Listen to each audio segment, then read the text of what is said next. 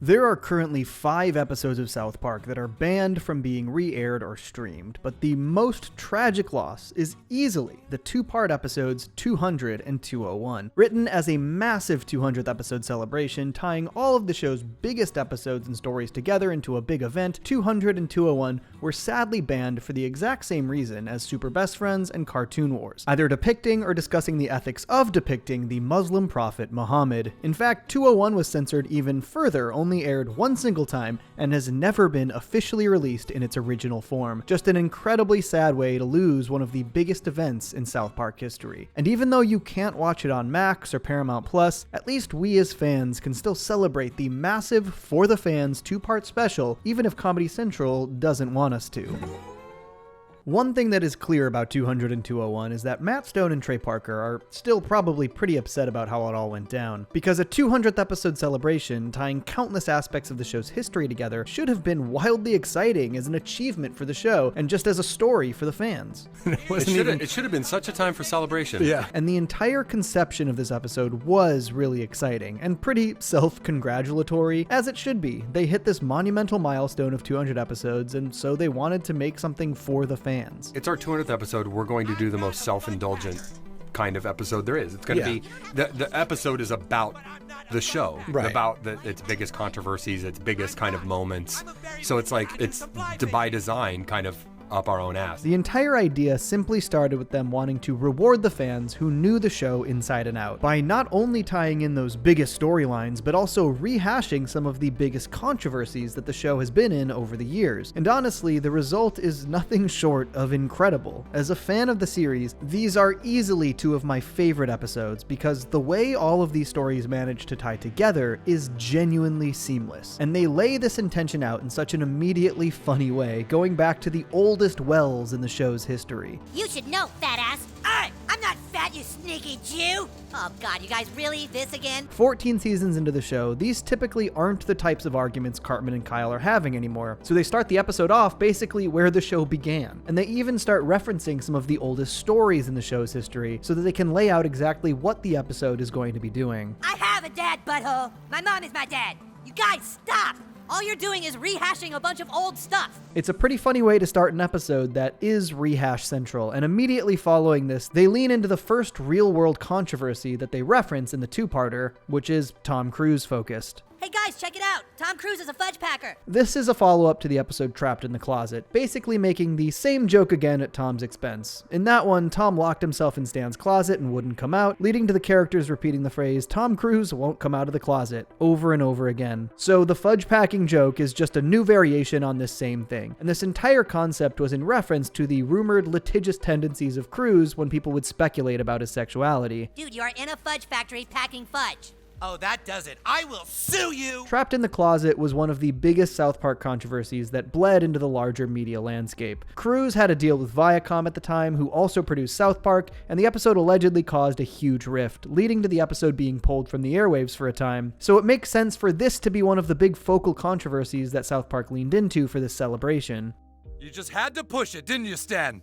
You just had to make fun of Tom Cruise again! But I think the way they tied it to the history of South Park is particularly ingenious. Cruise basically gathers every single celebrity that has ever been made fun of by South Park to move forward with a big class action lawsuit and stop South Park from ever making fun of them ever again. Such a fun but simple way to tie it to nearly every episode in the show's history, and also just to embrace the general perception of the show, that they aren't afraid to make fun of any celebrity. But there's one South Park controversy that made bigger waves than the whole Tom Cruise Scientology angle, and as this is a huge celebration of all of South Park's biggest moments, of course they'd want to include that too. We can't do a big show about our biggest controversial things without doing one with the prophet of the Muslim faith. So we'll put that in there too. And it really wasn't even, honestly, it was just one of many things. Though the Cartoon Wars episodes that preceded this were the subject of censorship for their conversation surrounding Muhammad, Matt and Trey definitely did not anticipate that it would become an even bigger issue this time around, though we'll get to that more in the second part. But as written, the implementation of the Muhammad controversy is just so ingeniously executed within this story. Tom Cruise is a dude and South Park character who absolutely hates getting made fun of, and in this story, he's desperate to make that stop. And historically, there is one person who has ever had the ability to circumvent South Park's ridicule. Muhammad. the prophet of the Muslim faith.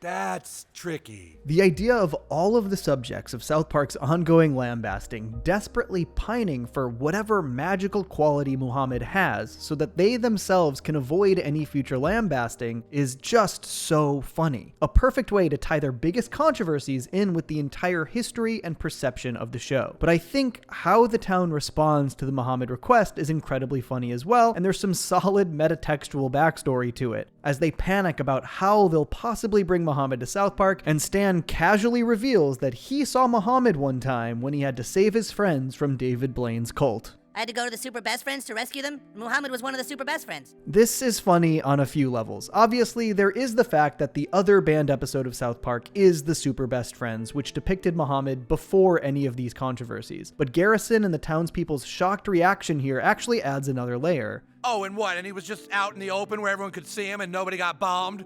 No, dude, it was totally fine. This is basically Matt and Trey poking fun at how Comedy Central execs reacted during the events of the Cartoon Wars special, who had absolutely no idea that they had already done a Muhammad episode prior to the controversy. Well, do you know that there's a show running on your network right now with Muhammad? And they were like, what's that? We're like, South Park. And we said, there's an episode we made 4 years ago with Muhammad in it, and you're rerunning it on your network, and so are all these other syndicated, networks. And they said, really? I love how often Matt and Trey use these real-life experiences and interactions and mold them into their episode plots. That's actually how the entire story of Cartoon Wars came to be. Once the network pushed back on them showing Muhammad, they just made the entire story about a TV network refusing to show Muhammad, and you can see remnants of these writing tendencies here. They also used some ideas that they were considering in certain ways back in Cartoon Wars here in 200 and 201. In the commentary, they talked about how they were planning to try and show Muhammad in the Terrence and Phillips special, so that he would just look like a Canadian block-headed character without any real defining characteristics.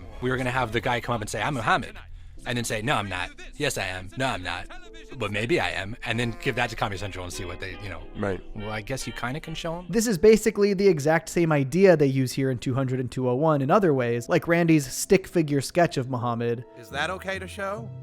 I don't know. The entire two-parter is kind of them pushing the limits of how they can depict Muhammad and debating what's okay, which I'm sure is what they were debating with the network. Like in this later scene where you can hear him sort of whisper from the back of this U-Haul. Welcome.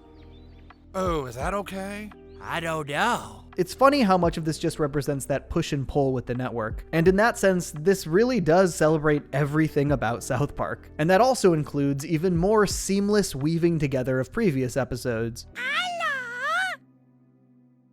Jennifer Lopez! Cartman using the whole Jennifer Lopez alter ego to try and capitalize on the celebrity lawsuit. I mean, it basically writes itself. That is vintage Cartman. The entire first episode builds up this conflict in such an unbelievably satisfying way. Every few minutes, they reintroduce another classic South Park story, and every time it somehow feels like a magic trick, where it obviously fits in perfectly, but each subsequent reveal becomes more exciting. Like bringing back the Ginger Pride group, who also wants to use Muhammad so they won't be ridiculed anymore. Fits like a glove, and they're used to then represent the terrorist threats that the whole Cartoon Wars controversy was about in the first place. Honestly, I don't remember being much more excited for a South Park episode than I was for 201, given how brilliantly they set up all of these nostalgic pieces of the story, especially with the final cliffhanger, bringing back new spins on old season 1 stories. I mean, I lost my mind when they reintroduced the redesigned Mecha Streisand, who had barely even been mentioned since that first season episode, but I also can't pretend I wasn't kind of emotionally invested in the other aspect of the cliffhanger, the promise that we might get a new answer to the oldest mystery in South Park.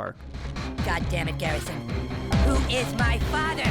Now, this was obviously the subject of the season 1 finale, which itself was a cliffhanger and the first ever 2-part story in South Park history. So, I mean, what a great way to end this cliffhanger of a big celebratory 2-part episode. I really can't say enough about how stoked I was about this when it aired. They managed to tie together the stories from Trapped in the Closet, Cartoon Wars, Super Best Friends, Fat Button Pancake Head, Ginger Kids, Cartman's Mom is a Dirty Slut, and Mecha Streisand totally seamlessly. And that's not even including the episodes that introduced all of the angry celebrities they use here as well. But of course, between the first and second episode is where everything went wrong for the future of this story. Because it was the second part where basically all the shit hit the fan while we were making part 2. While making 201, Comedy Central went into full-on panic mode about the Muhammad storyline. So much so that they completely censored the version that Matt and Trey delivered. The way we intended this to air never got aired. It got changed. And it's pretty obvious from the beginning. They literally bleeped the name Muhammad, which appears 36 times in the script. And honestly, they made it borderline unwatchable. Okay, so, see? That isn't that's Santa Claus. Boys, you got Santa to be when? When you all said you were gonna hand over to Tom Cruise. Luckily, though the uncensored version has never been officially released, it was heisted from the South Park Studios servers and distributed online. So luckily, if you do a little digging, you don't ever have to watch the censored version ever again. And there is a lot to talk about with the uncensored version, but we'll get there. I will admit there are maybe a couple inclusions that are a tiny bit forced in 201. Santa Claus being in the mascot outfit was fine as the twist, but it definitely felt a little shoehorned that it was Mr. Hankey's idea. He just kind of pops in for a moment here like he was a required inclusion or an afterthought, really. Though I do think another character who pops in for just a moment is a pretty funny inclusion. Maybe the most hated kid in South Park. Pip makes his first speaking appearance since like season 6. And I'm not gonna lie, this is a pretty hilarious way to celebrate your 200th episode. My name is Pip. I would like to see if you wouldn't mind not smashing our little town to bits.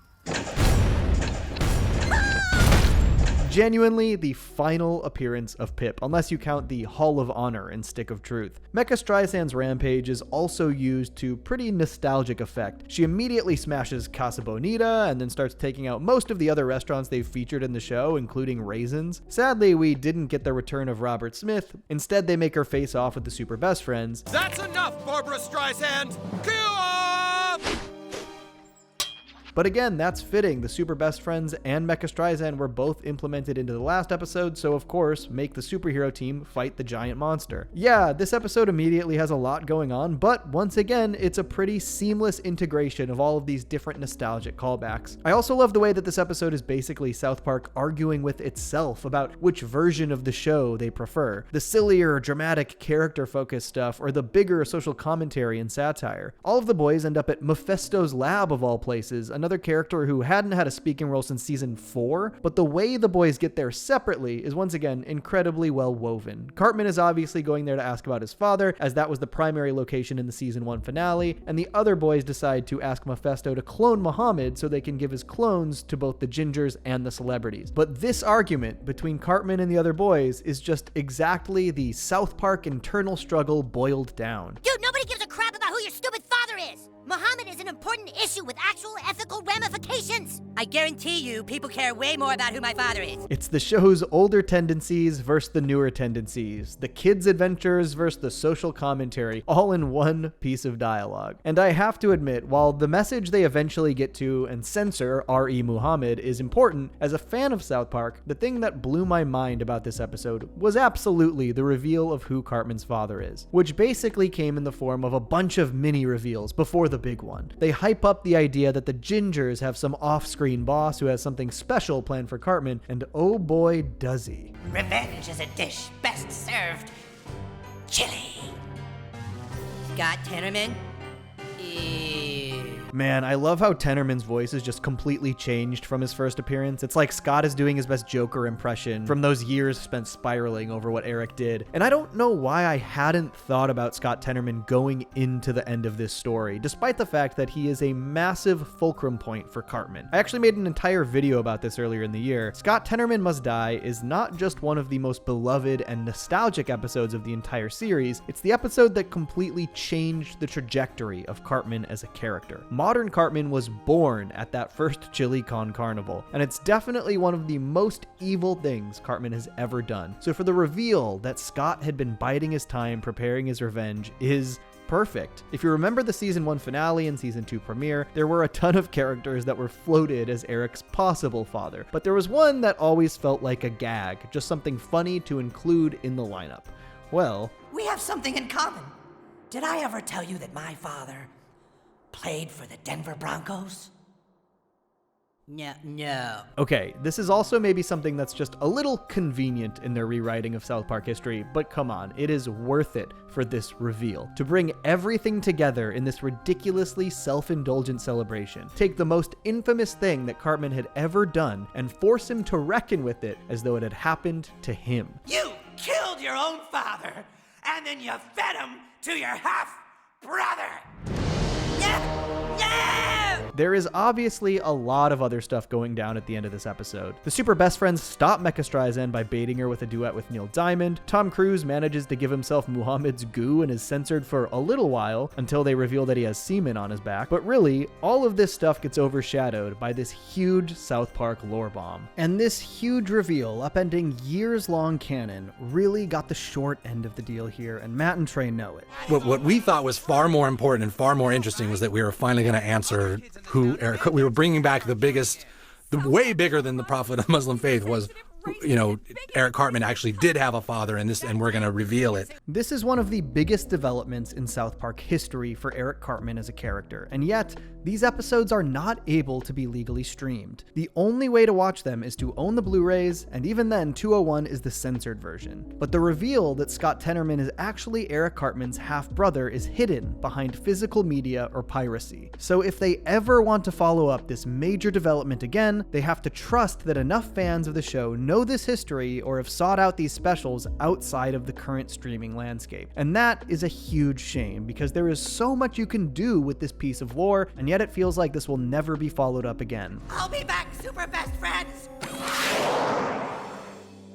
Who's the creepy ginger kid? In the aired and DVD versions of the episode, there is a customary big final speech from Kyle with a little input from Jesus and Santa, and this is how it aired. You see, I learned something today.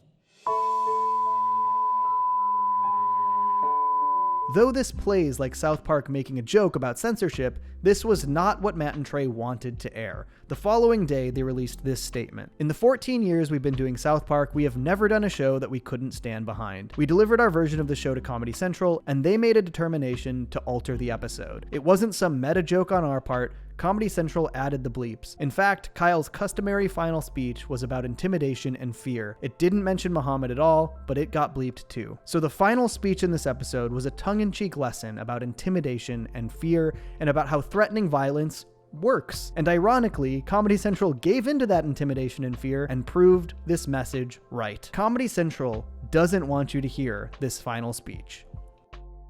I'll play it for you though. It was because of the magical power of threatening people with violence. That's obviously the only true power. If there's anything we've all learned, it's that terrorizing people works. I think the pointed inclusion of both Jesus and Santa Claus making these claims is also a pretty specific jab at the double standard in terms of depicting one religious figure versus another. Don't you see, Gingers? If you don't want to be made fun of anymore, all you need are guns and bombs to get people to stop. I don't know if Comedy Central thought this would provoke a response, or if they thought people would be too stupid not to understand the sarcastic nature of the message, but it really is telling that this is the message that was censored. Luckily, the episode still has a few pretty great wrap-up sequences after this, so it doesn't end on this confusing censored note. In classic Cartman fashion, he takes the entirely wrong thing away from the reveal about Scott and his father, lamenting the fact that he is in fact a ginger, before Mitch Connor cheers him up. You're also half Denver Bronco. That makes you pretty cute. Hey, you're right. That does make me pretty cute. And honestly, in one of my favorite comedic reveals in series history, they used Tom Cruise to deliver one final throwback reference, and once again, it feels like a magic trick. Cruise cries over the fact that there's nowhere he can go where he can't be ridiculed. Hey, we know a place. We know a place where everything is just happiness and joy, and no humans are there to mess it up. And then, hard cut to Cruise's body on the moon next to a dead orca whale, a perfect callback to Free Will's EX. As a fan of this show, 200 and 201 is such a bittersweet thing. It is such an amazing celebration of everything South Park, and yet it's completely overshadowed by the controversy that led to it being banned from the airwaves. But I have to say, isn't that pretty fitting for South Park? That the biggest, most celebratory, self-indulgent episode is also the one that got the harshest brunt of controversy in their entire history. And if nothing else, it sadly did prove its own message correct. The only true power is violence. Yeah. When thinking about South Park's most iconic characters, it feels kind of bizarre to realize that one of the most iconic hasn't been on the show in 18 years. While South Park made a huge splash with its irreverent humor, vulgarity, and cheap animation, back in its early days, there were few characters more beloved than Isaac Hayes' Chef. The soul-singing mentor to the main four boys, Chef was effectively the primary adult character in the show and the series' voice of reason for a lot of its early run. That is, until a much publicized and contentious exit from the show in 2006 after South Park lampooned Scientology. Despite this messy end for Chef and later revelations about the nature of his exit, Chef is still one of the most important characters in the show's history. And while they've managed to find new characters to elevate and new kinds of stories to tell, I think Chef has left an undeniable hole in the series that will never quite be filled. So today, let's look at one of South Park's most beloved characters and explore the tragic loss of Chef. Hello there, children! For such an iconic character, Chef's conception has a pretty wild college origin story from Matt and Trey, and the way Isaac Hayes joined the show is also very funny. But rather than just recount everything myself, I'll mostly let Matt, Trey, and Isaac talk about it. When we were in college, we tripped on acid and we went walking around, and after we skipped school and we tripped on acid and we started talking like Chef. So this classic character idea stemmed entirely from Matt and Trey doing a bit they came up with while tripping, but this kernel of an idea endured because once South Park was in the works, in their minds it was always a part of the concept. We knew we wanted Chef all along. He was a character we talked about even in college to put in these things, and Isaac Hayes was our first choice. We wanted that 70s like soul brother kind of guy. And Isaac we just got this call and it was like, Isaac said he'd do it. Yeah, like, it's like, again, we're just in this little tiny closet going, really? And as I mentioned, the story of Isaac first jumping in and joining the production is very funny, because basically nobody was operating with the amount of information they should have been operating with. Firstly, Isaac didn't really know what the project even was. I was suspicious because my agent didn't really tell me what was going on. Secondly, Matt and Trey didn't know that Isaac hadn't been briefed about what the project even was. And Isaac walks in and he's like, hey guys, what are we doing here? They had no idea what we were doing. They didn't tell you what this was? He's like, no, what is this? We're like, oh, shit. And I remember I seriously grabbed Matt and I take him outside. I was like, dude, we can't, he's gonna kick our asses. And then suddenly these dudes who had just gotten their own show and were in a little over their heads had to pitch their vulgar cardboard cutout cartoon to a legendary Oscar and Grammy winning singer. We had to explain it to him and then he just totally embraced it.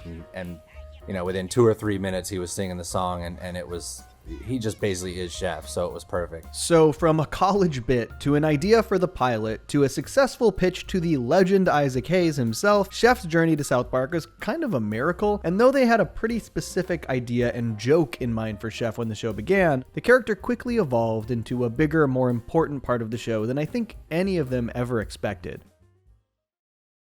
Do you feel better? No. South Park Season 1 was sort of written in a couple of chunks. They did the initial pilot, then they were picked up for 5 more episodes. And once that was a success, the show got a back order of 7 more to round out Season 1. But those original 6 episodes really represent what that initial idea for Chef sort of was, which, with no disrespect, was a little one note. You're the only black in this country and you're a total stereotype. Yeah, you're a total people. stereotype. And you're a chef and you sing love songs all the time. Kind of like you do, Isaac, all the time, you know. And he's like, all right, that's cool. So Chef is this mentor character, but the gag is when it gets to the part of the story where he's going to help teach the lesson or explain the important piece of missing information to the children, he actually just sings an often inappropriate love song. It's so funny with this guy. He's talking about something and he equated with sexual fantasies. And for this first chunk of the season in particular, this is basically the main formula, which was funny, but it was just the same gag over and over. Obviously, this starts in the pilot when the kids ask Chef for advice when Ike gets kidnapped by aliens. I'm gonna make love to you, woman. In the second episode, he's supposed to sing a song to honor Kathy Lee when she comes to town, but instead he uses it as a chance to woo her. Kathy Lee, you're my sexual fantasy. What? Which works, by the way. In the third episode, he sings a themed song after they survive the volcano eruption. Baby, every time that we kiss, hot lava. You get the idea. It was pretty funny at first, but it starts to become a little tiresome. And Matt and Trey kind of felt the same way. We kind of stopped and people were like, hey, you know, we wanted Chef to do a song in every show. And I was like, well, you know, We kind of have done that joke to death. But though this was the primary gag, as the show found its footing over season 1, Chef started to find a more important role in the show. Basically, the only functional adult in town. Even early in the show, most of the adults in South Park were complete idiots. And honestly, in these first 6 episodes, we see hints that Chef was maybe a little bit more trustworthy. Like in Volcano, when their old informational video about how to survive volcanoes says they need to duck and cover. That has got to be the most ridiculous load of pig crap I have ever seen. I mean, this is a low bar, but still. The first episode after this initial order really started to establish how Chef stands apart from the rest of the town. This was the Halloween episode Pink Eye, which has the town being overrun by like an incredibly obvious zombie outbreak, but everyone seems to just think it's Pink Eye. Everyone except for Chef. This ain't no pink eye, it's the living dead. So at this point, particularly when so few of the adult characters had been fleshed out, Chef is kind of the only sane or competent one in town. No. You know, Chef's actually starting to... He's the only one in town that really always knows what's actually going on. And this was definitely the role he started to fill more and more. In Starvin' Marvin, he leads the town army with a Braveheart speech to try and take out the turkeys. He's the only one who actually knows Mr. Hanky is real in their first Christmas special. Howdy ho, Mr. Hanky. Though he's known for giving advice to the children, he knows exactly when he shouldn't. Yeah, like assisted suicide. What about that? I don't want to touch that with a 40-foot pole. He just quickly starts to become the only real trustworthy adult character with substance in this early era of the show, except for maybe Jesus, who Chef reluctantly spars with to train him for his fight with Satan. But I'm just going to tap you, all right? Give it your best shot. Oh, God in heaven. What have I done? But I think that the whole only trustworthy adult in South Park thing ties into the other major aspect of Chef that does become important. He's the voice of reason in the whole town. And he mentored these kids and they love him. He fully becomes that voice of reason, like Isaac said, but he's also the one character who really cares about the boys and doesn't constantly put them in danger, even above their own families. In Volcano, when the seismic activity begins, he's the one character who knows that the boys are in danger.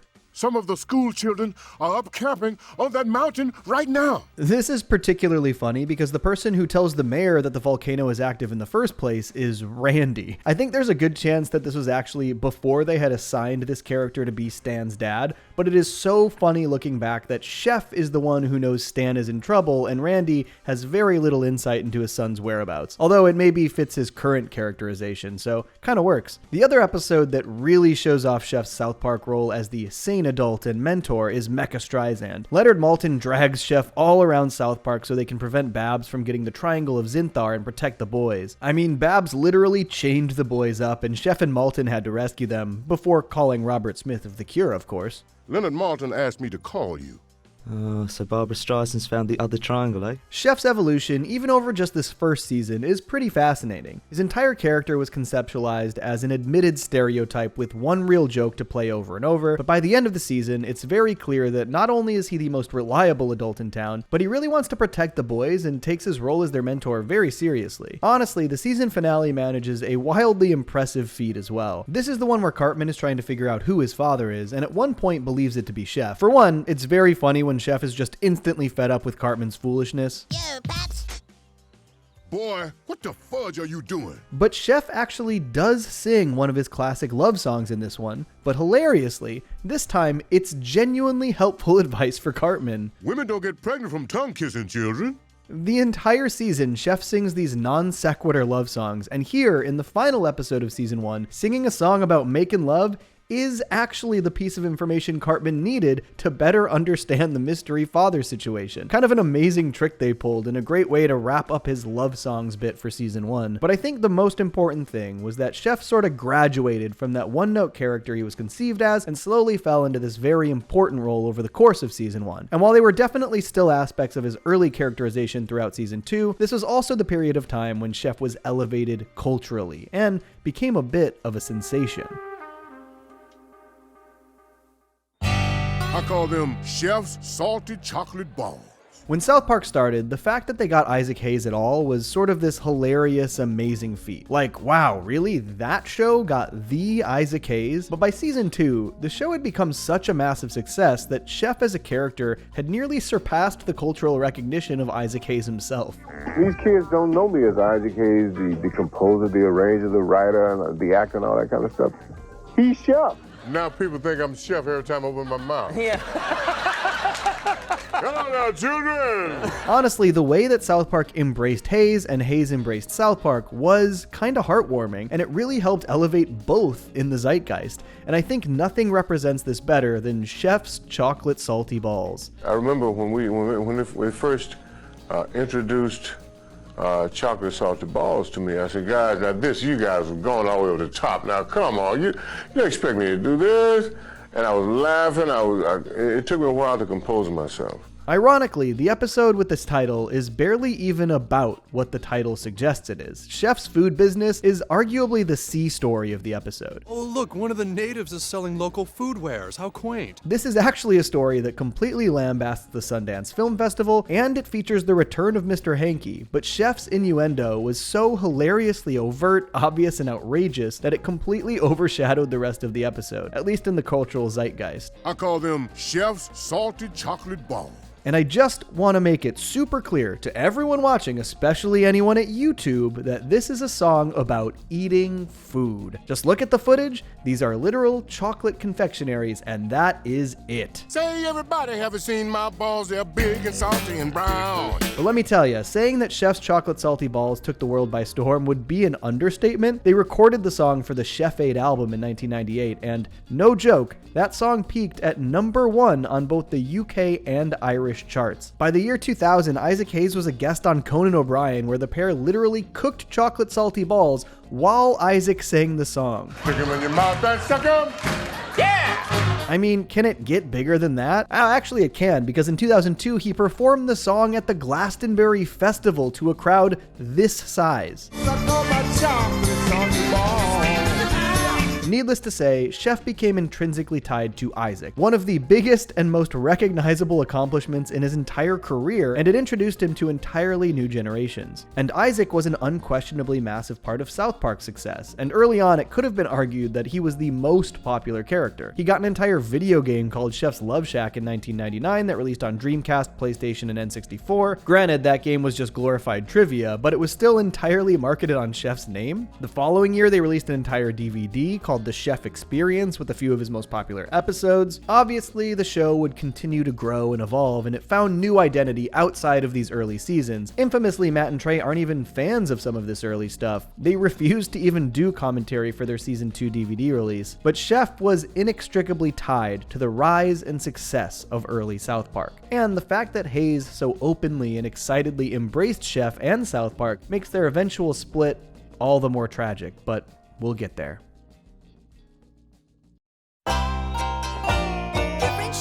Chef. You mean Chef? As South Park moved from seasons 1 through 2, Chef's initial role definitely evolved, and over the course of seasons 2 through 9, we saw more and more episodes that explored Chef as an actual character, diving into his backstory, his family, his motivations, treating him as more than the one-note stereotype he started off as. In the earlier seasons, they even used Chef as a stand-in for other roles and positions, since their adult cast was more limited. So in season 1, he's briefly shown to be the football coach, and then in season 2's conjoined fetus lady, he's the PE teacher as well. This is one of the earliest examples of the show exploring Chef's own shortcomings seeping in, as he drives the kids a little too hard playing dodgeball. Great news! We've been asked to play in the state finals for dodgeball.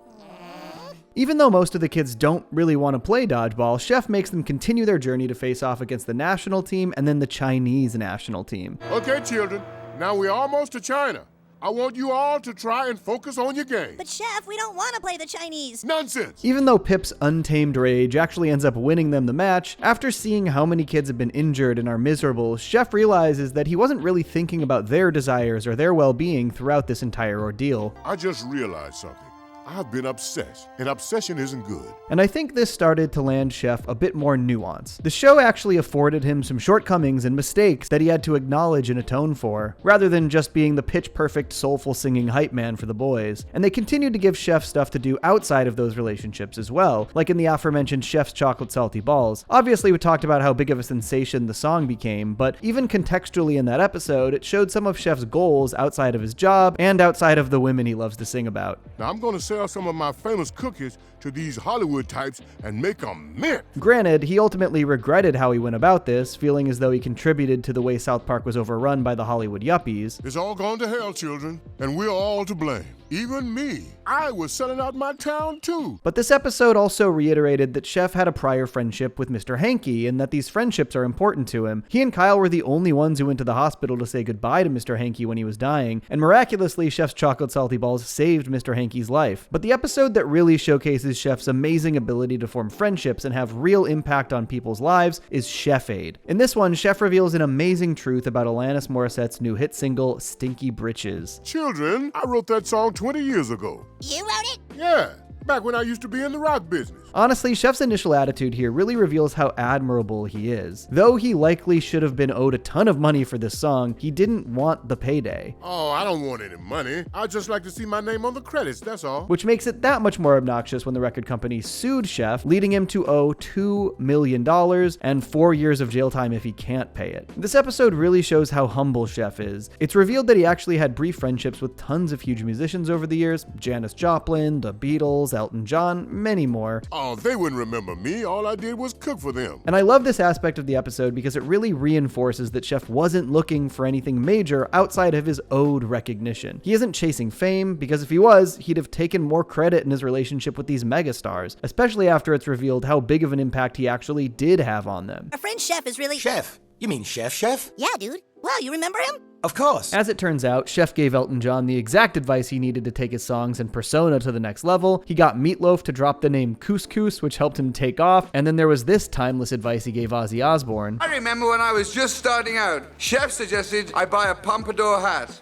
I thought he said, bite the head off a bat. Because of all of the prior advice and mentorship that Chef gave all of these people who made it big, they were all willing to come together for Chef Aid to raise him money to fight the record company. Rancid, Primus, Elton John, the list goes on. It's a huge success, and he's able to countersue the record company. And Chef still doesn't forget who it was who went out of their way to help make this happen for him. I just can't find the words to thank all the artists who put on Chef Aid. Most of all, I want to thank the children. This episode really illustrates what kind of a man Chef is, though it does also highlight his mentorship abilities and how far those get him, but we'll touch on that even more later. This wouldn't be the last time that the children try to save Chef from a terrible fate either. In season 3's The Succubus, Chef ends up falling in love with the woman who the boys are convinced is wrong for him, which is hard to deny when you hear this. If we can hold on to the night, we have a chance to find the sunshine. Granted, a lot of the boys' motivations here were purely selfish jealousy because they lost their friend, but that does feel pretty important. If there's one thing we know about Chef, it's that his mentorship to the boys is incredibly important to him, and pretty quickly he starts to forget about them entirely. All right, mister. You better have a good explanation why you didn't show up to play ball. Oh, children, I'm sorry. I forgot. Now, despite this stemming from a bit of jealousy, the boys actually turned out to be 100% correct. Veronica was a succubus demon, and the boys saved Chef from a horrible fate. Honestly, it's hard to imagine the boys caring about one of the other adults in South Park this much at any other point in the show, and I think it goes a long way to show how important this relationship with Chef was to them. This episode and others around this time also start giving more insight into Chef's childhood and family. Both of his parents come to town for the wedding, and they're incredibly kind and loving people. They also have one really specific hyperfixation. Say, would you crackers like to hear about the time we saw the Loch Ness Monster? They are absolutely convinced that the Loch Ness Monster is continually tracking them down and trying to get tree fitty. Countless stories of that damn monster just trying to get money out of them. Well, it was about that time that I noticed this Girl Scout was about 8 stories tall and was a crustacean from the Platydoga. In fact, we later see in The Biggest Douche in the Universe that Chef's parents literally live in Scotland. Well, come on in out of the cold now. There's heavy fog on the moors tonight. This raises pretty interesting questions about Chef's childhood and whether or not he was raised in Edinburgh or if he and his parents moved there later in life. Much of what we see of Chef's earlier life and even childhood seems to take place in the United States. At least we can assume from the accents in this flashback. Come on, kid, don't you want to get high? Hey, man, I don't need dope. Let me sing you a little song. However, his actual name is Jerome McElroy, and McElroy could suggest Celtic descent. Regardless, Chef seems to have had a good upbringing. He was also featured in the South Park movie, Bigger, Longer, and Uncut, where he gets drafted into the US Army for the Canadian-American War of 1999, and is put front and center for the awful and wildly racist Operation Human Shield tactic. Yes, soldier. Have you ever heard of the Emancipation Proclamation? I don't listen to hip-hop. Chef actually takes the initiative and saves all of his squad mates from being used as pawns by the US military here. Great plan, Chef! Operation Human Shield my ass! They even give Chef the opening of the final song celebrating the happy ending of Bigger, Longer, and Uncut, and it's hard to imagine a better character to use to end the movie like this. What a happy end! Americans and Canadians are friends again. But Bigger, Longer, and Uncut wasn't Chef's only brush with racism in South Park, and as in the movie, Chef was often outspoken about these issues. Though the first instance is mostly a misunderstanding when the town is covered in ash, but I mean, it's kind of hard to blame him here. Okay, everybody get in a line so I can whoop all your ass. But the episode that really puts a focus on the issues Chef faces as one of the only black dudes in South Park is Chef Goes Nanners, where Chef protests the obviously racist South Park flag, which pits him against his friends, the boys, and most people in town. You tell me what exactly you find racist about it.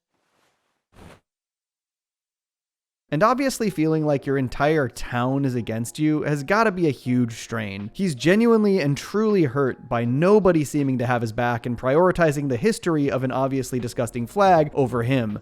I never thought I'd live to see this many of the people I considered friends turn against me. But Chef, we don't know what you're talking about. But nothing. But Chef didn't realize that these kids weren't just cool with something horrible being depicted on the flag, they were actually just fully ignorant to what it was the flag was depicting. They thought that the issue Chef had was that it portrayed killing, not that it portrayed something horrifically racist. All this time I thought these little crackers had turned racist, when actually they were so not racist that they didn't even make a separation of black and white to begin with. Honestly, while this resolution is maybe a little old school in that, oh, I don't see color type of way, I do think on a personal level it's really sweet, leading Chef to realize that he maybe shouldn't have thought the worst of the boys, and that he should have known how important he is to them as a friend and mentor. And though the show started to provide more robust storylines and more thorough backstory and lore for Chef, that aforementioned role as friend and mentor definitely remained the most important role Chef held in the series. Hey, Chef. How you doing? Bad. Why bad? Though over seasons 1 and 2, Chef evolved from a more one-note character into the reliable voice of reason and mentor for the kids, this evolution came with a real change in screen time. While he did get more dedicated episodes and storylines, Chef's overall episode count began to decrease pretty consistently and substantially. However, Chef's primary role in the show definitely remained as mentor to the kids, and so in plenty of episodes he shows up for just a scene or two to give advice or teach the boys something new. And that's because, as we've established, Chef is the only real adult in South Park who knows what's going on. What makes you think I would know anything about that? I don't know, you're just the only grown-up we trust. In fact, in a flashback in the episode Preschool, we see that Chef was even working at the school way back then, implying that Chef has known these kids for damn near all of their lives. So we know that their connection is important. Chef is such a consistent guide in the boys' lives that there are almost too many instances of his timely advice to go over all of them, but we're gonna try. He teaches the boys what a bris is and Ike's wee wee, but just before that, he gives them genuinely good advice when he thinks the kids might be trying drugs. There's a time and a place for everything, and it's called college. Hilariously, the boys remembered this advice word for word 2 full seasons later when Chef thought they might be dealing drugs. What have I told you about drugs? That there's a time and a place for everything, and it's called college. This is obviously just a fun callback, but it's also pretty direct proof that the boys don't just listen to Chef's advice and appreciate his mentorship, they fully retain the things he teaches them. Chef's advice tends to be divided into a few categories. One is like this piece of drug advice here, where Chef is trying to protect the children from something dangerous. Another common category is when Chef is genuinely trying to help them socially, like when he's teaching Stan how Truth or Dare works. And he isn't just telling him the rules, he's trying to explain the psychology behind it and how best to position himself when playing. Then after a few truths, you finally answer dare. Dare! But not like that, son. Like this. Dare. But the other category is when he teaches the kids about some important aspect of life that they are generally too young to know anything about yet. Like in the movie. Chef, How do you make a woman like you more than any other guy? Oh, that's easy. You just gotta find the clip. Okay, I don't think I can actually finish that clip. And to be fair, Chef regretted letting this one slip pretty much immediately. Forget I said anything. Move along, children. You're holding up the line. This is obviously a bit more in line with his season 1 persona, where he would just sing about making love as the solution to any problem, but there are a handful of instances where the kids ask Chef about these aspects of life. And ironically, despite having often taught them, later in the series when the school system panics and starts teaching sex ed to younger and younger kids, Chef is actually the one who tries to tell everyone that this should be the responsibility of the parents, and that they shouldn't be learning these things that young. Do you really want your children learning about sex? Part of the fun of being a kid is being naive. Let them be kids for a while. This is of course falling into the category of Chef showing genuine concern and trying to protect the kids, which again is pretty funny given his entire gimmick in the first season. This is a pretty solid example of Chef's early characterization clashing with the character he would evolve into. Of course, there are examples where the kids ask him about super adult things and he doesn't give them any advice at all. Hello there, children. Chef, what would a priest want to stick up my butt? Goodbye. Another example of Chef worrying about the kids' well-being is in Timmy 2000 when everybody starts taking Ritalin. Damn it, children, you don't need drugs to make you pay attention in school. Though he also tries to tell the parents that they just need to hit the children, so while the sentiment of trying to keep the kids off stimulants isn't a bad one, I'm not so sure about his POV for the solution here. Sometimes Chef's advice comes just a tiny bit too late, like in Good Times with Weapons. Well, you children should be careful with those. You could put somebody's eye out.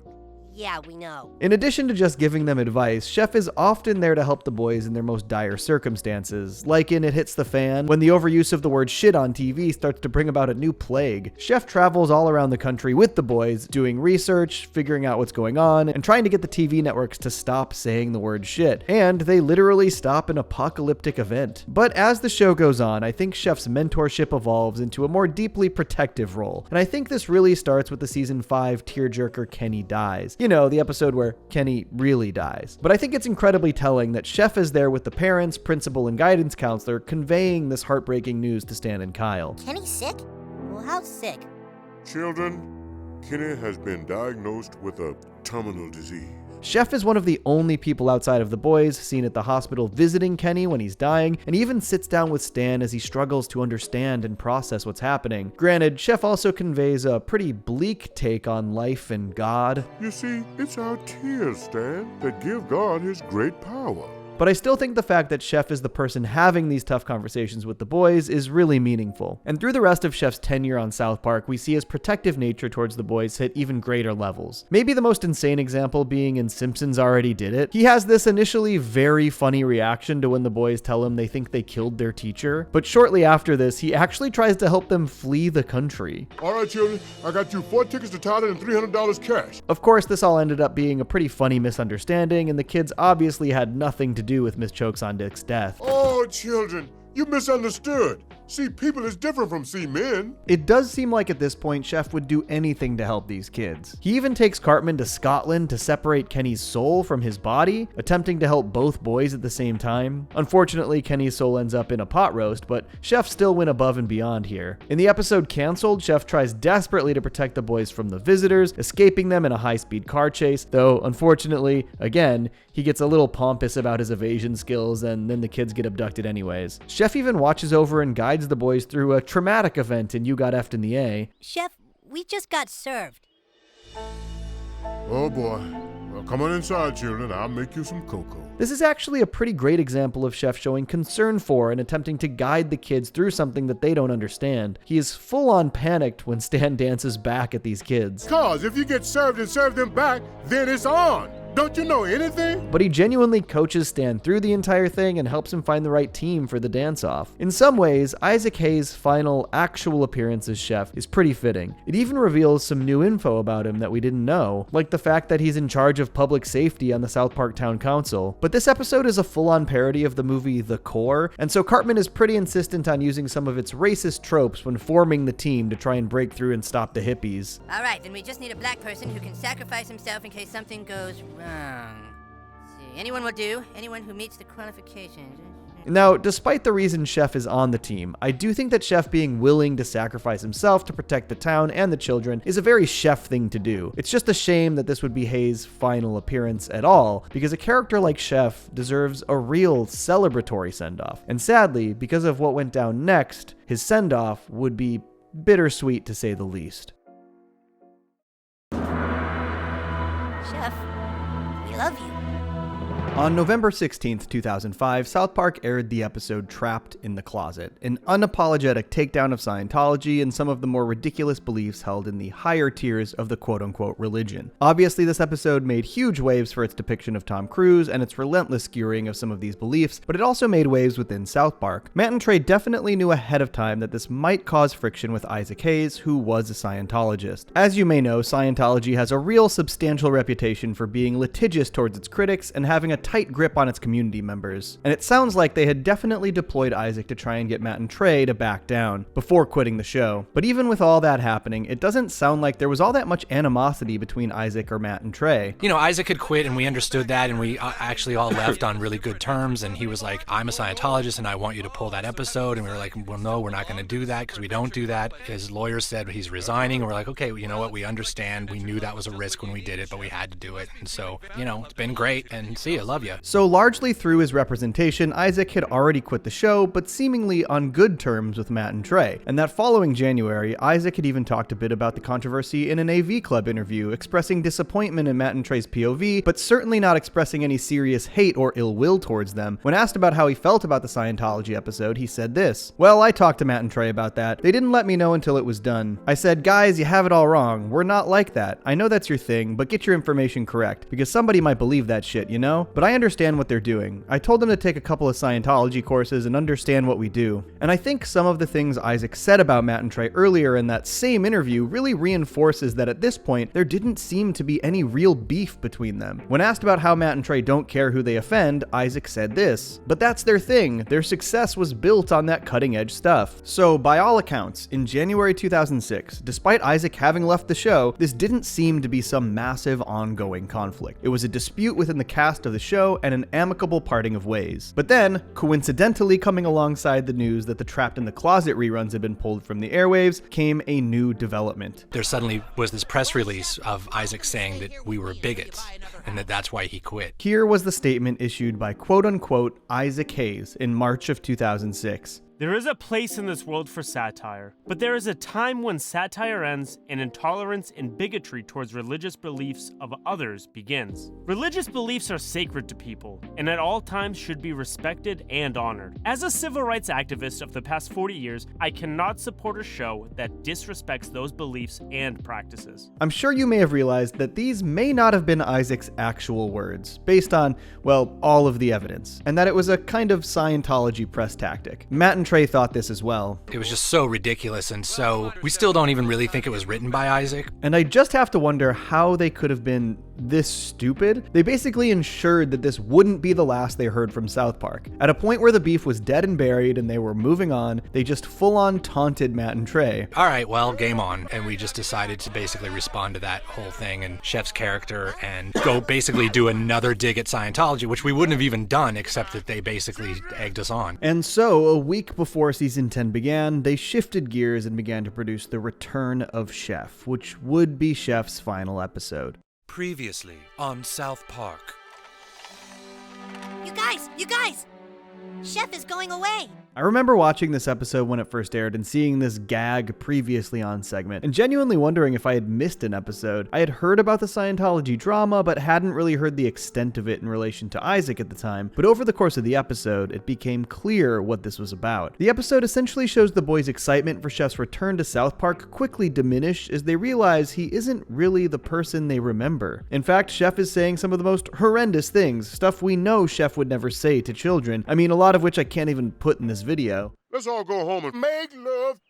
No, Chef, we don't want to make love to you. And despite this being an obviously petty clapback for the statement that was issued, you know, where they just make Chef completely ruin his own reputation, I do think the boys' mindset is pretty touching in this episode. They know that this can't be who Chef is or who Chef always was. Something must have happened to Chef while he was gone. Maybe he hit his head or got stuck in some quantum time vortex. And as it turns out, everything Chef now believes was indoctrinated into him by the Super Adventure Club, which is just a club that wants to do terrible things to children around the world. Obviously, a not so subtle additional jab at Scientology. While the episode is clearly born out of anger and resentment for how everything went down, it also maintains its focus on the emotions of the boys, showing the lengths they would go to try and save their friend, the heartbreak they're feeling seeing him turn into somebody that is unrecognizable, and seeing him turn his back on them.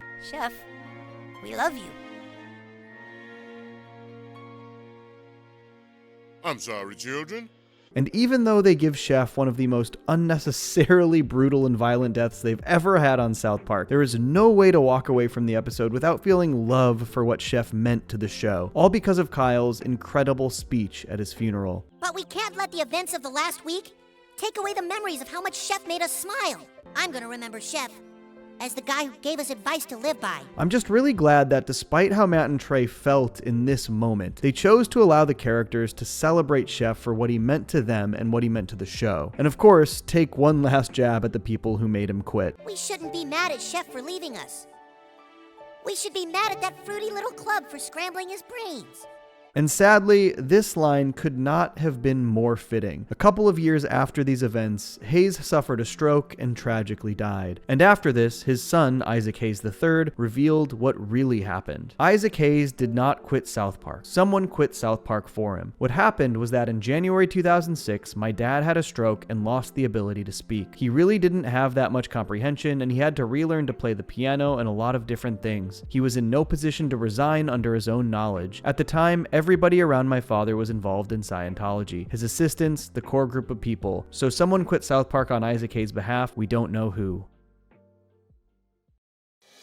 A chef person of color who the children had sing soul songs. After Chef's sad departure and the show's touching tribute to the character at the end of Return of Chef, I had always wondered if that really would be the full-on end of Chef in South Park. At that point, it felt unimaginable that he wouldn't be a part of the show anymore. This was obviously a gag based around the, at the time, recently released Revenge of the Sith, but the final scene of the Return of Chef, where the Super Adventure Club salvages Chef's body and creates Darth Chef, was something that back then I fully expected to be followed up. This was maybe foolish thinking on my part, but I think it speaks to just how massive Chef's presence in South Park felt, even if his role had diminished in recent years. Chef has mostly gone entirely ignored since his departure in season 10, barely ever being referenced or mentioned. Darth Chef did appear in the group shot at the end of the title sequence for a while, but within the body of the show, I believe Chef has really only been referenced to like 2 times since the Return of Chef. One is a pretty small way when Randy gets into cooking and creme fraiche. He briefly takes Chef's role in the cafeteria, even wearing the same chef apron. Hello there, children. Oh, what? How's it going? No, Dad, no! But the most substantial additional story of Chef after his death in South Park actually comes in the game South Park: The Stick of Truth. He isn't a big part of the majority of the game, with a brief appearance in the Hall of Honor, but oh boy does he play a role at the end of the game. After a UFO crashes in the town and leaks fluid that turns people into Nazi zombies, Clyde injects that fluid into Chef's coffin. I'm gonna make love to you, woman. Now this is technically a continuity issue given the Darth Chef ending of The Return of Chef. That episode even pointedly shows that they buried Chef's spatula, not his corpse. But they also made a point in Stick of Truth to make sure that the coffin was actually the same design. I do appreciate that Matt and Trey opted to give Chef at least some kind of role in their massive video game, and the way they use him is largely very similar to Return of Chef, a mishmash of old pieces of dialogue Frankenstein together, but rather than the whole Super Adventure Club influence, it's persistently interrupted by the Nazi zombieism. They hit the same sort of beats where while fighting him, you sort of start to bring him to his senses, and his love for the children ends up breaking through the zombieism. Children, everybody, I'm back. And then, sadly, the fight ends with another horrifically brutal end for Chef. He cannot catch a break. And Chef wouldn't be referenced again until the introduction of PC Principal in season 19. A chef person of color who the children had sing soul songs and who the children drove to kill himself. No, he got brainwashed by a coach. I actually think that this is a really, really interesting piece of dialogue. Obviously, the whole bit with PC Principal is that he is aggressively PC, which leads him to often look past and or miss the reality of certain situations. cartoons. And here he is basically saying Chef's inclusion in South Park was problematic, which is incredibly ironic because as we've explored across this entire video, despite his origins as a one-note stereotype, Chef evolved and grew into one of the most important characters in the entire show. The one person that the kids could count on when they needed an adult, the buffer between the adult world and the kid world, the only real person who would so fearlessly protect them. And since Chef left the show, while plenty of other adult characters have risen to prominence like Randy or PC Principal himself, none of these characters are particularly trustworthy adults who have the kids' best interests at heart. After Chef's death, the four boys have had to grow up pretty fast. Where in older South Park they would go to Chef and ask him for advice because they were kids, the newer South Park format sort of forces them to just learn about and understand these more adult ideas right off the bat. It doesn't allow them to just be kids anymore. I wish South Park had managed to bring in a replacement for Chef's role in the show as an adult who helps the kids move through some of the more adult storylines without forcing them to be more adult themselves. And obviously that's just the way the show has evolved, and that isn't necessarily a bad thing. Most of my favorite episodes of the entire series came after Chef's death, but it would have been cool if they managed to introduce a new character in that same vein. This pitch is overly sentimental for sure, but Chef obviously slept around. It wouldn't be shocking if he had an older kid out there, maybe one who could come to town to learn about his father and sticks around after to help out. Get someone with a great voice to play him, like an Isaac Hayes III type? No, very sentimental wishful thinking. Isaac Hayes and Chef were an absolutely massive part of the show's growth and success, and though the show has continued for 15 plus years without him, it has never felt like the show didn't need him. He was a vital ingredient to those first 10 years, and though his exit from the show was dramatic and incredibly sad, I do think that the final line ever spoken by Isaac in the series is fitting. I'm alive! Though Chef and Isaac have passed on, they are still alive through South Park, through some of the best episodes of the show and the fondest memories of the fans who love him. And no fruity club or dramatic breakup or even death can change that. And in the end, I know that somewhere out there, there's the good part of Chef that's still alive in us all. South Park has done their fair share of multi-part stories over the years, obviously dropping many two-part episodes, but despite their success with three-parters, they've only done a small handful of trilogies. And while stories like Imagination Land or their massive superhero saga seem to get a ton of attention from the fanbase, I don't see nearly as many people hyping up Season 17's Black Friday Trilogy. A pseudo-prequel to their hit video game Stick of Truth, the Black Friday Trilogy actually has a lot going for it, poking fun at Game of Thrones, satirizing the consumer culture around Black Friday, and wrapping it in a fun Xbox vs PlayStation console wars package. You could honestly argue there's too much happening in this three-parter, but I think that it's pretty undeniable that they stuck the landing. So join me as I deep dive into South Park's Black Friday Trilogy just in time for Black Friday. Wait, what did you say? They're gonna do what? In an effort to make sure everyone is prepared, the mall has decided to push Black Friday by 1 week.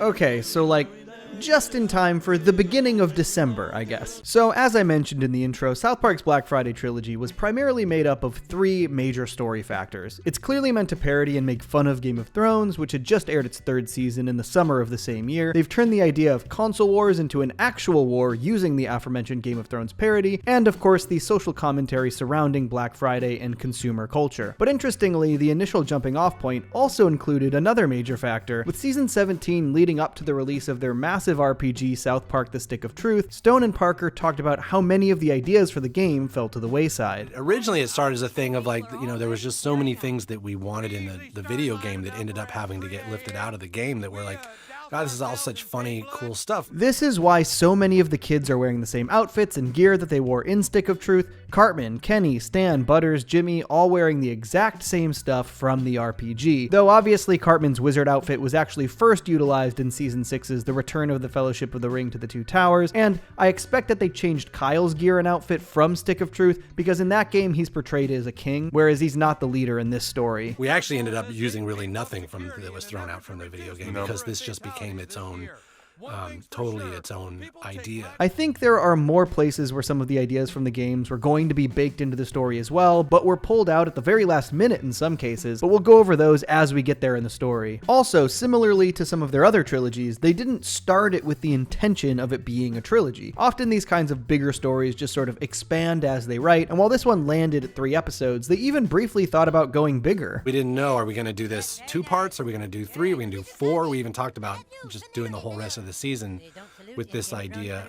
We probably could have, because it just branched off into so many different things. And with how much the story is juggling, I sort of agree with them here. What we ended up with is super satisfying, but they probably could have used one more episode, bringing them to the end of season 17. But I also think these episodes don't get enough credit for how ingeniously all of these ideas do mesh together. At a glance, it all feels really disparate, but when you really dissect the different story elements, it actually works so well. Matt and Trey have these great fantasy character models from Stick of Truth, so perfect. Let's use those for a big epic fantasy making fun of Game of Thrones. That tracks. But how does that tie into Black Friday? It was really once we had the idea of like, oh, let's center this all around Black Friday, because that's this sort of epic thing that the whole town can be dealing with. That's when we knew we kind of had a big idea.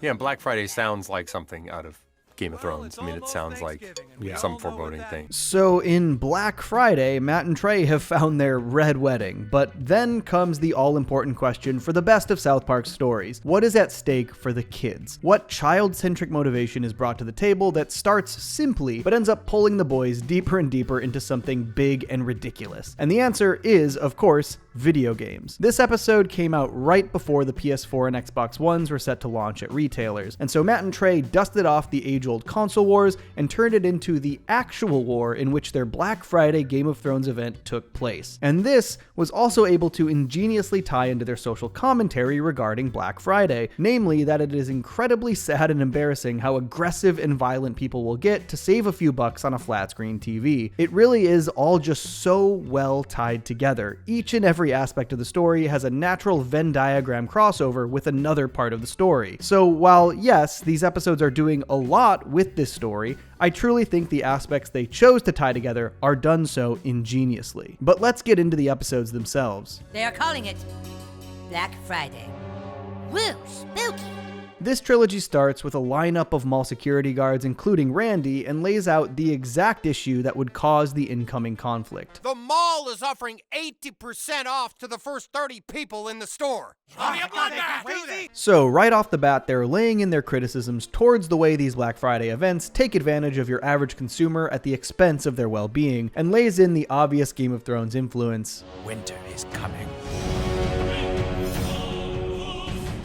I really don't think this trilogy gets quite enough credit for how epic and grand they make it feel. Even just this little camera move and the big fantasy music set to Cartman walking to Kenny's house goes such a long way to make it feel like a big event. The score in particular really sells the scale. But as I mentioned earlier, as is the case in so many of my favorite South Park episodes, the stakes are smaller and kid-centric, and so Cartman gathers everyone together to lay out his plan. We have fought many great battles together.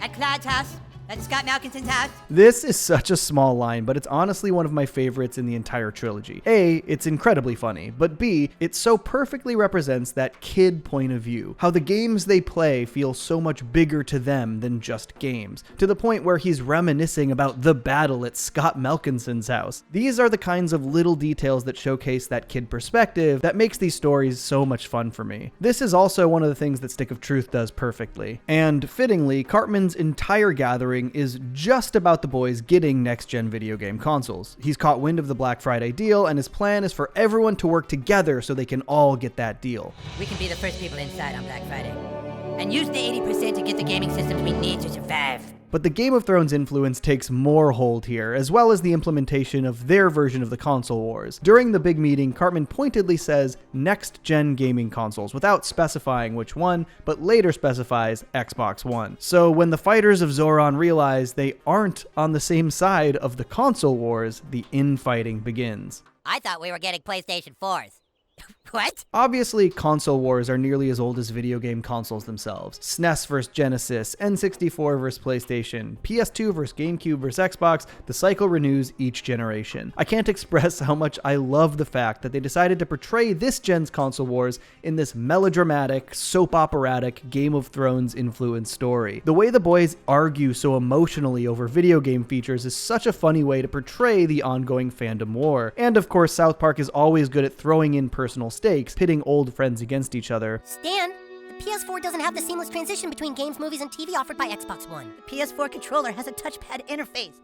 Obviously, the personal stakes make this more emotional, but the way the characters make statements about each other's fandoms like this is such an accurate representation of how these silly console wars have been argued on gaming forums for years. Come on, Cap. Let these Sony wallow in their limited voice control functionality.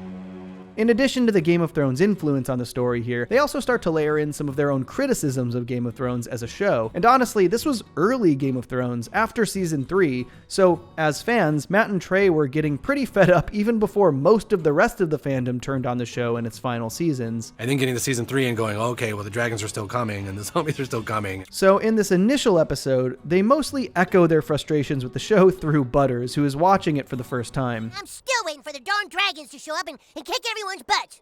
But all I get is wiener, wiener, wiener. Honestly, the first episode really does throw a lot of balls in the air, and there was no guarantee that they would manage to juggle them all. It had a lot of ideas. Randy's whole subplot is that he's got his own ulterior motives for joining the mall security guards, which Sharon clocks immediately. You're doing this to try and get to the front of the line on Black Friday, aren't you? The Black Friday situation gets worse when they introduce a new Elmo doll. Stop touching me, Elmo. This is actually a reference to the real-life allegations against Elmo's puppeteer, Kevin Clash. Cartman and Stan each desperately try to recruit more people to their sides, with Cartman having far more success. That is until Sony actually gets involved. The Black Friday Banduru, which will include 4 controllers, a map of Japan, a $100 rebate. So yeah, as you can see, this first episode just does so much. It throws countless ideas, references, pieces of commentary, and storylines all into the air with the intention that over the next episode or two, they'll be able to juggle them all. It's a lot of great setup with no real promise that they'll be able to stick the landing. And it even ends on one of my favorite cliffhangers in South Park history, the reveal that shifts the power dynamics significantly. All hail the princess!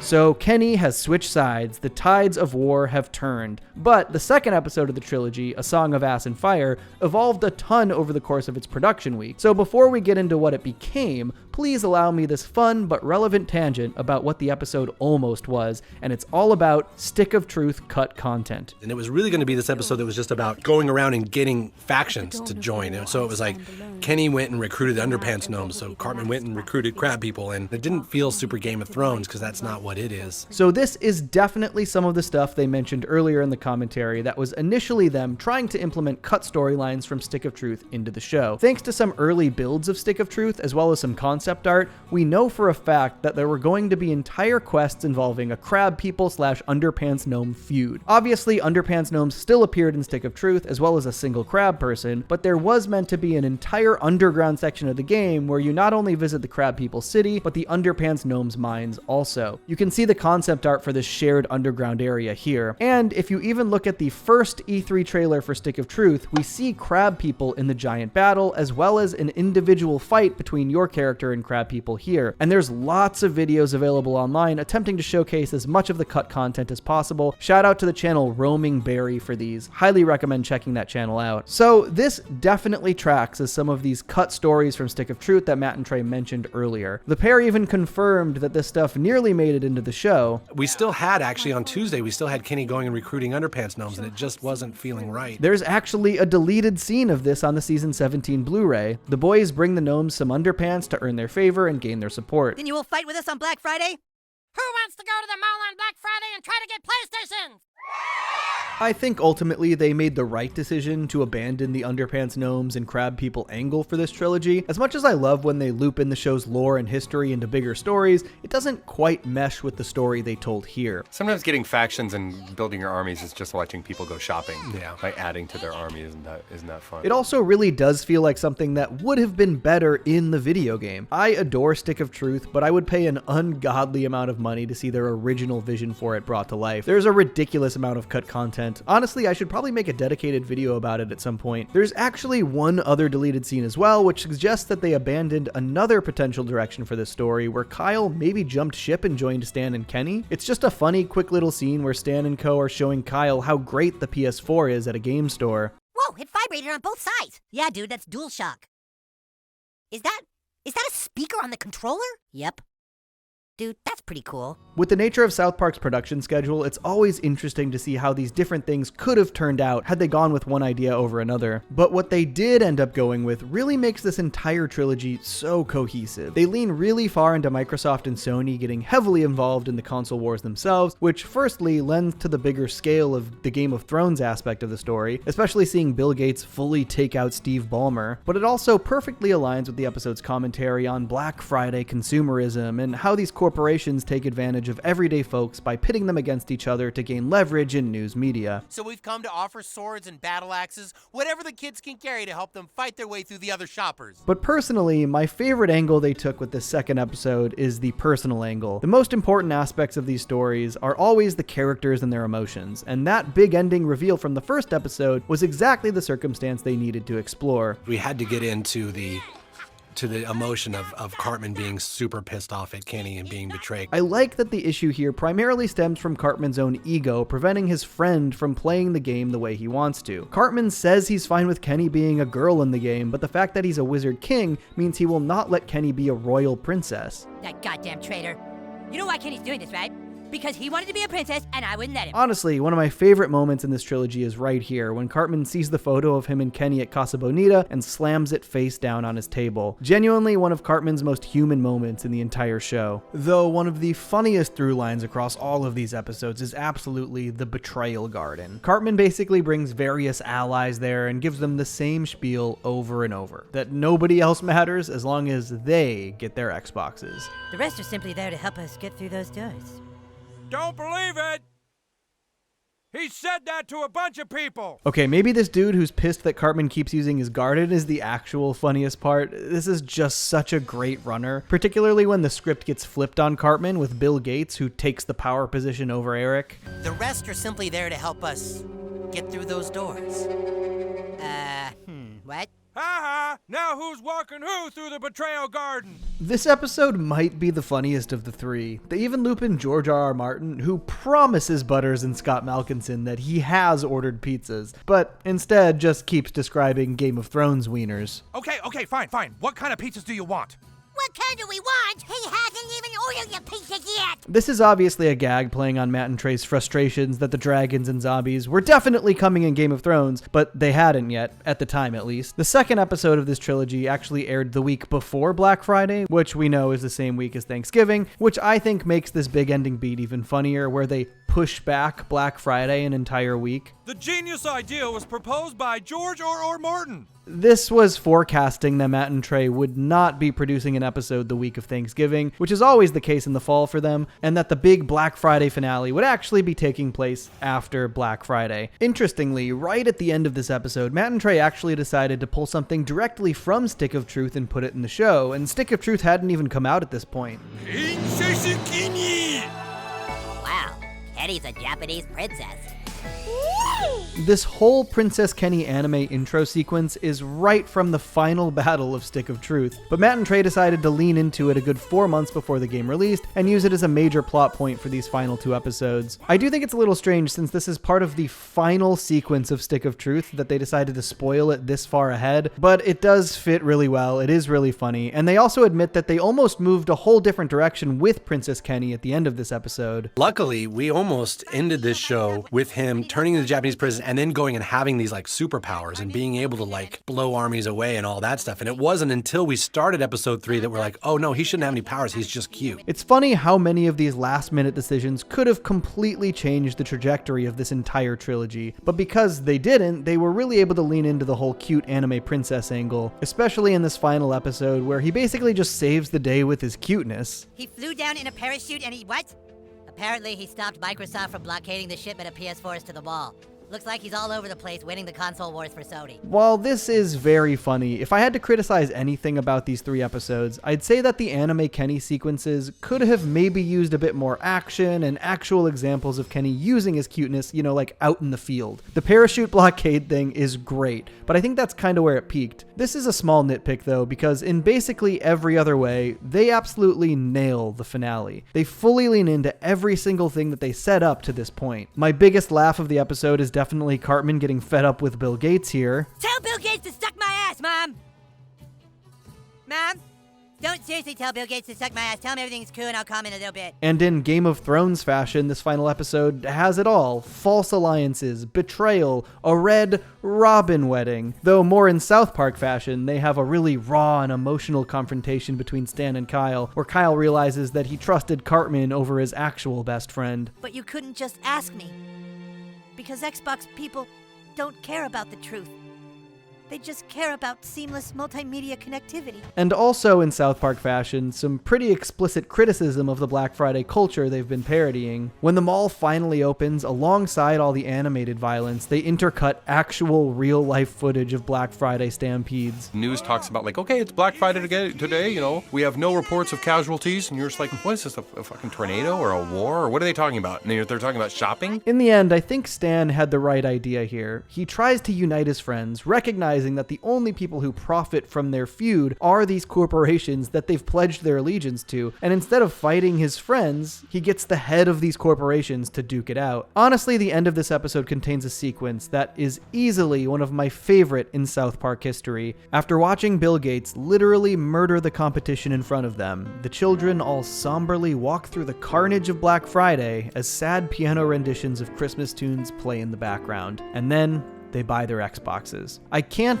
think of a more perfect sequence that is not only emotionally impactful, but so beautifully illustrates the crossroads of all of these insane, disparate story elements that they've seamlessly woven together in this narrative. It's excellent stuff. Black Friday is over. There's been death, violence, horrible human behavior, and the big winner here, decidedly, is Channel 9 News. And I particularly love the message at the end. As all of the boys sit and play Xbox, it's clear that they aren't fulfilled. That winning the console wars and getting the best Black Friday deal wasn't worth the bloodshed that came with it. You guys want to play outside or something? And sure, this is ultimately also a slightly self-serving advertisement for their video game, but one of the things that South Park has always done best is showcase a kid's imagination at work. That's one of the reasons these episodes work so well, despite how off the rails they eventually flew. And so for the kids' ultimate lesson here, to be for them to embrace the imagination that got them there, I think is pretty great. Particularly because that's also what the Stick of Truth video game showcases so well in the same world through these same characters. Like this. We can just play with this. Screw video games, dude. Who f***ing needs them? Yeah! In the end, I think I myself may have even underappreciated this trilogy over the years. When you really look at it, it is a genuinely perfect intersection of everything South Park does well. Biting cultural and social commentary, fun pop cultural referencing and lambasting, all through the lens of a bunch of kids who just want to do kid stuff. South Park's most underrated trilogy for sure. Over the last nearly 3 decades, South Park has been no stranger to the trilogy. In fact, many of the show's most iconic and beloved episodes are 3-part stories: Imagination Land, the Superhero Trilogy, and of course Black Friday. But there's actually an even older South Park 3-parter that I was surprised to learn many fans don't even realize is a trilogy. Back in season 3, fresh off production of the South Park movie, Matt and Trey made the ambitious decision to make 3 episodes of South Park that all happened simultaneously on the same evening. This is, of course, the Meteor Shower Trilogy, and while all 3 of these episodes are pretty different, they also contain some huge revelatory decisions that would shift the future of the show in a very fun interwoven package. So let's talk about South Park's secret trilogy, the Meteor Shower Trilogy. So as I mentioned up top, these episodes were produced immediately after Matt and Trey finished working on South Park Bigger, Longer, and Uncut, which actually kind of makes their decision to immediately roll into an idea this ambitious kind of insane. They had to have been so exhausted after the movie, but rather than one story over 3 episodes, they decided to tell 3 different stories that all happened at the same time. The idea came up to do a trilogy and basically we knew we had 3 episodes left, so we said, let's feature a kid in each episode and make them all happen on the same night. And that's actually, now that I think about it, a pretty sweet idea. Yeah, I think it's a totally good idea. I got to agree with him. That is a super cool idea. Honestly, I wouldn't even hate to see them revisit this kind of storytelling all these years later, given how much they've evolved as writers and storytellers. But back in 1999, this led to the episodes Cat Orgy, 2 Guys Naked in a Hot Tub, and Jubilee. As they said, all focusing on different members of the main gang. Cat Orgy primarily taking place at Cartman's house, 2 Guys Naked in a Hot Tub following Stan having a bad time at the meteor shower party, and Jubilee following Kyle and Kenny at at Jew Scouts. I think of the three in this trilogy, Cat Orgy is my least favorite, but it still has some pretty fun highlights. Starting, of course, with Cartman's Wild Wild West obsession. Are you okay, Salma Hayek? Yes, but I need to get out of here and eat some tacos and burritos. Me gusta tacos mucho. I hadn't thought about it before, but Cartman's stereotyping here was pretty direct foreshadowing to Fat Butt and Pancake Head. He basically said these lines nearly word for word when his hand was Jennifer Lopez, a funny connection 4 years prior to that episode. But I also love that Matt and Trey's inclusion of this Wild Wild West obsession was, as many of their bits were back then, born of pettiness. This was the week that the South Park movie came out, and we were really pissed off that it was the same week that Wild Wild West came out, the same day that Wild Wild West came out. And of course, Wild Wild West just kicked our ass. Like, they made way more money than we did. And that was just embarrassing to us. Though there was also another factor in Wild Wild West's success that at the very least was a little bit of a consolation for Matt and Trey. A lot of kids went and they bought tickets to Wild Wild West, and then they snuck into the South Park movie. So it made all these extra numbers for Wild Wild West. Overall, as the title might suggest, Cat Orgy is kind of a gross episode. In a couple of ways, actually. But it's also one of the few Shelley-focused episodes in the entire series, and while it's a wild ride to get there, it actually has some pretty nice moments for herself and Cartman. This was before Cartman sort of went full sociopath after all. But it's sort of a classic babysitter story with Cartman at odds with Shelley over what he can and can't do while she's in charge. Also, Cartman's cat is in heat. Besides just beating the shit out of Cartman, she kicks him off the TV as well. They mostly come at night.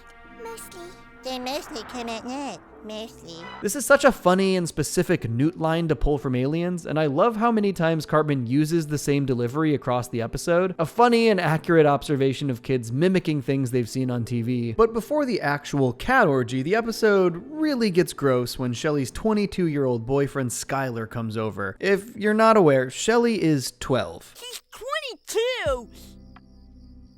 Dude, that's not good. Obviously, this is before Cartman's big character turn in Scott Tenorman Must Die, but he wasn't exactly a saint at this point, and even he knows that this is disgusting. There is honestly a lot of comedy to be found in everyone else in the episode just sort of being like, dude, what the f***?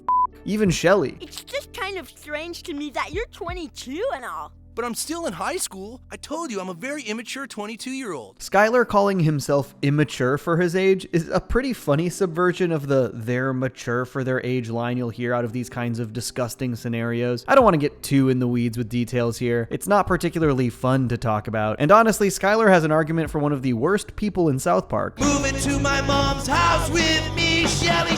But part of the point of this episode is that Skylar sucks a lot and he fully gets his comeuppance. But I think the real highlight of this episode is how Cartman and Shelley's ongoing conflict resolves in a pretty heartwarming way. Cartman tries calling Leanne at the Meteor shower party, but she basically ignores him, and so his whole plan is to use his tape recorder to gather evidence against Shelley and Skylar and get them in trouble. Again, this is all before we see how manipulative Cartman can truly be, but this is a very solid early example of him manipulating his way into a scheme to watch the Meteor shower with them, of course mimicking Newt from Aliens to be extra adorable. They mostly only come every few years. Mostly. Up to this point in the show, Shelley was mostly known for being angry and violent, though she did protect Stan back in season 1 in a really nice heartwarming ending of an episode. It's interesting that Cartman's lament that he doesn't have siblings does actually get through to Shelley. They're continuing to show that softer side here. Maybe sometimes I could pretend like you're my big sister, and you could kind of watch over me. She lets Cartman watch the Meteor shower with them, where he witnesses Skylar break up with Shelley because she won't put out. Truly, again, one of the most abhorrent individuals ever to set foot in South Park, which makes the end of the episode pretty satisfying. Shelley opens up about how everybody thinks she's ugly, and Cartman actually tells Shelley that he can help her get revenge, Jim West style. I think the end of the episode is really interesting now after years and years of these characters being developed. Cartman has sort of just become more sociopathic, self-centered, and, well, evil. It's hard to imagine modern Cartman, or even Cartman just a few years later, really empathizing with Shelley's pain here. But again, their plan does end up being really satisfying. Cartman uses his stuffed animals and tape recorder to lure Skylar outside before he and Shelley go inside and destroy the thing that Skylar loves most. Stupid asshole stuffed animals trying to ruin my night.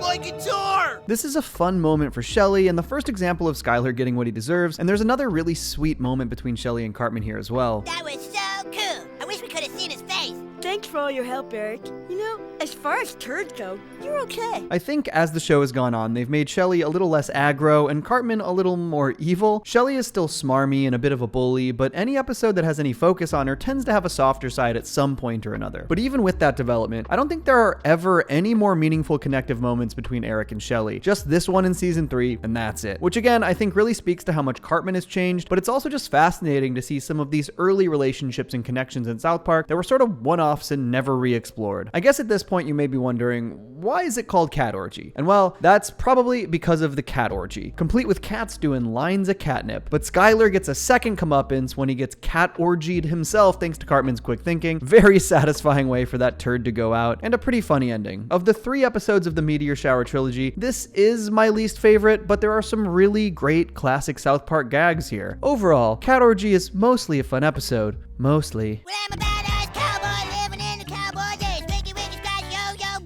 The next episode of the trilogy is called Two Guys Naked in a Hot Tub and takes place entirely at the Meteor Shower party, the one that Leanne was going to in the last episode. It's a fun episode that I think captures a really specific feeling from childhood, when your parents are upstairs at a cool party and you have to do boring kid stuff in the basement. But maybe more importantly, this episode went a shockingly long way to foreshadow future character development and change the hierarchy of Matt and Trey's preferred characters. I talked about this a bit in my old Randy Marsh video, but this was one of the first episodes that really started to give Randy a little more depth than had been seen previously. Yeah, it's primarily focused on a gag about him feeling insecure after he and Gerald pleasure themselves in the hot tub together, but he expresses some sentiments about his life that I think would go on to define the character more and more. I love having a family and all. I just miss being able to party, drinking and socializing and experimenting with all kinds of different things. Obviously, we know what this leads to in this episode, but that twinge of regret that he can't try new things leads so directly into the development we'd see from Randy for years, which is constantly becoming obsessed with new things. Baseball fights, Warcraft, weed, cooking shows, the list goes on. But while this storyline hinted at the future of Randy, there's one major aspect of this episode that basically changed the show forever. Stan gets locked in the basement during the party to play with the few other kids that are there, the Melvins, if you will, and this introduces the proper characterization of a fan favorite. This is the episode that is,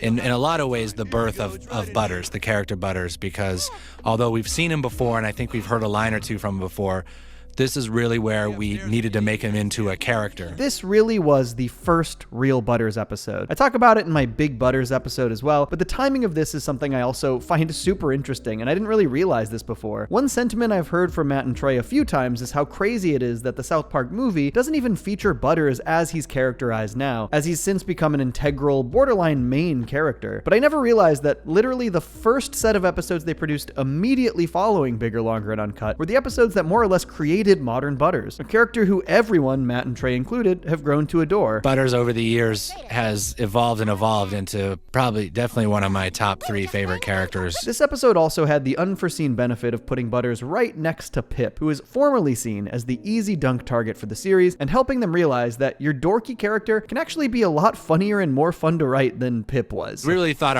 our classic nerdy character we had was Pip, but then really after this episode we realized Butters was Butters is a better character. Butters' supporting role really helped catapult him up the South Park kid hierarchy, at least in terms of story use. It's funny to think that he wasn't properly characterized until mid-season 3, and then by season 6, he was used as a Kenny replacement. And it's also easy to see why he was so instantly appreciated. He is very funny in this episode, especially in pitching that they all play Charlie's Angels together. Can I be Jacqueline Smith? Can I? No, I get to be Jacqueline Smith. See, I thought of Charlie's Angels. I get to be Jacqueline Smith because I thought of it. The whole Charlie's Angels thing actually hits in a really funny way towards the end as they try to prevent the Meteor Shower party from getting Waco'd, which is really the whole other aspect of this episode. Apparently, Matt and Trey had watched a documentary about the 1993 Waco siege incident and decided to just recreate those events as though the ATF believed the Meteor Shower party was some kind of dangerous cult that intended to commit mass suicide. We did this all before in Waco. Yes, but you totally screwed up, Waco. You killed a bunch of innocent people and then tried to say they killed themselves. The episode has a pretty fun conclusion. With everybody at the party too wasted to know what's going on, Stan successfully maneuvers Charlie's Angels to zipline down and deliver evidence that it isn't actually a cult party, stopping the ATF before the party is any wiser. Well, except for the people that the ATF murdered. But I like this little Stan story here. He sort of huffed and puffed about being forced to hang out with the Melvins, but in the end, he managed to coordinate all of them them, and each was integral in the plan to stop the ATF from Wacoing everybody. Dougie was the on-camera talent for the video they produced, Pip got a perfect shot down with the plunger rope, and Butters ziplined successfully to the newsman. Stan's customary speech is all about how he shouldn't have treated the kids so badly, and that the perception of those kids at school kinda peer pressured him into thinking the way he did. A nice sentiment that he immediately retracts when Kyle shows up. You think you had a bad night? I had to hang out all night with these friggin' Melvins. Oh, dude, weak. Of course, the other resolution is Randy being so self-conscious that people might know about what he did in the hot tub that he yells it for all the party to hear, only for nobody to really give a shit about it, which I think leads to probably the most important takeaway from two guys naked in a hot tub. Does watching a friend off make you gay? Which we've learned, no, it certainly doesn't. I quite like this second episode. It's got a nostalgically relatable premise for the kids at the party, there's some harsh and poignant social commentary, and a funny subversive story for Randy and Gerald, not to mention the advent of modern Butters. But as solid as this one is, I think the finale of the Meteor Shower trilogy is probably my favorite of the three. This hurls us, of course, into the third episode of the trilogy. Chilling conclusion. Jubilee is an example of South Park's early absurdism at its best. Following Kyle as he brings Kenny to their Jew Scout meeting, the episode opts to combine the Jewish faith, weird and mindless Cub Scout activities, and straight up supernatural sci-fi lore to create one of the wildest episodes of the first few seasons. And funny enough, it really only got this absurd because the crew was absolutely burnt out from finishing the movie and then rolling into these final few episodes of their production run. They were basically mentally checked out at this point. Usually we really care about how good the shows are, and this time we were like, F it, who cares? Just make it dumb and weird. And it ended up being one of the best, our favorite shows. I just love the mishmash of concepts here. For one, how casual Kyle and everyone are about Moses in this world. What the fuck is that? That's Moses, stupid. Besides the fact that Moses is literally just the MCP from Tron, which is very funny on its own, I think the absolute funniest thing here is that the offerings for Moses are all of the boring, busy work crafts that you do at these kinds of scout camps. Let's all show Moses our soap sculptures so that he may rejoice and be pleased. And it's not just that this is what they offer, it's what Moses actually wants. I desire macaroni pictures.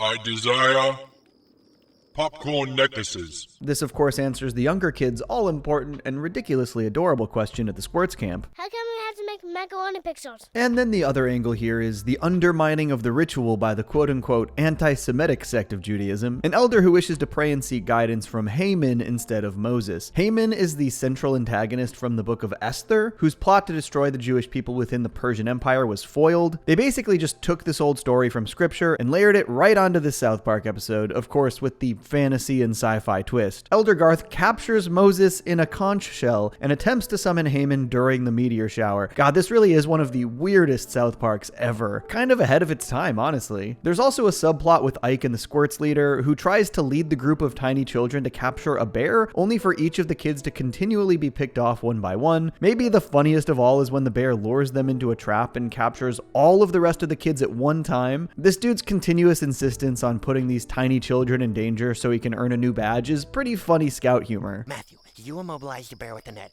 then Echo Team run up and attack it with your squirt knife. And again, another example of how many wild ideas went into this episode, especially considering this conclusion. See this little bear cub? It's his birthday. Yeah, so his mommy brought us all over to play with him. Beyond the hilariously bizarre intertwining of all these ideas, this episode is another of the earliest and best examples of Kenny's selfless nature getting a focus. Honestly, Kenny has a great arc in this episode. He's pretty incredulous about everything at Jew Scouts when he first gets there. He even laughs at the idea and calls their chanting to Moses stupid, but is obviously immediately proven wrong when Moses is summoned and then he's exiled for not being Jewish. But despite being ostracized and exiled, Kenny actually sticks around, realizing that Kyle and the rest of the scouts are in danger. And in the end, he literally sacrifices himself to free Moses from the conch shell, who then eviscerates Elder Garth. The way they frame Kenny's sacrifice here is very funny. He saved us. He saved all the Jews. Without saying as much, they basically parallel Kenny as the new Moses. Every year we shall gather here in this special place and bring Kenny tidings of soap sculptures and macaroni pictures. God, what a great, profoundly stupid episode. It definitely feels like this influenced how they approach stories moving forward for at least a handful of years, and Matt and Trey basically say as much in the commentary. Which really taught us a very important lesson. I think this show actually really helped us too with the shows to come and made South Park better eventually, which is we just realized don't sit around a table and figure out your plot for very long. Just be stupid and And have fun. And have fun, and it'll come out. I think for all of its hilariously out there story decisions, plus a strong Kenny character arc, this is pretty easily my favorite of the trilogy. But as a whole, the Meteor Shower trilogy has so much to offer, even as just individual stories. It's got a rare and early empathetic Cartman story, some of the earliest explorations of Randy's psyche, the creation of modern Butters, and a quality, selfless Kenny storyline. It's good stuff. Obviously, this trilogy isn't anything like South Park's other trilogies, given that it's still 3 separate stories, albeit on the same evening. But the other really fun aspect of this trilogy is that little moments and scenes in each episode actually connect certain points of each story together. In Cat Orgy, Cartman calls his mom at the Meteor Shower party. Then in Two Guys Naked in a Hot Tub, when the ATF is scoping out the house, we see this exact moment from their scope as they observe the party. Then at the end of that episode, obviously Kyle and Ike show up, meaning that this final scene takes place after the entirety of the events of Jubilee, which also has a scene where Kenny sees the ATF heading towards the Meteor Shower party. And it's actually pretty cool. At the end of every episode, we have something from the other episodes happening. There are other details too that sort of allow all of the events to have a general order when intertwined. Leanne at home, plus Gerald and Sheila dropping off the kids at Jew Scouts before all going to the party. Gerald is featured heavily at the party itself. The start of an actual meteor shower itself, which you can see in 2 of the episodes. There are just a few road marks here and there. You can sort of like, if you put them into a computer, you could edit them all into like an hour-and-a-half long thing and cut in between them, and it would all make sense. Matt and Trey mentioned this, and so I actually tried it. It was a rough piecing together, and I want to mess with it more, but there are tons of ways you can actually intertwine these 3 episodes into a sort of pseudo-movie as long as you make sure certain beats happen in a certain order. I think the most important thing is figuring out the pacing, how often to cut between moments from each episode, how long to sit with them, etc. And it's actually a pretty fun exercise. I'm probably going to keep messing with this until I think it's perfect. Honestly, I encourage any editors out there to give it a shot as well. I've always really appreciated the Meteor Shower trilogy for being so unorthodox, and honestly, I feel like if Matt and Trey tried something like this again, they could do something even more special. There are obviously plenty of things tying these stories together, but it would be cool to see those intersecting points have even more of an impact on one another. But I think this foreshadowed a lot of things Matt and Trey would show more interest in later with South Park. More explicit trilogies, serialization, continuity. It was cool that they were experimenting with format so early in the show's run, to the point where a lot of people are still learning that these episodes are actually all related. I think it's a pretty cool trilogy, and honestly, not sure how else to end this video. Well, I'm a badass cowboy living in the cowboy days. Wicky, wicky, scratch, yo, bang, bang.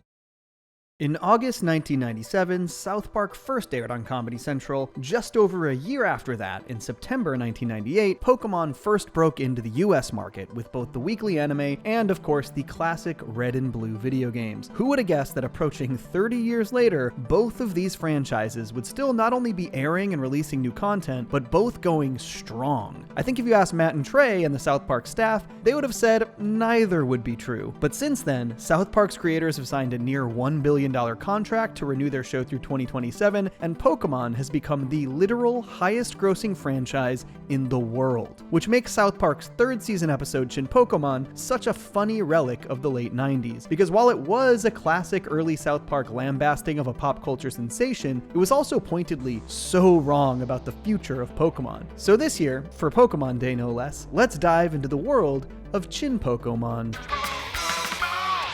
Season 3's Chinpokomon premiered in November 1999, just over a year after Pokemon broke into the mainstream in the United States. While this isn't the immediate pop culture turnaround we might be used to with South Park more recently, Pokemon was still very much in the zeitgeist. The trading card game had swept the nation for the entire year prior, and this episode actually released just 3 days before the highly anticipated Pokemon the First movie. So as usual, the South Park crew was on top of the trend. But why Chinpokomon? Chinpoko means penis in Japanese, so Chinpokomon is a penis monster. Yeah, that's early South Park for you. But I think the approach they took was a smart one. Considering the older audience of South Park, they basically honed in on how inscrutable Pokemon was to the adults who were dragged to see it with their kids. And as expected, this mostly stemmed from their own confusion in regards to what the hell it was even about. All the writers sort of sat in a room and watched a Pokemon episode, and we all just were amazed at just how nothing happened. This obviously leads to the nonsensical caricature of Pokemon they show within the episode, as well as the parents'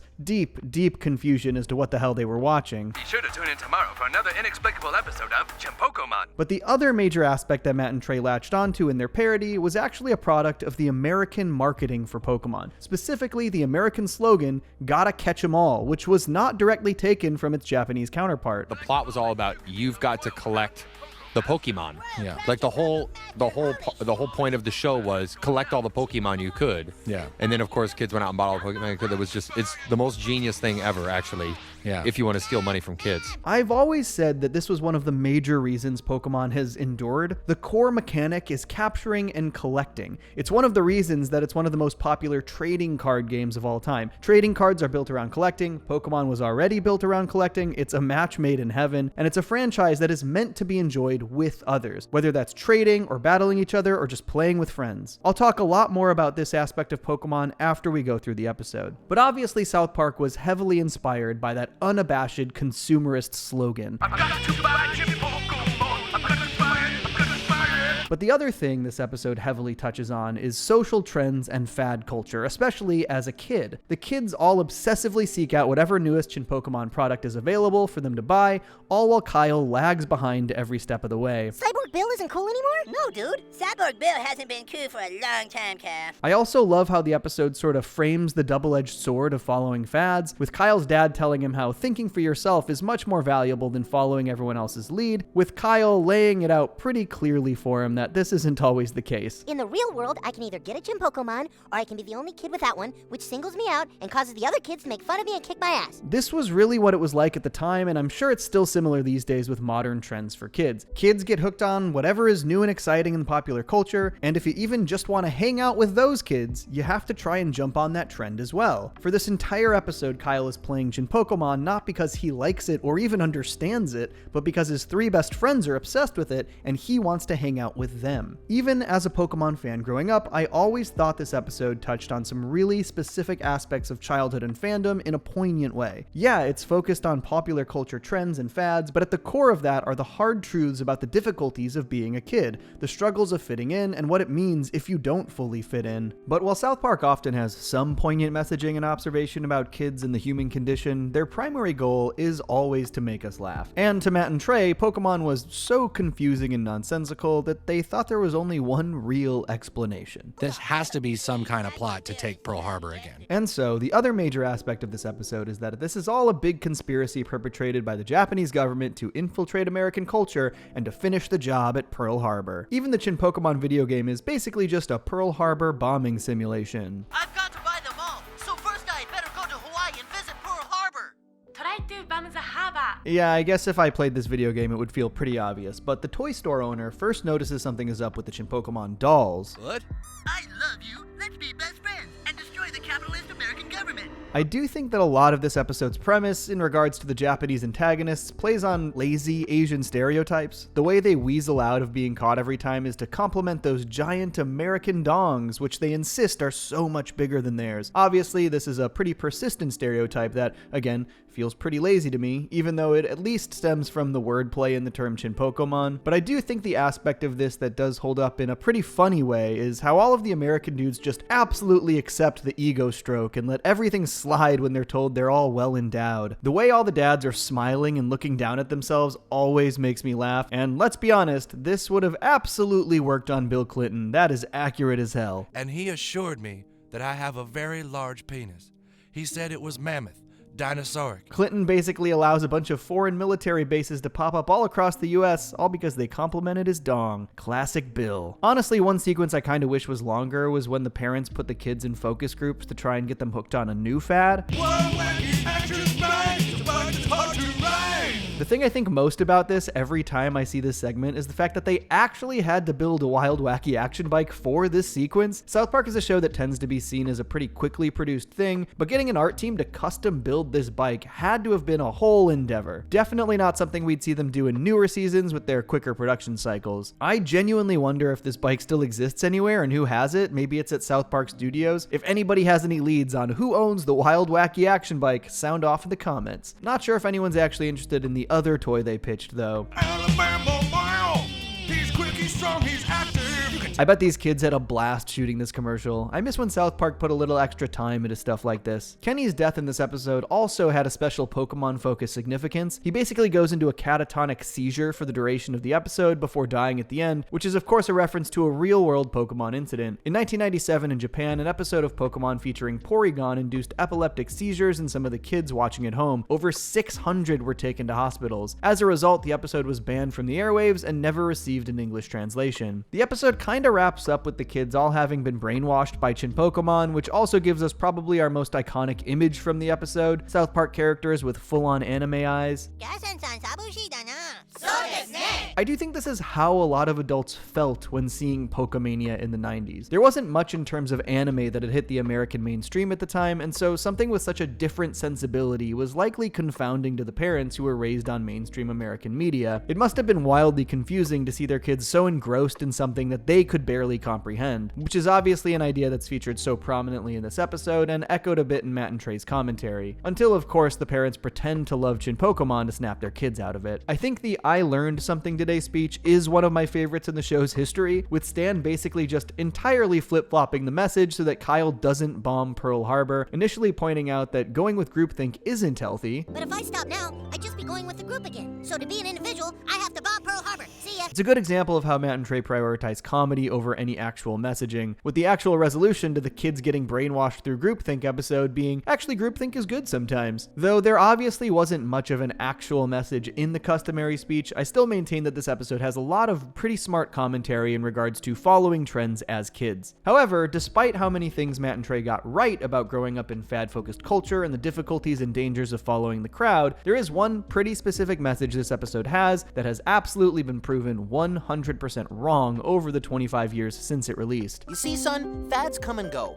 and this Chinpokomon is obviously nothing more than a fad. And obviously, I don't really blame them because I'm not sure anybody could have predicted the cultural stickiness of Pokemon, but one of the main things this episode does is paint Pokemon as just another meaningless fad that will die out quickly. Which of course is all based on the Pokemon stuff, which at the time was at its sort of peak of popularity. It was scary huge. This was the DVD commentary recorded a couple of years after the episode was produced, and they're sort of talking about it like it's over and done with. And obviously Pokemon did have ebbs and flows to its popularity, and that initial Pokemania was unlike anything else, but even now in 2025, Pokemon is one of the most enduring franchises in history. There's a reason that it's earned more money than any other franchise that exists. And I think what it boils down to is the way Nintendo and the Pokemon Company navigated, pivoted, and evolved in the media landscape as they went. Obviously, they always had the video games and the anime, but introducing the trading cards, merchandise, and continuing to find new angles, even to this day, has allowed Pokemon to not just survive over 30 years, but thrive. There are so many ways to enjoy Pokemon now. 9 generations of mainline video games, countless spin-offs, 27 separate anime series with over 1,300 episodes total, 23 animated movies, plus the Detective Pikachu movie. In 2016, Pokemon Go became a massive cultural sensation and is still played to this day. Currently, the Pokemon trading card game might be at the height of its popularity due to the collector's markets. A Pocket app version of Pokemon trading card game is now absolutely dominating the mobile game market, and that doesn't even dive into the specific subcultures within those individual sides of Pokemon. It's not even that Pokemon is a niche, there are literally sub-niches within the niche. If you play the video games, you might be playing casually, but you also might be hardcore nuzlocking. You might be battling competitively. You might be a shiny hunter and collector. If you're into the trading cards, you might be playing competitively, collecting the art, or even investing in the products for monetary gain. There are too many aspects of the franchise to even touch on in this simple Chinpokomon video. Honestly, I kind of want to dive into the insane variety of the franchise in a dedicated video another time. All that to say, South Park could not have been more wrong about the longevity of Pokemon. I think, to a degree, they kind of acknowledged this by including them as collectibles in Stick of Truth back in 2014, and even then, there were 30 collectibles and they had to design a bunch more Chinpokomon than they had initially created in 1999. Implementing a popular RPG video game ripoff in your major RPG video game feels like an acknowledgement of Pokemon's impact. Even the way they got the kids to stop playing with Chinpokomon doesn't hold up to today's reality. The parents pretend to be super into it so that the kids think it's lame, but these days, there are parents who grew up on Pokemon and are now sharing the franchise with their kids. Multiple generations playing Pokemon together. And again, I'm not saying South Park should have predicted this. Who on earth could have? It's incredibly rare that a franchise ever transcends generations this way. But it is funny that this might be the thing that Matt and Trey were most wrong about in their long history of comedic pop culture evaluation. But I also know that Matt and Trey never expected South Park to still be around at this point. At the time they made Chinpokomon, they were on the record as anticipating maybe another season or two before throwing in the towel on South Park, and here we are in 2025 expecting to see season 27 in the fall. Honestly, both South Park and Pokemon are two of the most enduring animated institutions from the 90s. It's kind of insane. So with that having been said, it's no surprise that Chinpokomon remains one of South Park's most popular early episodes.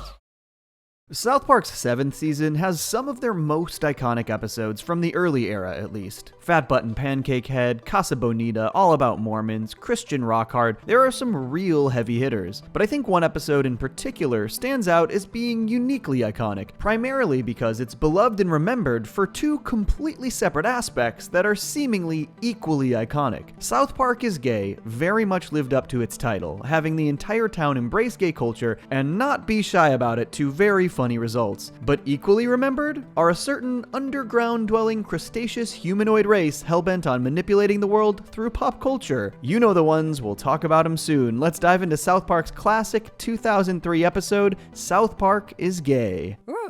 South Park is Gay was made pretty directly in response to the massive popularity of Queer Eye for the Straight Guy, which was in the midst of its first season at the time. If you're unfamiliar, it was a 2003 reality show that saw 5 gay dudes give a straight dude a full-on makeover. A complete revamping of hygiene, wardrobe, home decorating, general lifestyle, etc. You're likely more familiar with the more recent Netflix revamp. Matt and Trey found it particularly remarkable how far things had come for gay media since their own foray into the subject back in season 1 of South Park. How amazing it was how far things had come sort of since like we first made Big Gay Al's Big Gay Boat Ride in the first season of South Park, and everyone was so sort of shocked that we would even have that openly gay character. Big Gay Al's Big Gay Boat Ride was pretty ahead of its time, with the entire story being about Al helping Stan realize that there's nothing wrong with being gay, all the way back in 1997. This came only a few months after Ellen DeGeneres' sitcom aired her coming out story, The Puppy Episode, which was a huge deal at the time. When rumors spread that Ellen's coming out episode was on the horizon, there was major backlash. The studio received a bomb threat, writer Mark Driscoll received angry calls from Christians insisting he'll go to hell, and Laura Dern, who guest starred in the episode, claimed she didn't get work for a year and a half after playing a gay woman in the Puppy Episode, which is particularly insane given that she is Laura Dern. This was only 4 years removed from Jurassic Park. Truly, one of our greatest living actresses. Ellen also didn't come out until season 4 of her sitcom. Openly gay characters just were not a thing back then, but whether or not Al was gay was not ambiguous. His name was Big Gay Al.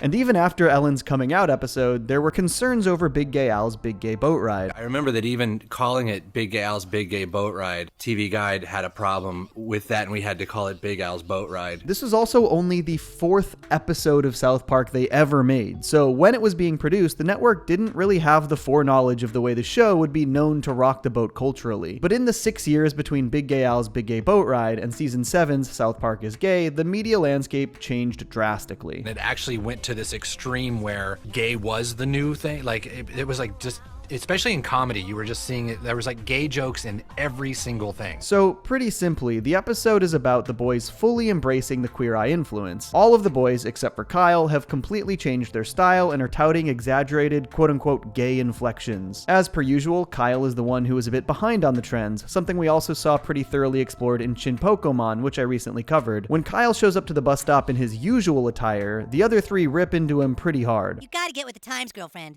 Yeah, that jacket is so September 10th. This leads to a full-on Queer Eye style makeover montage where they get Kyle's fashion sense up to speed, and honestly, the stylish designs for the characters are pretty great. It's really funny stuff. And at the time, this whole trend where straight dudes embraced more queer sensibilities without actually being gay was dubbed metrosexuality. Yeah, metrosexual means you're straight, but you appreciate the gay culture. This leads to what I think is probably the funniest ongoing gag in the episode. Particularly around this time, gay was thrown around as is one of the most common schoolyard insults. Absolutely one of the top, oft most uttered terms. But in this episode, with the kids embracing the Queer Eye influence, suddenly they want to be seen as gay. When the chicks at school see how gay we are, they're gonna be all over us. It's a very funny subversion of the norm, where all of the kids are calling each other not gay as an insult. And while Kyle goes along with it at first, he struggles to feel comfortable within the trend. And besides Kyle, the only other folks in town who seem to question the new fad are Garrison and Chef. Last year you children all trying to be black, now you're all trying to be gay. Where Chinpokomon explored the way that Kyle had to force himself to care about Chinpokomon in order to spend any time with his friends, South Park is Gay goes a step further. In this one, when Kyle decides to reject the new trend and stick with what he's comfortable with, he doesn't just get chastised for it, he's actively bullied and beaten up. And really, even worse, to preserve their own social status, his friends fully turn their backs on him. It's really sad. This commentary isn't really about gay or queer culture as much as it is a commentary on these kinds of trends in general throughout childhood, an extension of what was explored in Chinpokomon. The difficult balance kids need to have, to know exactly what's cool and what isn't, and staying on top of it simply so they can stay in the good graces of their friends and classmates, to just be able to live. The episode also makes a point to highlight some of the prevalent hypocrisy as well. The attitude where someone is supportive of queer culture conceptually, but not so much practically when they're confronted by it. I think it's great that gays are finally being so accepted. Hi, Mom. Hi,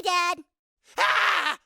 Kyle, what's happened to you? Despite expressing that support, the moment Gerald sees what Kyle is up to, he panics and goes to tell all the other parents what's up, only to find that the other guys in town have all embraced the metro lifestyle. And it shows even adults aren't immune to this kind of groupthink, as Gerald himself fully embraces the metro thing immediately after seeing his boys have. So the primary focus of the episode is how pervasive gay culture had become at the time, which was still really only comparatively. It actually wasn't all that pervasive at the time, but it's basically a story about following trends and assimilating to fads, as explored through Kyle, and honestly, it's also largely about straight people appropriating gay culture, as explored through Garrison. Whereas before they had their little place where they hung out, you know, they had their part of town and they had their styles. Now it's all been co-opted by the mainstream, and there are some gay people that aren't super happy about that. Yeah. It's kind of funny. So that's what we decided that would be a good point to have, you know, Mr. Garrison make. I do think this was a pretty smart angle to tackle this from. Garrison actually initially expresses excitement and optimism about the potential culture shift in South Park, and the major changes it could bring to his and Mr. Slave's lives. All the children were suddenly acting like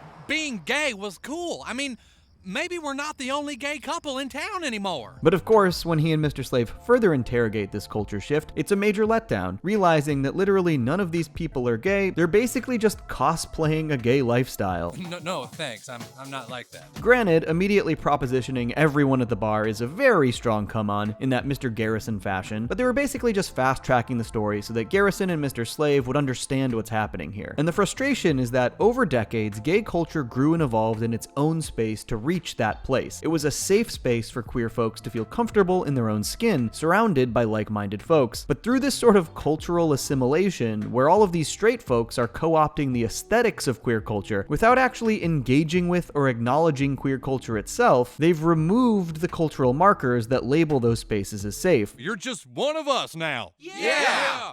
One of you? We spent our whole lives trying not to be one of you. You can't do this to us. Was this episode the only time Garrison ever went to Chef for advice? Obviously, Chef fits that sort of trope for the children, but it was funny to see Garrison go to him for advice with how to deal with his culture being appropriated. Now every straight guy is acting gayer than me. I always loved Chef's advice here, running down how he's always trying to stay ahead of the cultural appropriation by constantly evolving their terminology. How they had to keep changing the term in the house because white people couldn't stop using it every time they changed it. Then in the hizzle, which we had to change to hizzle for zizzle, and now because white people say hizzle for zizzle, we have to say flippity floppity flute. And much like the moment earlier in the episode with Gerald and Kyle, they make a point to show off Garrison's own hypocrisy here, listening to Chef for advice, but completely ignoring what he was actually saying about his own unique experience. Come on, Mr. Slave, let's get back to our flippity floppity floop.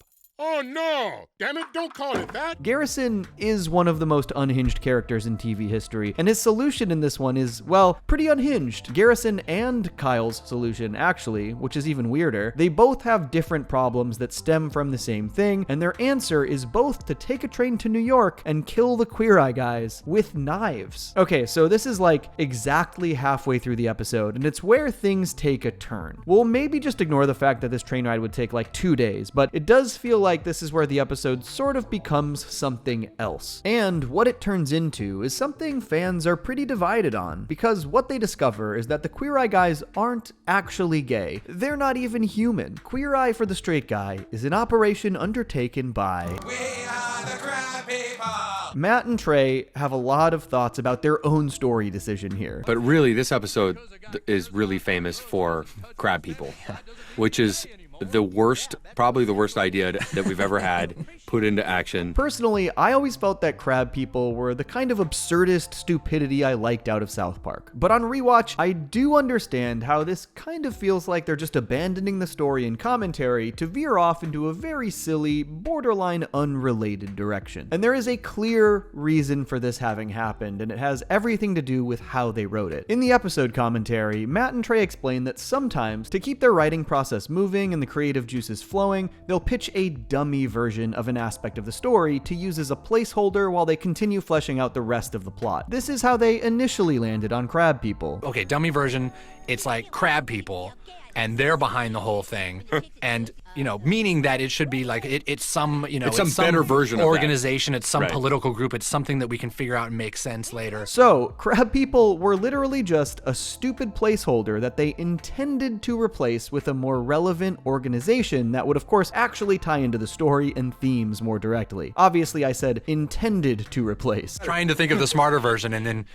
we're like, let's go with the dummy version. I guess I had just never really realized that this was a divisive aspect of the show, but looking at it outside of my own experience from when I was younger, it does make a lot of sense. It is exceedingly stupid and shifts the direction of the episode drastically. And so, yeah, once the crab people enter the picture, it gets a lot stupider. I think the one way this sorta ties into earlier parts of the episode that's pretty fun is the crab people just once again giving Kyle, as well as Garrison and Mr. Slave, a Queer Eye style makeover, of course, this time turning them into crab people. And I think literally everybody loves the Crab People song. In fact, this is what sort of keeps Matt and Trey in on the Crab People thing. It's one of those things too that's just so dumb that it's pretty rad.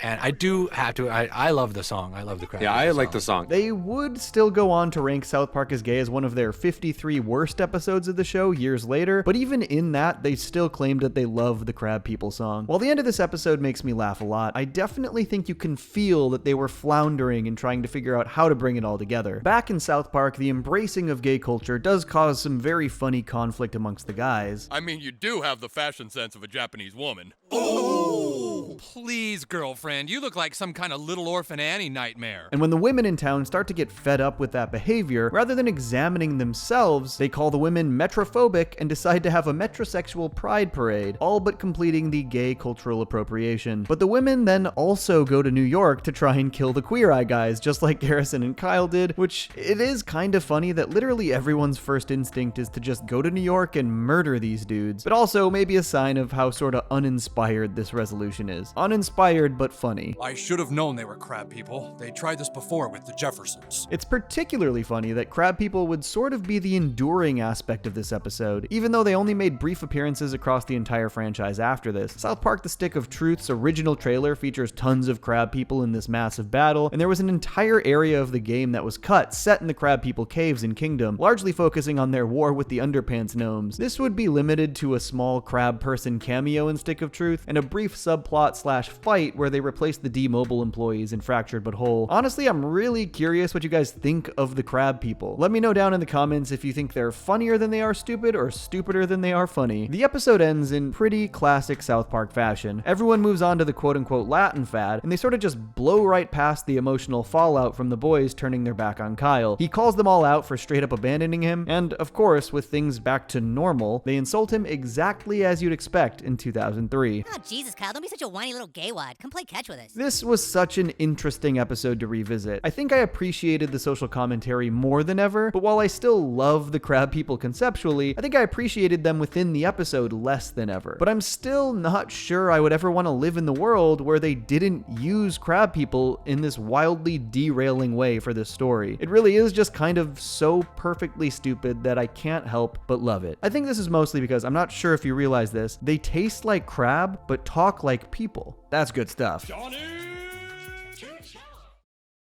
Jesus! For my money, Fantastic Easter Special is one of the single best episodes of South Park ever produced. Airing just 4 days before Easter Sunday in 2007, this episode delivers an incredible holiday special in the form of a Da Vinci Code parody. But what's more, it is a genuinely hilarious and well-plotted conspiracy thriller in itself, finally explaining the confusing connection between bunnies, eggs, and Easter. On top of this conspiratorial package, it delivers poignant cultural commentary about the role of religion in our lives, and follows up on a classic South Park character's departure and sacrifice back in season 6 by featuring his triumphant resurrection. So for Easter, let's celebrate Jesus' return to South Park.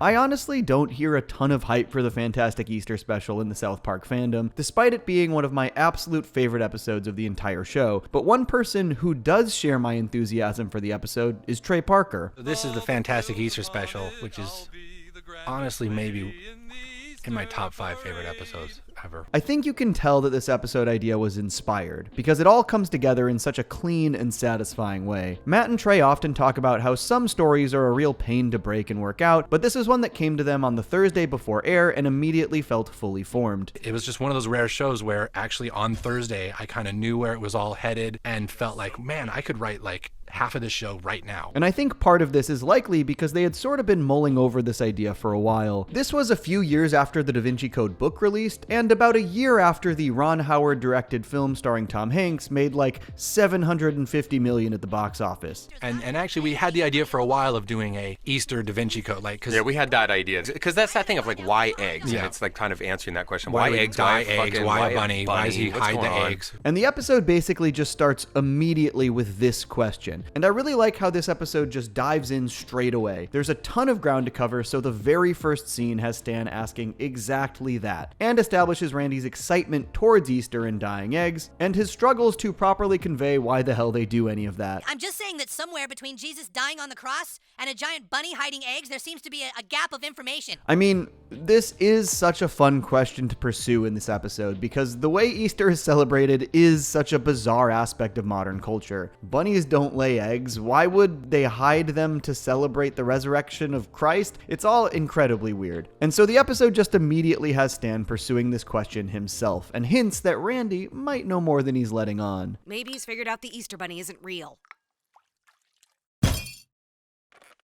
You know so little. And I love that this moves into the conspiratorial aspect of the story so quickly. They really waste no time. Stan asks the mall Easter Bunny what the deal with Easter is, why they have these strange traditions, gets no real answers, and before minute 3 of the episode, the fact that it's a conspiracy is revealed. We have a problem.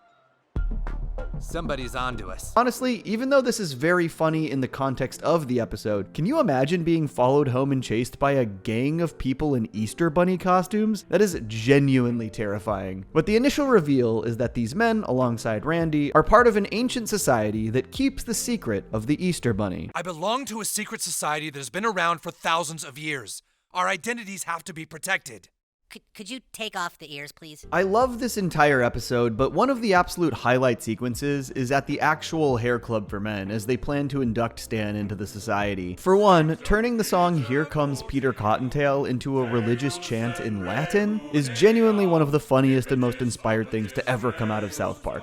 Genuinely incredible. But even beyond that, Catholic Mass is filled with these seemingly strange rituals that are all done in this very dramatic, performative way. The sprinkling of the holy water, the recitings of specific prayers, communion itself, etc. And so to showcase aspects of Easter, like the painting of eggs, as part of these kinds of Catholic rituals is ingenious. Of course, before they reveal the secret of Easter to Stan, they're attacked by the president of the Catholic League, Bill Donahue, and his ninjas. We'll touch a lot more on him later, but the important thing here is that Randy entrusts Snowball the Bunny to Stan, and he escapes. There's a really small moment here that I appreciate so much, and it comes when Stan goes to Kyle's house for help. This episode is obviously this huge worldwide conspiracy story that Stan gets caught up in, and those kinds of stories can often feel a bit bigger than the typical South Park episode, especially back in this era of the show. When Stan goes to Kyle's, he quickly infodumps all of the insanity that he's currently dealing with, but Matt and Trey always know when to include a little moment that reminds us that these are just kids. I'm kind of finger painting right now. Gets me every time. Matt and Trey also talked a bit in the commentary about how they were able to nail the pacing for this episode. Watching the Da Vinci Code, unfortunately,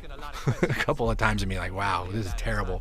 But we were able to learn from it. They go on to talk about how the movie is kind of boring because it basically amounts to people standing around talking and then being chased somewhere else and then standing around talking, which works in a book but not really in a movie. And though this episode does follow this structure to a degree, it seems like they always manage to incorporate some action into the more expository scenes, so it doesn't just feel like info dump after info dump. They also talked about how those info dumps were probably the toughest aspect to nail for this episode. The conspiracy part of it is so much more fun to talk about than to actually work into a story. Yeah. But we had to kind of make that conspiracy part where you found out that the whole kind of secret. I mean, we boiled it down to its like essential elements, but like we spent way too much time talking about this intricate conspiracy that would take years and years to explain in a show. And the next scene is the most important expositional scene in the episode, the one that actually unveils the secret behind the conspiracy, about the true identity of the first pope. In actuality, Peter wasn't a man at all. Saint Peter was a rabbit.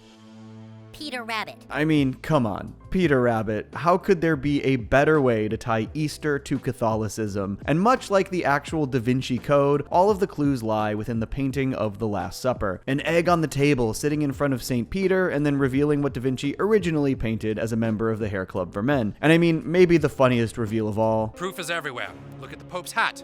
It makes no sense, except that it was originally designed for a rabbit. It's honestly really impressive how succinct the unveiling of the details of this conspiracy is. This is like a 2-minute sequence and it gets all of the ideas across perfectly, which Matt and Trey claim they almost botched. We had that, this scene in this where we reveal the whole thing about Peter, Cottontail, and Jesus, and that Da Vinci scene used to be probably 3 times longer. Yeah, than way it is long, now. way more stuff. Because you think you need to explain it and explain it and explain it, and then you just start cutting it and cutting it and cutting it, and you realize, no, it's not that hard to get it. get. Yeah, it's not hard to get. So at this point in the episode, I was already pretty blown away. The conspiracy angle works so well because it's both very stupid and funny, while the pieces make sense in the silliest ways. I mean, the hat, come on. But this is just a part of why this episode comes together so beautifully. And another big part is the cultural commentary about the role of the church in people's lives. We decided to make the bad guy that Bill Donahue guy. Yeah, that's right. He and about 4 of his friends run this thing called the Catholic League. Okay, let's talk about this asshole for a minute because, man, there are few people that suck as hard as Bill Donahue. He has a long history of whining about the portrayal of Catholicism in media. He's boycotted tons of different studios, complained about The Simpsons, Kevin Smith's film Dogma, even episodes of CSI. He's one of the main instigators of the War on Christmas cultural debate and has had a long-standing series of critiques aimed at Matt, Trey, and South Park. Matt and Trey talked a little bit more about why this guy was constantly given press for these kinds of stories. They always go to Bill Donahue because he's the only guy that'll go on TV and be like, "Yo,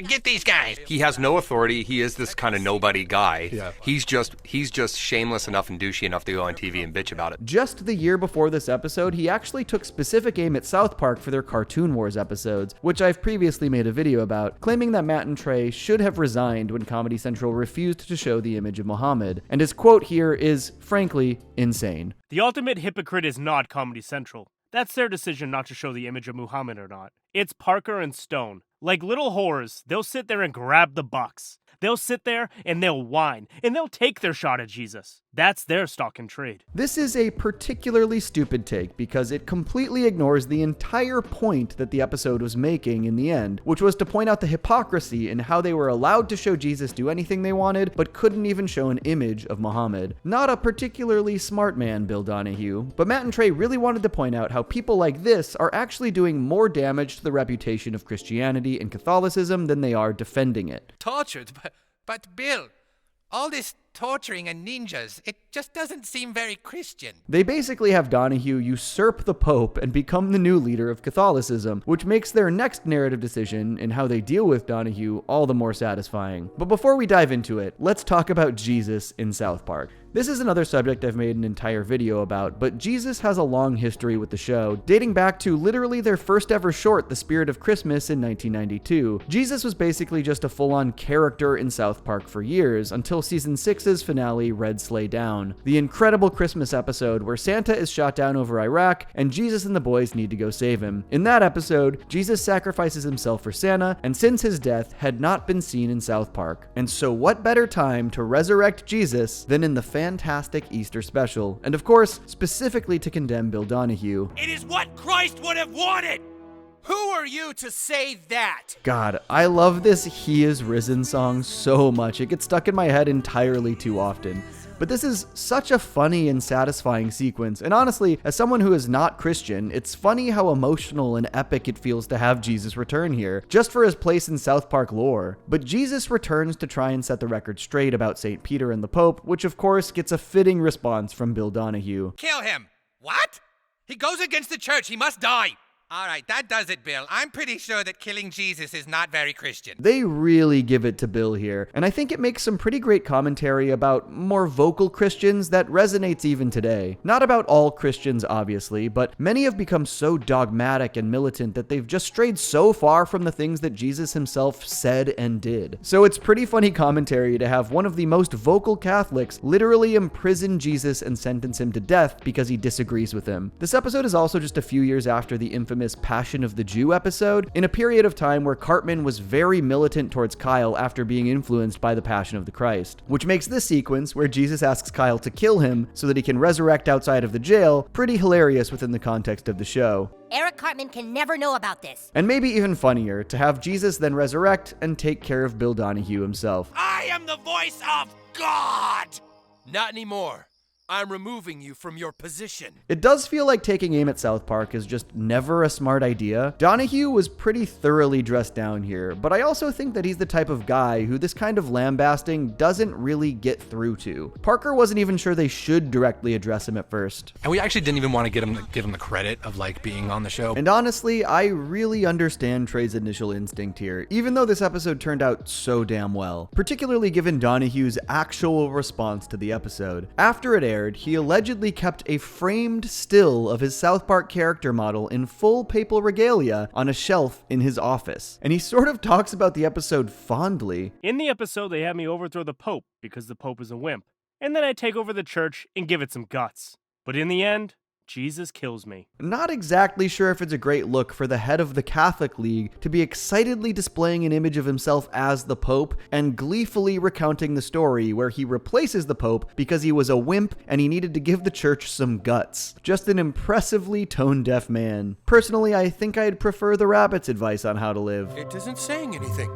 Yes, just as Jesus intended it. The way everything comes together in this episode is just unreasonably satisfying. The absolutely hysterical and ingenious Pope Peter Rabbit Da Vinci Code parody, the cultural commentary fueled by a classic South Park personal vendetta, and of course, the resurrection of Jesus on Easter. One of the funniest aspects of Jesus' death episode, Red Sleigh Down, was this message at the end. From now on, Christmas will be a day for remembering a brave man named Jesus. Which is funny for obvious reasons, given why Christmas is celebrated. But I love that Fantastic Easter Special sort of continues this tradition in re-establishing an already Jesus-focused holiday for a new South Park-related reason, which is to say that Easter will always be remembered as the day Jesus resurrected, so that he could reappoint a rabbit as the Pope and kill Bill Donahue.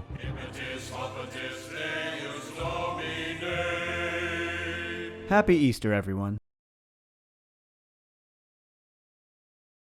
Over its nearly 3 decades on television, South Park has portrayed the police in many different ways. From the bumbling antics of Officer Barbrady to the overly serious antics of Sergeant Yates, the countless law enforcement agencies parodied in between, and even Cartman demanding that his authority be respected, the show has never shied away from lambasting and satirizing the cops. And over the years, as the landscape of TV and the culture surrounding it has shifted, so have the ways South Park has portrayed its police presence. But as a show that itself has very little respect for authority, I think South Park's various portrayals of law enforcement begs one important question. Does South Park respect the police? I'm a cop, and you will respect my authority.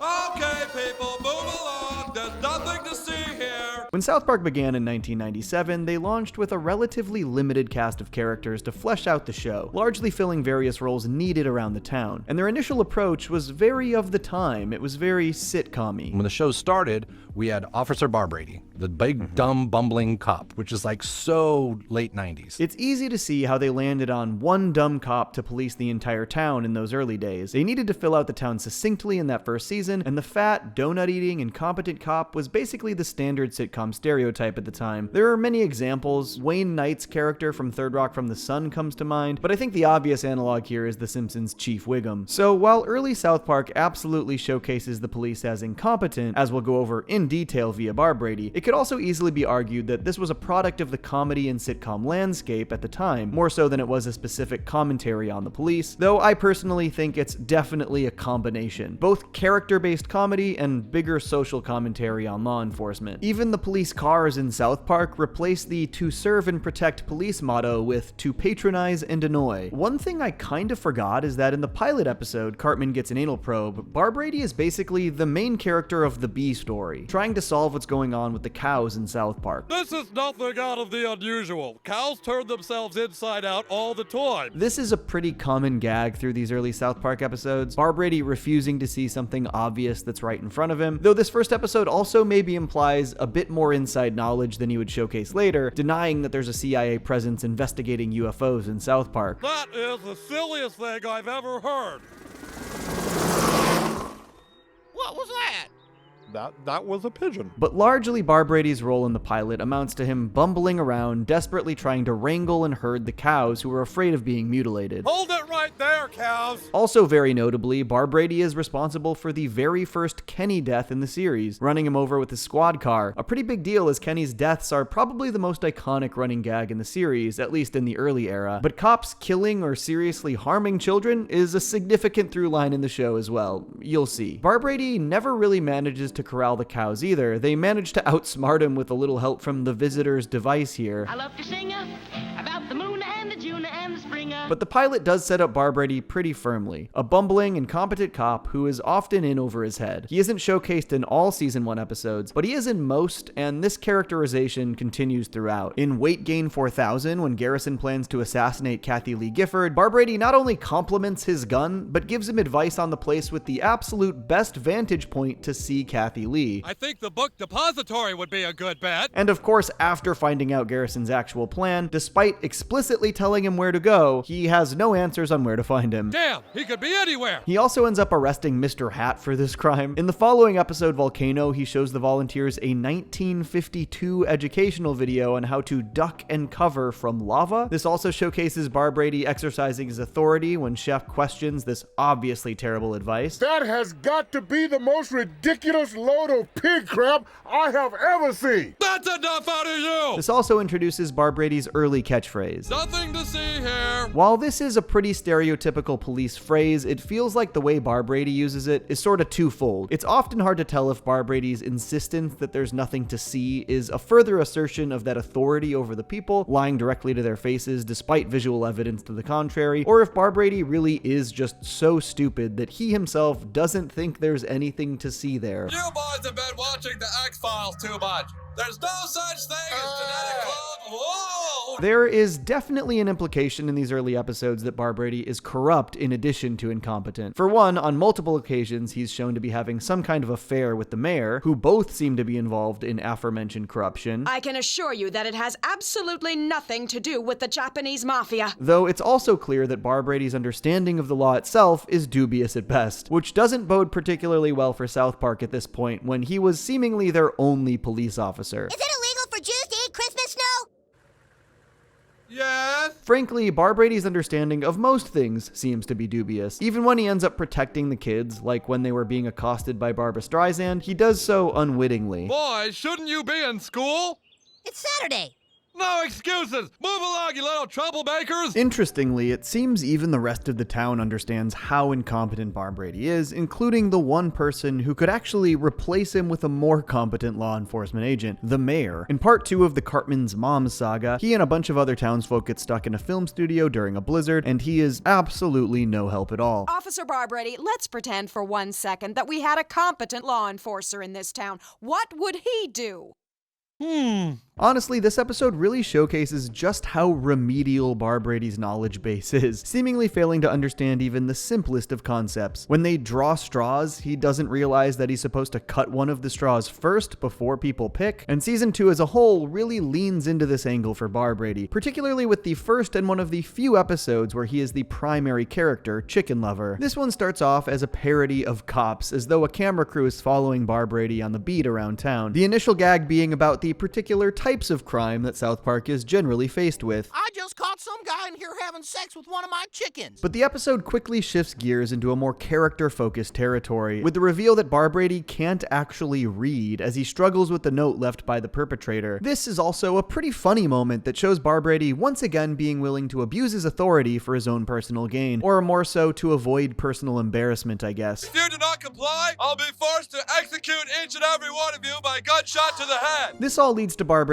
having an existential crisis, eventually admitting that he can't read and resigning from his office until he actually learns how to, putting him in the 3rd grade class with the rest of the kids. I've just finished reading the heartwarming novel Go Dog Go. I found it a compelling and disturbing look at the canine psyche. But despite the fact that this episode is making a genuine mockery of the single police officer in South Park, the episode also comedically subverts expectations after his resignation. Exactly 2 seconds after the retirement of Officer Barbrady, looting and pillaging erupted in the quiet mountain town. All this time, Barbrady actually did keep this town peaceful. The reason this plays so well comedically is obviously because Barbrady is so incompetent. It's funnier to reveal that his presence actually did maintain order in the town despite being so awful at his job. As you might expect, through learning to read, Barbrady does manage to track down and apprehend the dude who will not stop assaulting these chickens, but it turns out to be the guy who runs the bookmobile and claims he only did any of this to help Barbrady learn to read, which is a very funny motivation for f***ing chickens, but also I guess calls into question how much Barbrady actually achieved in terms of this investigation if it was all set up from the beginning. Regardless, the town gives Barbrady a huge parade and he's driven through it by Jesus himself. But generally across the rest of Season 2, the status quo is maintained for Officer Barbrady. He's used relatively often in smaller roles, and those roles often include gross incompetence. The boys try to warn him about the hypnotizing scheme at the planetarium, and he just walks directly into that trap, becoming hypnotized himself, doing an Elvis impression, though a little dose of reality snaps him out of it. You're a fat, stupid, worthless policeman in a small town,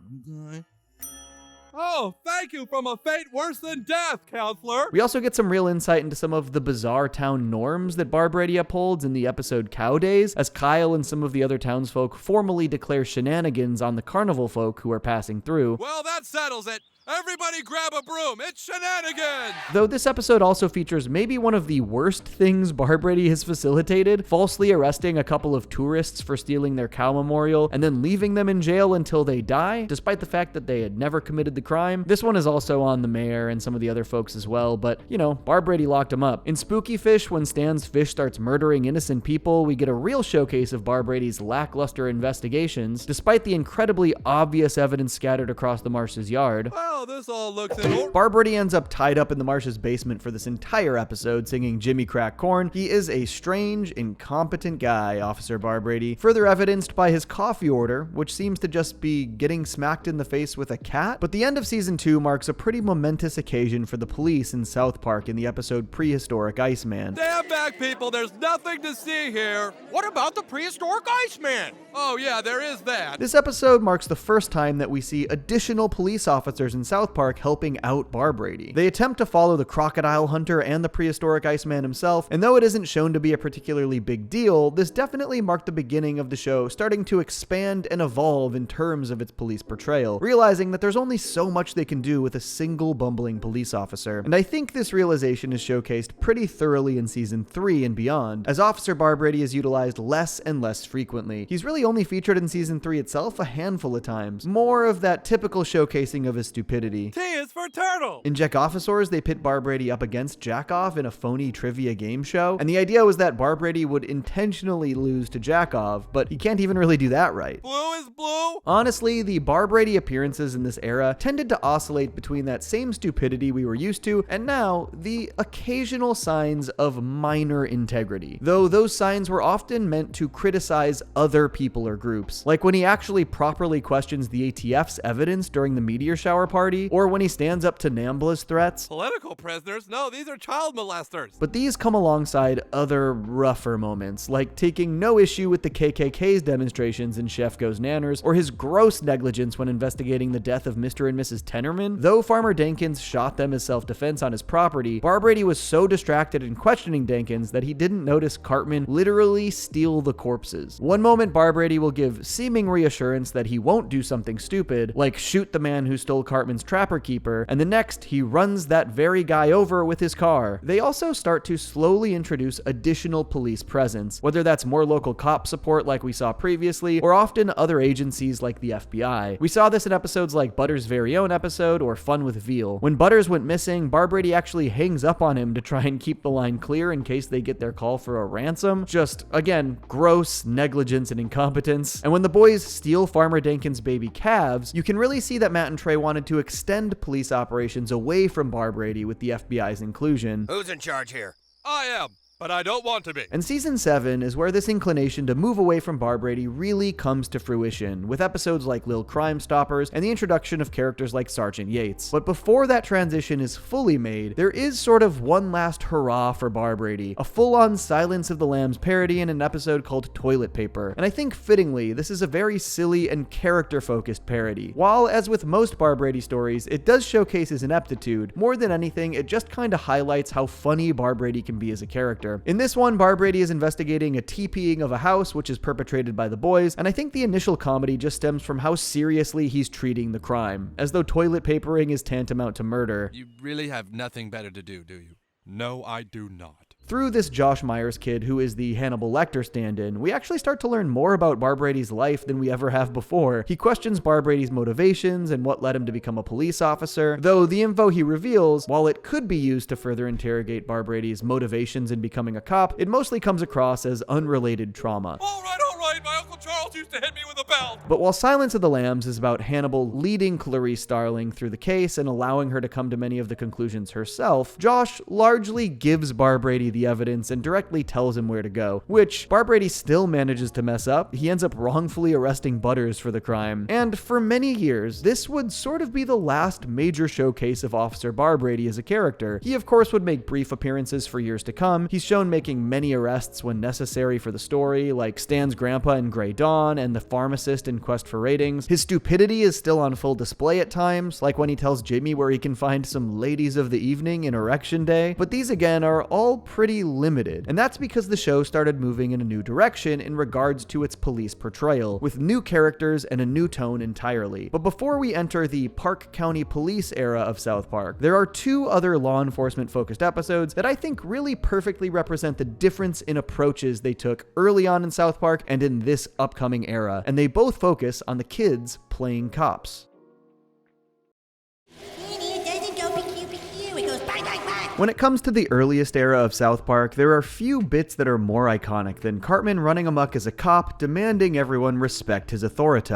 Outside of, "Oh my god, you killed Kenny," I think this is one of the show's most enduring catchphrases, despite primarily existing in the early days of Season 2, over 25 years ago. But there's another classic episode where the kids play cops from Season 7 called Little Crime Stoppers, and as I said before, these two episodes really highlight how South Park tackled police humor in the early days, and how their approach changed as the Barbrady shtick grew stale. Cartman's authoritative rampage came in that first big Barbrady episode, Chicken Lover, where very foolishly Barbrady gave Eric a nightstick and an assignment. You keep a tab on crime in the city, and we'll try to solve the Chicken Lover case. 10-4, Sergeant! This is a very funny subplot, with Eric running around town on his big wheel, pulling over citizens, and largely copying the things he sees the police do. Step out of the car, please. What? Uh-oh, is this a bust? Sir, it's a red car. I do think there is some pretty interesting commentary sort of baked in here about the types of people who might be attracted to a police profession. Cartman basically sees this as an opportunity to have power over people and force them to bend to his will. He isn't interested in helping people, he's interested in having authority over others and being respected simply because he has that authority. I'm a cop, and you will respect my authority! And beyond demanding respect, he uses that authority as an opportunity to, well, mostly just beat the hell out of everyone with his nightstick. Respect my authority! Obviously, Cartman is the type of person who would abuse authority and be more interested in assaulting people with a nightstick than with upholding the law, but it's not like Bar Brady was a particularly good role model in this regard either. Oh, you've got it all wrong, my little friend. You do it like this. You gotta get them in the head. They go down quicker. So looking at this early episode and the way Cop Cartman is used, it aligns with their portrayal of Bar Brady as well. It's just one authoritative sort of caricature, satirizing some of the most prevalent stereotypes of the police, but primarily through singular comedic characters. One dumb bumbling cop who has no real idea how to do his job, like Bar Brady, or a very authoritarian approach where he abuses his power, like Cartman. But these are primarily showcased as individuals, and from a very cartoony standpoint. It's not really diving into the police as an organization or looking into the police system as a whole, which is definitely the direction they head in season 7 and beyond, largely starting with the other Kids as Cops episode, Lil Crime Stoppers. Rather than take the old sitcom route of the dumb, incompetent cops, Lil Crime Stoppers takes inspiration from the rise of crime drama shows like CSI and brings a much grittier vibe to their cop stories. And they pretty directly call that out, as it's what inspires the kids to play junior detectives in the first place. This is one of those episodes that I cite as having the ideal South Park story structure, where the kids are initially just trying to do something fun and juvenile for themselves until they get in way over their heads. Though they're also clearly being influenced by those crime drama shows, the boys play junior detectives and are tasked with finding an old woman's missing pie. Jesus, we're too late.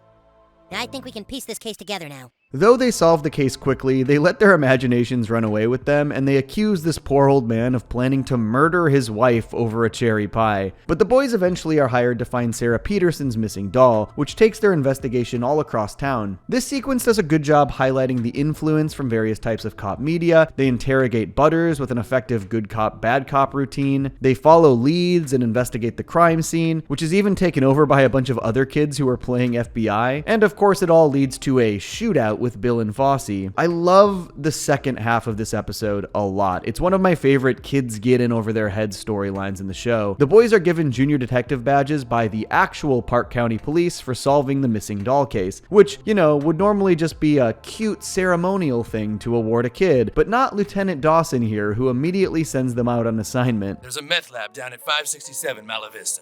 The operators are probably armed to the hilt with illegal weapons. This is kind of the perfect first story for South Park to really dip their toes into this kind of portrayal of the police department. This twist itself catches the boys and the audience off guard, and they're sort of a perfect in-episode transition between the more lighthearted kids playing cops and the comically intense cop drama side of things. And it's incredibly funny to see not only the boys stumble into these actual dangerous situations, but all of the criminals panic as though the boys are actual cops, which always escalates insanely.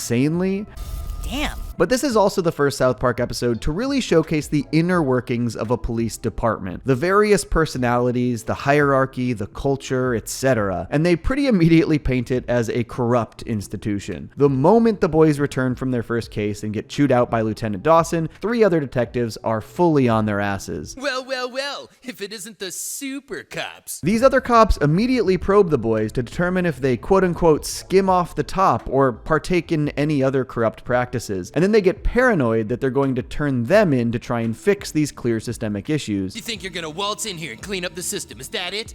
We just want to be junior detectives. But what's more, the episode doesn't just portray these cops as transparently corrupt, it also portrays them as incredibly stupid. They remain convinced that the boys are out to get them despite obvious evidence to the contrary, and after it's later revealed that they're working directly with the gang leader who runs the Peppermint Hippo as well as all of the town's drug operations, these corrupt detectives end up taking out everyone involved, including each other and themselves. And that means that the only person that I can't trust is myself.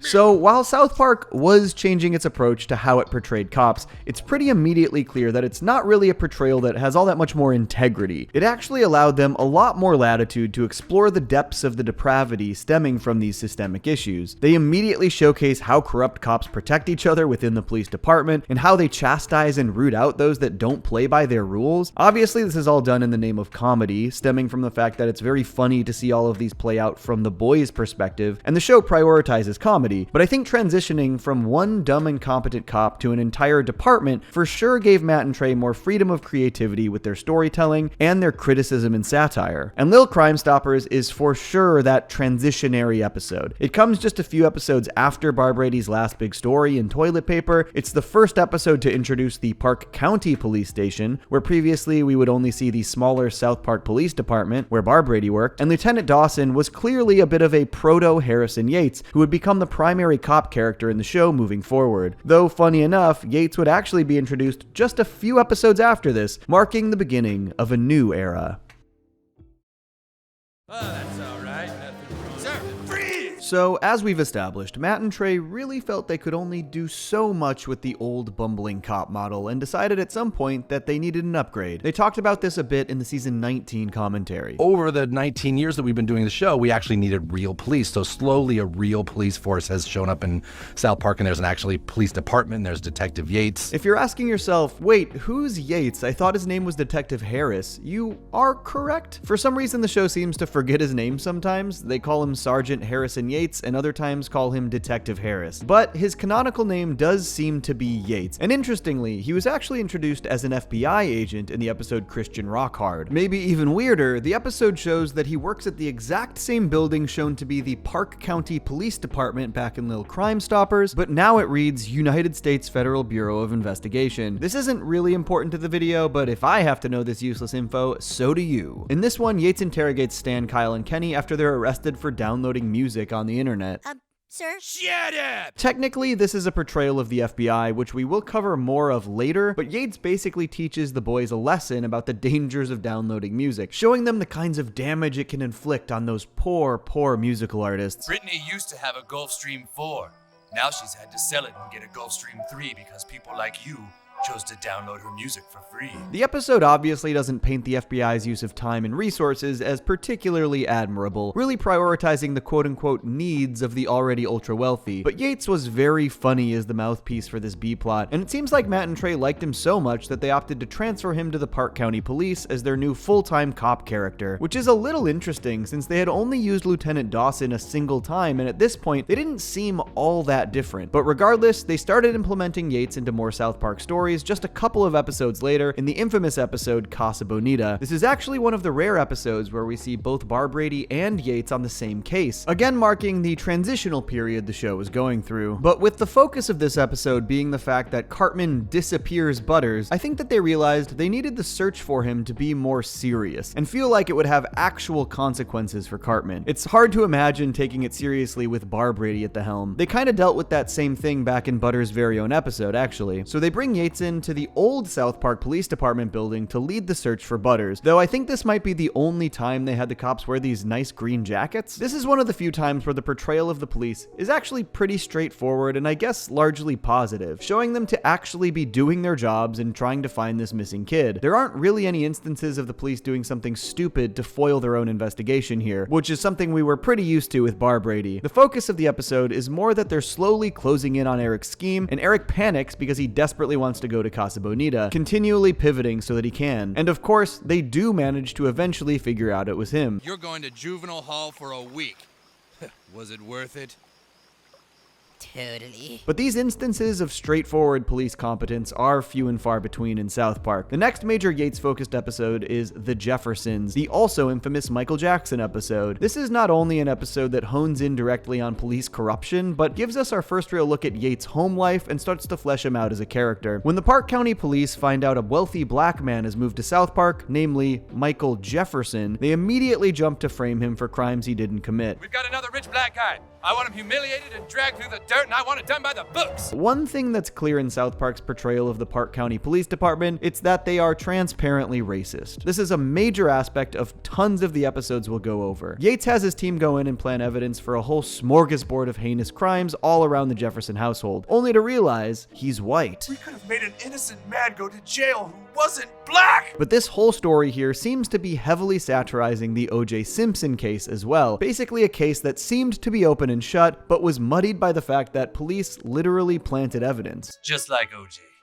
Do you know how hard those cops worked to frame him? Which truly is crazy. I mean, OJ definitely did it allegedly, and primarily got off because of the aforementioned planted evidence, and that's basically what they show the police do here in this case as well. Even beyond the Park County Police, they contact the Santa Barbara PD, who claim they planted all of the molestation evidence against him in the first place, obviously alluding to the real case against Michael Jackson. That's damn fine police work, Sergeant. Damn fine. But the Park County Police in this episode are basically so invested in planting evidence to frame this guy that they're somehow actively ignoring and missing the completely shady behavior he is exhibiting. Literally, while they're planting the evidence against him in his home, Mr. Jefferson is climbing into kids' windows and trying to sleep in their beds. This episode also actually starts to dive a bit into Yates' home life and introduces his wife Maggie, who helps motivate him after he questions himself. Framing rich black men for crimes they didn't commit is in your blood. So this is the first real episode that showcases Yates as the guy in charge at Park County PD, and also the first that gives us a look into his personal life, and it makes his motivations pretty clear. And I think the next major Yates episode also reveals why he ended up being such a good Bar Brady replacement. Because where you can do episodes like The Jeffersons that satirize the systemic corruption of the police in a comedic way, you can also do episodes like Cartman's Incredible Gift, where Yates is shown to be, much like Bar Brady, pretty fucking stupid. In this one, while investigating the left-hand killer case, Yates very foolishly believes that Cartman, after suffering head trauma, is now psychic. Where are my car keys? Probably in your front pocket, dumbass.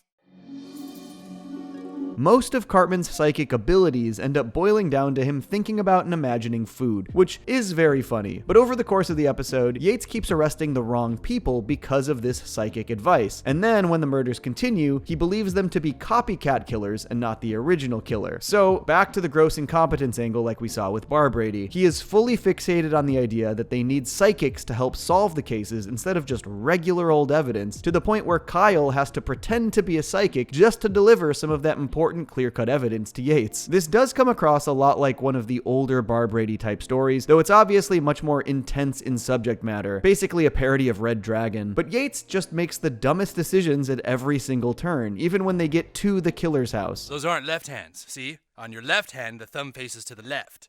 Those are all right hands. Honestly, the time it takes Yates to get to the answer is so funny. They show an entire montage of him trying to figure out that you can just turn your hand around. So even in this Yates era, they choose some episodes to utilize and satirize the entire system, and others just to make the primary detective out to be a comically inept idiot. Kind of the best of both worlds. Yates often takes a background role as well, just popping in and out when there's something that requires investigation, but doesn't fit into the story in a larger sense. He's at the hostage scenario in the death of Eric Cartman. He investigates the disappearance of the Orca and Free Willsiacs. He explains case details to the Hardley Boys and Mystery of the Urinal Deuce. So that's about the long and short of it, Hardley Boys. There were 2 towers that stood right here, and they're gone. Okay, besides that last one, there are times where they just keep utilizing Yates and the Park County Police as a police presence without applying any sort of incompetence, negligence, corruption, or comedic spin. But those times, again, do seem to be few and far between. Season 10's Miss Teacher Bangs a Boy is one that is particularly damning. Even just these quick interstitial interactions between cops here. Are you sure you're not lying, Foley?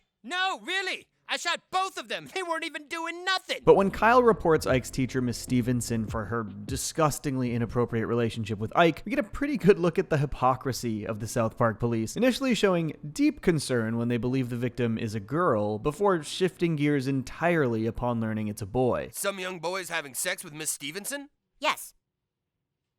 Nice. Nice. I mean, this is one of the most heinous crimes we've ever seen be brought to the police in South Park, and they not only don't take it seriously, they display actual jealousy towards Ike. We need to track this student down and give him his Luckiest Boy in America medal right away. They only arrest Miss Stevenson because they're pressured to by Kyle and Principal Victoria, and then when she blames alcoholism, they don't even pursue a case. It is wild. Yates and his department also happily take tips from the hero known as Mysterion, who nobody seems to be able to tell is an actual child, though we know this is Kenny and he's pretty trustworthy. And they also mostly seem to be pretty annoyed by a certain other superhero. But there's one episode in particular that not only lambasts the police's methods, but also dives into the psyche of Yates even further. Freeze! Butters' bottom bitch sees Yates go undercover and perform sting operations to try and curb the rise of prostitution in South Park. But rather than simply arrest the people who proposition him, he fully goes through with whatever debaucherous act they're looking for and then arrests them over and over again. He is fully participating in the act that he's prosecuting. I think there's a couple angles here with the commentary. This feels like it's about the hypocrisy of cops who do this same thing in other areas as well. Undercover operations, like when selling drugs, they just kind of see the police literally committing the crimes they arrest people for. But on a personal level, it's definitely interesting how eager Yates was to abandon his actual police work and spend as much time as possible on the street. There's a tiny through line here in his story showing that he's kind of a guy who seeks escape from the life he chose through various outlets, one of the others being Red Dead Redemption 2, which we'll talk more about later. His career is obviously filled with questionable judgment. In City Sushi, he fully blames an Asian turf war on Butters, which is obviously a very Butters thing to happen, but also clearly wasn't actually his fault. The episode 1% has some pretty interesting commentary as well. In this one, a few people start to protest outside Red Robin, and the police throw literally all of their resources into containing it, so much so that it's entirely clear that the real cause of the problems and disruption are the police themselves. We have riot officers here, here, and here. The media has been contained to this area. And where are the actual protesters? Oh, these two people right here. This episode was obviously produced during the Occupy Wall Street protests, but in general, this feels like a pretty blatant indictment of the way police handle protest crowds, often antagonizing and exacerbating things to the point where they cause more issues than they solve. Other times, they just outright admit that they can't help, like in the episode Insecurity, when everyone was fully spiraling about delivery men and Banes, thanks to their, as the episode is aptly titled, insecurities. There's nothing more we can do to protect your homes. But there's someone here who says he can. They just fully hand things off to the security companies here. A Nightmare on FaceTime also showcases their incompetence as they completely fail to apprehend the Red Box killers, instead straight up murdering their own man and completely forgetting the crimes they were actually trying to prevent and prosecute. We got this son of a bitch.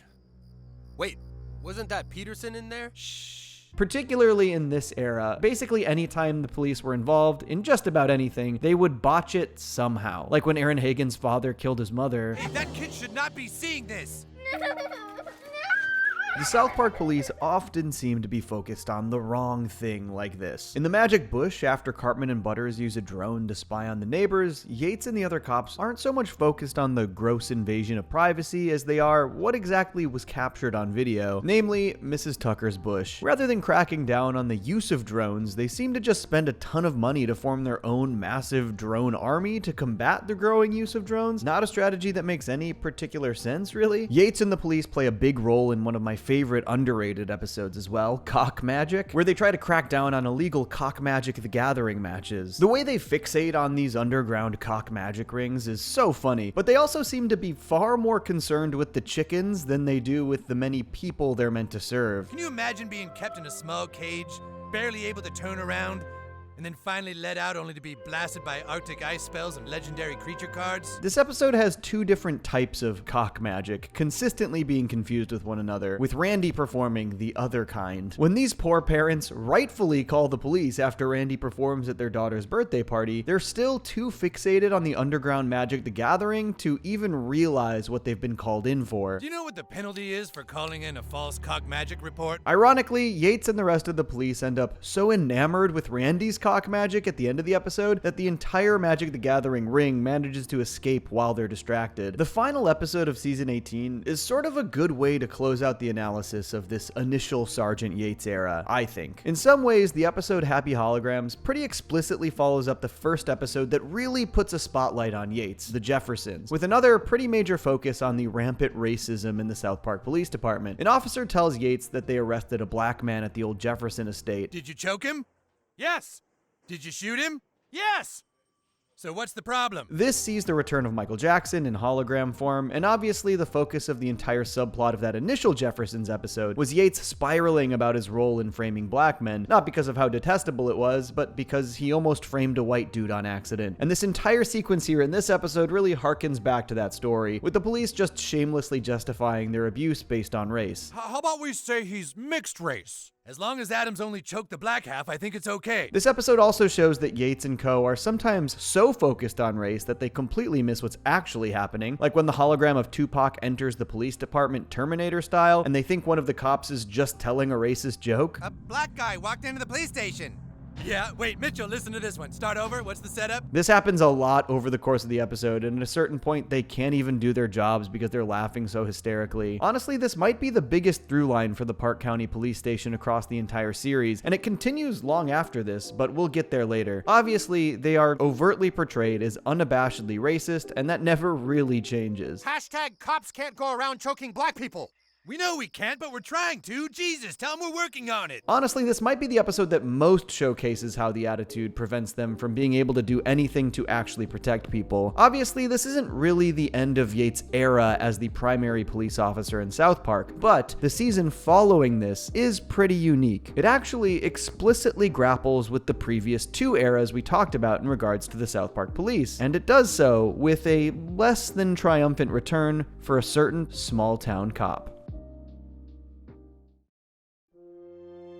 I like to be needed.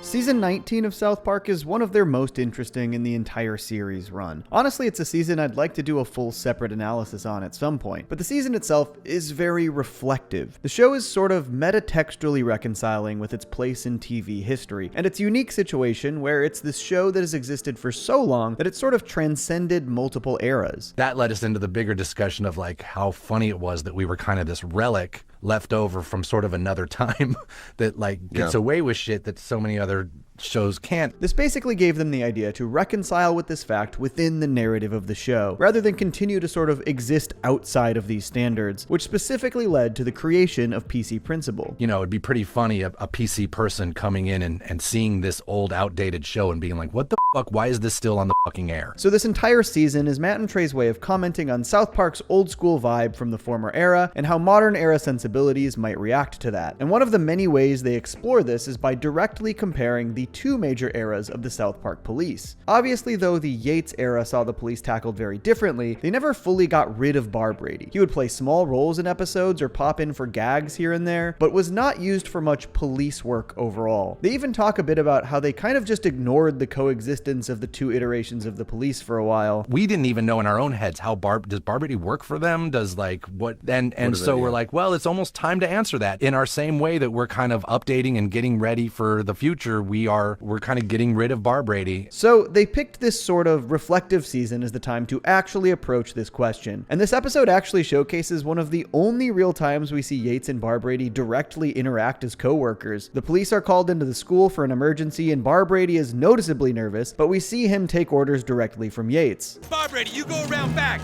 Of course, PC Principal's call-in was not an emergency at all, and Bar Brady rushes into the room panicked and shoots a 6-year-old. So this setup, to me, is pretty genius. They take on the more serious tone of some of the police-focused stories that the more recent era is known for, with a full squad encroaching on the school, but then also place their former cop archetype in that scenario. The dumb, bumbling, incompetent idiot who wanders in and completely blows it. And by placing their former approach to a cop character in a more modern scenario, they really highlight how not only the times have changed, but how the cultural reaction to this kind of subject matter has changed. In the PC world, kind of talking about how you can't do that shit anymore, cops. And it's not funny. Yeah. And even in the show, it's just like the comedy line is moved of what people want to laugh about with cops, and it felt out of date. So that is clearly the approach here, placing the incompetent Bar Brady in a serious police scenario and showcasing the fallout from that kind of massive mess up. You shot an unarmed 6-year-old Latino child. I'm sorry. You are fired. I do think their approach for the rest of the episode is pretty interesting from a character perspective though, because for basically the first time in the entire series, they give Bar Brady a sadder and more empathetic story. I used to be the only policeman in this town, remember? You're from another time, Bar Brady. And the last thing that needs to go. Obviously, we all know Bar Brady is a terrible cop, but it mostly stems from stupidity and ignorance and general lack of capability, whereas the police regime that replaced him within the series showcases much bigger, more insidious systemic issues: corruption, racism, gross negligence, etc. And so with that in mind, they tell this sort of sad, somber story of Bar Brady losing his job and struggling to make ends meet because it's the only thing he's ever known. This is for sure the most we've ever learned about Barbrady's home life. In the early days of the show, we did get confirmation that he has a wife on a couple of occasions. Barbrady, your wife called. She wants you to get some pizza on the way home. God damn it! And the episode sort of teases the idea that she's still around as he comes home and explains that he lost his job, with a maybe more heartbreaking reveal that his wife has seemingly passed and all he has left is this poor old pup. Might be a little tough to afford your medication, but I'll find a way. You know me. I like to help. This is maybe the most significant and sympathetic glimpse into Barbrady's psyche and life that we've ever gotten. This sort of sad, incompetent man who just wants to help people even if he isn't actually very good at it. Barbrady's apartment also holds so many details about his life. There's even a framed newspaper lauding Barbrady for apprehending the chicken lover back in season 2, one of his proudest accomplishments. But his apartment is a mess. It's covered in beer cans and bottles, hinting at his depression and isolation. The only person he has left is his old pup, who he now is worried he won't be able to take care of. Again, I really love this approach to this story because they pretty specifically explore the idea that Barbrady is not a bad person, he's just kinda stupid. But at his core, he wants to help. But now he's lost his job, he has lost his wife, and nobody really wants his help anymore. I think that previous line we heard him say is meant to really intentionally juxtapose Barbrady, the dumb incompetent cop, with the larger police force that is riddled with systemic issues. I like to help. I like to be needed. Barbrady likes and wants to help people. Sure, he's not good at it, but this small fact is pretty important when compared with Yates and the Park County Police Force. In this episode, they explicitly show that helping people is not their interest. They're the kind of cops who have joined to have authority and to abuse that authority. See, it used to be we could beat up minorities and nobody cared. It's the reason a lot of us joined the force. But the episode also showcases the hypocrisy of the people here in South Park who have moved into this new progressive era, but in a fully superficial way. Once they brush off and reject the police, they start to panic about homeless folks who are in front of the Whole Foods and think that kids playing ninja are actually ISIS, and they have no meaningful plan to address these things. Because again, their progressiveness is a facade. It has no substance behind it, and so they just immediately try to crawl back to the police to help them. And when the police don't listen, they all go back to Barbrady, who after failing to find a job has been evicted and has become homeless himself. Man, they really break your heart with Barbrady here. Him and his little dog just sitting in their outdoor box with the portrait of his wife there. Ugh, so sad. And then there's also the hilarious irony here. They fired Barbrady for shooting a kid and then try to recruit him specifically to shoot more kids. I don't want to shoot kids! God, poor Barbrady. They took advantage of the fact that he was desperate and has a desire to help people. They put him in another scenario they knew he was not prepared to actually handle, and then he shot another kid after being told the ninjas were ISIS. And of course, the people who roped him into the scenario took responsibility, right? Everybody told me they were terrorists! We thought they were, but if it turns out they aren't, as a policeman, you have to figure that out. This sentiment isn't fully wrong, and obviously the scenario is intentionally messy for comedic effect, not making anybody look good, but the message here is explicitly that Barbrady does not have what it takes to be a policeman in these times, and I think there are a few ways to read into that commentary-wise. On the more obvious side of things, the police are rightfully scrutinized because often their jobs are life and death for the people involved. Barbrady is not competent enough to hold up to that scrutiny. But on the police side of things, this episode explicitly shows that these police officers don't have a desire to help, protect, serve, etc., even though Barbrady does. It's kind of a commentary about modern police. Barbrady doesn't have what it takes. He doesn't fit in with them. This is all pretty interesting because obviously we've seen Barbrady do some very dumb, incompetent stuff over the years, and he isn't really fit to be a police officer, but when compared to the sort of corrupt system that he's been replaced with in the new show, which is better? Barbrady plays a little role for the remainder of season 19 in the sort of 3-part ad trilogy finale, and he actually gets to help people throughout. He saves Jimmy from the Geico employee, Terminator style. Come with me if you want to live!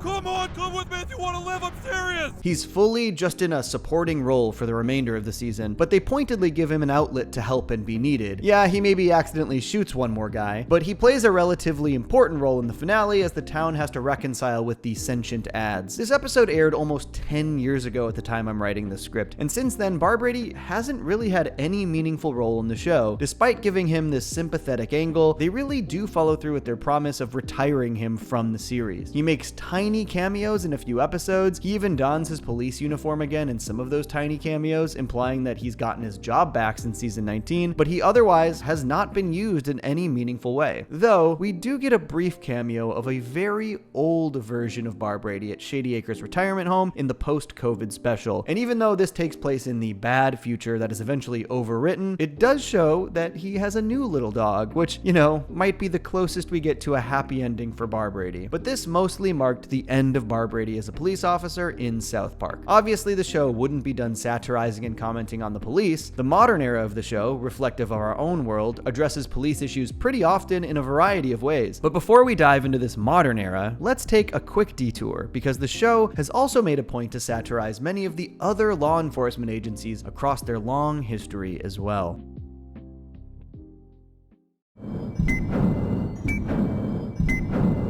Obviously, the local police were the primary target of South Park's satirization, but over nearly 3 decades, of course they've parodied other federal law enforcement agencies as well. The one used most often, as you might expect, is the FBI. You'll see that there's FBI guys in about a third of all the South Park episodes, and they all kind of change. We kind of lost these guys and went to different looking ones, but there's always just random FBI guys all the time, which is sort of true in life. There's always a random FBI guy around. Whenever any shit goes down. The first use of the FBI was in season 1's Starvin' Marvin, when the boys try to order a Tissot digital sports watch off the TV and are instead sent a starving Ethiopian child. This first FBI appearance doesn't make them look particularly competent either. They arrive at Cartman's house to bring Marvin back, but instead they grab Cartman, thinking he was the Ethiopian child they needed to return. Here's your sports watch, son. Sorry for the mix-up. In Cow Days, they help surround and try to corral the cow cult that forms around the massive memorial statue, which leads directly to the cows all jumping off of a cliff. Not a super great look. In season 4, they attempt to mass arrest members of the disgusting group Nambla, only to realize they accidentally pursued the North American Marlon Brando lookalikes instead. Oh crap, we've got the wrong Nambla. They're involved in a big Benny Hill style runaround in this one as well. South Park didn't often portray the FBI's methods as particularly effective. Johnson, sir, check the goat for diseases. Yes, sir.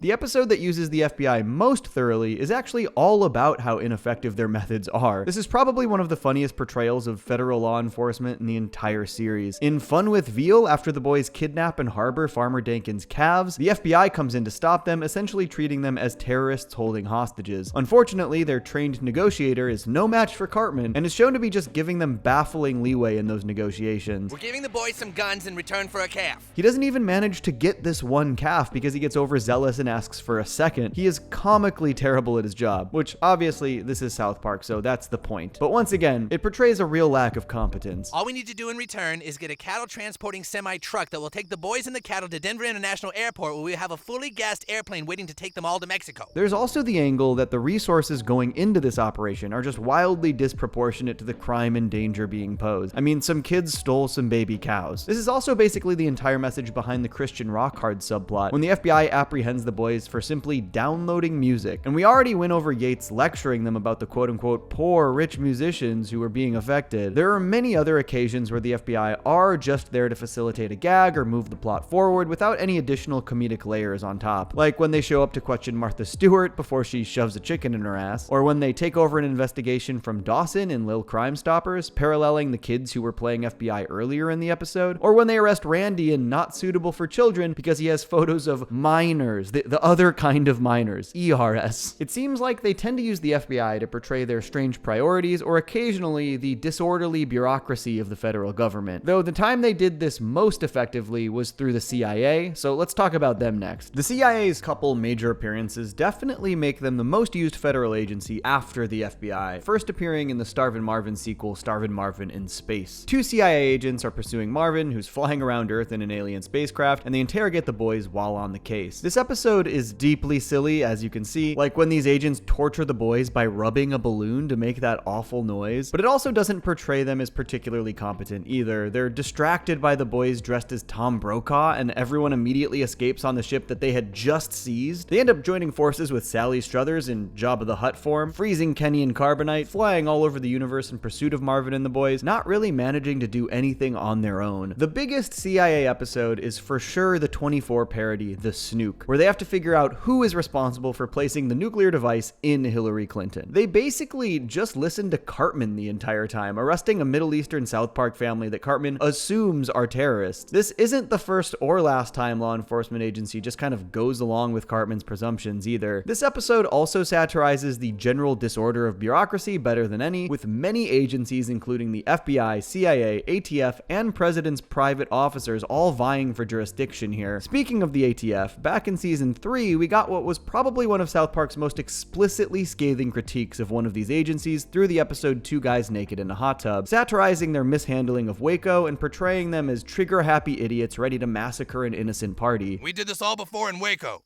Yes, but you totally screwed up Waco. You killed a bunch of innocent people and then tried to say they killed themselves. Matt and Trey were very clear in their commentary about how they felt about the ATF's handling of the Waco incident. There was like some HBO documentary right around this time that came out about Waco, and we saw it and we're like, wow, boy, they really f***ed that up. The episode Major Boobage briefly showcases the DEA in another example of what seems to be criticism of their priorities. When many people start to get hooked on cheesing, which stems from cat piss, they just straight up start confiscating cats from children. Oh, where? Get over it, druggie. Season 23's Mexican Joker brings ICE into the mix as they round up suspected illegal immigrants and put them in detention camps. They don't portray them as particularly diligent in their methodology either. So anyone can make an anonymous tip and you can round up families and send them away? After Cartman's tip-off, they arrest Kyle's family, and when they realize that Kyle is Jewish, not Hispanic, they pretty immediately panic. I mean, they rounded up a Jewish family and put them in a camp. It seems pretty clear the parallel that the episode is making here. I'm just here because some fat, intolerant asshole didn't want me around. Yeah, that's why I'm here too. So, the show has obviously always incorporated these other agencies into their stories in numerous ways, often shifting depending on the story and era in which they're telling that story. And though the Park County Police Department would still maintain much of its prior characterization post-Bar Brady, they definitely started to focus on some of the bigger modern criticisms of the police more directly as well. Boys, we are back in business.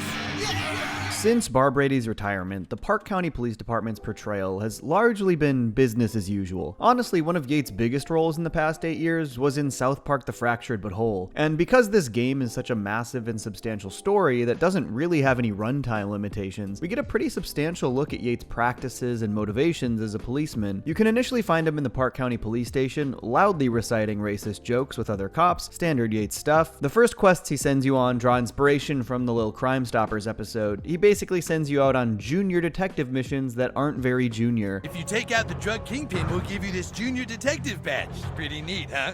Now get out there! But these missions all amount to rounding up completely innocent black folks in town. You have to take out Nicole's dad and then Tolkien's dad, and he makes it pretty clear that this is kind of just what the Park County Police Department does. Brilliant work, hero. You're really getting into the program. You understand exactly what we're doing, and you're doing it right along with us. The game also isn't shy about showing the police officers using drugs and partying with no repercussions either, but the focus is definitely on the overtly racist tactics they use. I know that to a young kid it can seem like cops are racist and bigoted, but you can't believe what the media tells you. Cops are just people, like you, your friends, your family. People who work hard to— Spook! Oh!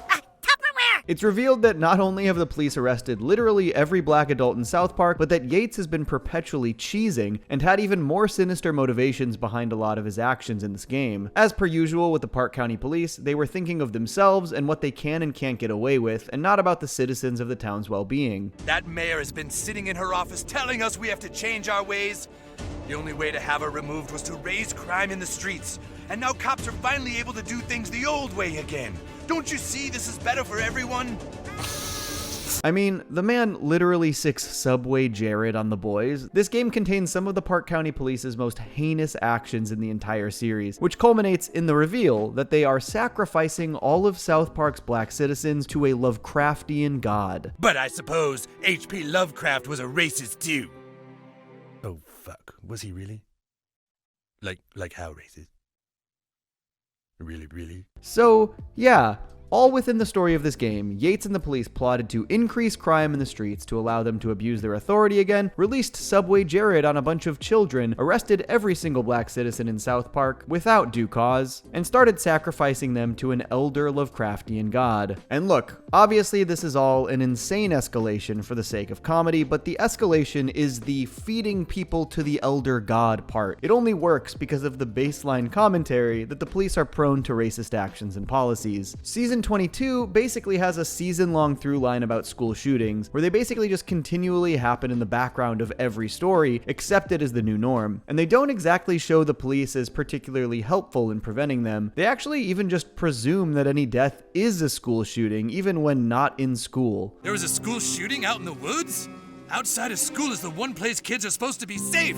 In this episode, Time to Get Cereal, Yates is continually looking for a kid to pin the ongoing Man-Bear-Pig maulings on, refusing to even entertain the idea that it's not a school shooting. This episode also showcases where Yates' priorities lie, as his biggest frustration across the episode isn't the non-stop death, but the fact that it's preventing him from playing Red Dead Redemption 2. And at the end of this episode, they fully arrest and charge the boys with the school shooting, despite countless eyewitnesses pinning it on Man-Bear-Pig. Though outside of Fractured But Whole, the pandemic special definitely puts the most focus on police. In this one, they've been defunded and are called in to replace the teachers at South Park Elementary when they're in a pinch. This might be our last chance at a job, so I don't want any unnecessary deaths.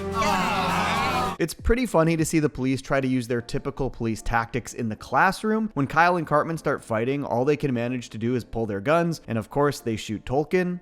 Got him!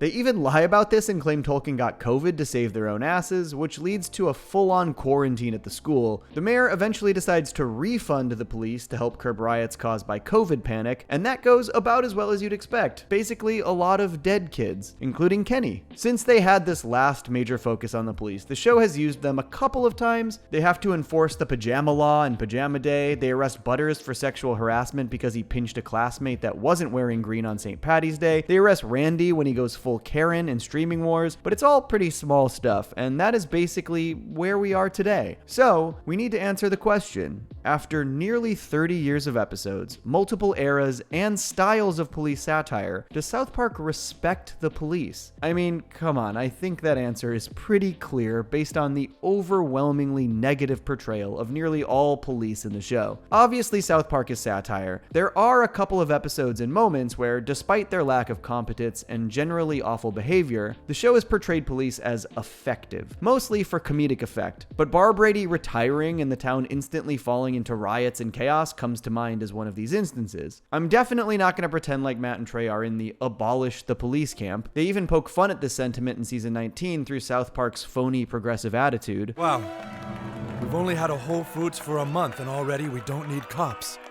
So cool. My favorite line of the season is Randy goes, wow, we've only had a Whole Foods a few weeks and we already don't need cops. And we don't need cops. Like, yeah, it's pretty awesome. That's it. Yeah, I love that. That's the whole season in a nutshell. Like that kind of added, like Randy sort of encapsulating that kind of dumb reduction of that whole thing. They've also talked in commentaries about how they have a friend in the police department that they go to for insight when writing police-centric stories on South Park. So obviously they aren't ACAB people. But honestly, that doesn't really come across in the show, because even though South Park focuses on some specific police who are very dumb and or corrupt and or racist, they don't really ever show other police officers who are actually good at their jobs to juxtapose them with. In fact, when they do showcase police outside of South Park, they often are also dumb and or corrupt and or racist. Like 97% of the time the police are involved in any South Park story, they are either actively messing things up, showcasing complete incompetence, undergoing wildly corrupt actions, displaying perverse racism, or just being incredibly stupid. So,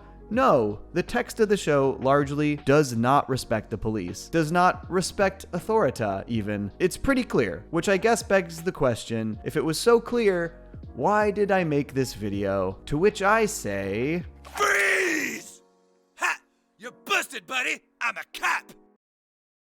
When it comes to South Park characters who have become absolutely beloved despite not being the center of attention all that often, you have to talk about the Goth Kids. Following their introduction in Season 7, these brooding misfits quickly turned into fan favorites, even though for nearly 10 entire years after the fact, only one of them even had a name. But between their distinct designs, their insanely quotable lines, and the way that they're used to pointedly but still very lovingly satirize goth culture, you'd be hard-pressed not to warm up to them after a while. Never mind the fact that, for all their talk about death and despair, they honestly have one of the most wholesome friendships in all of South Park. So, settle into your favorite booth at Village Inn, make sure you're topped off on black coffee, and prove that you're no conformist by watching this video on South Park's Goth Kids.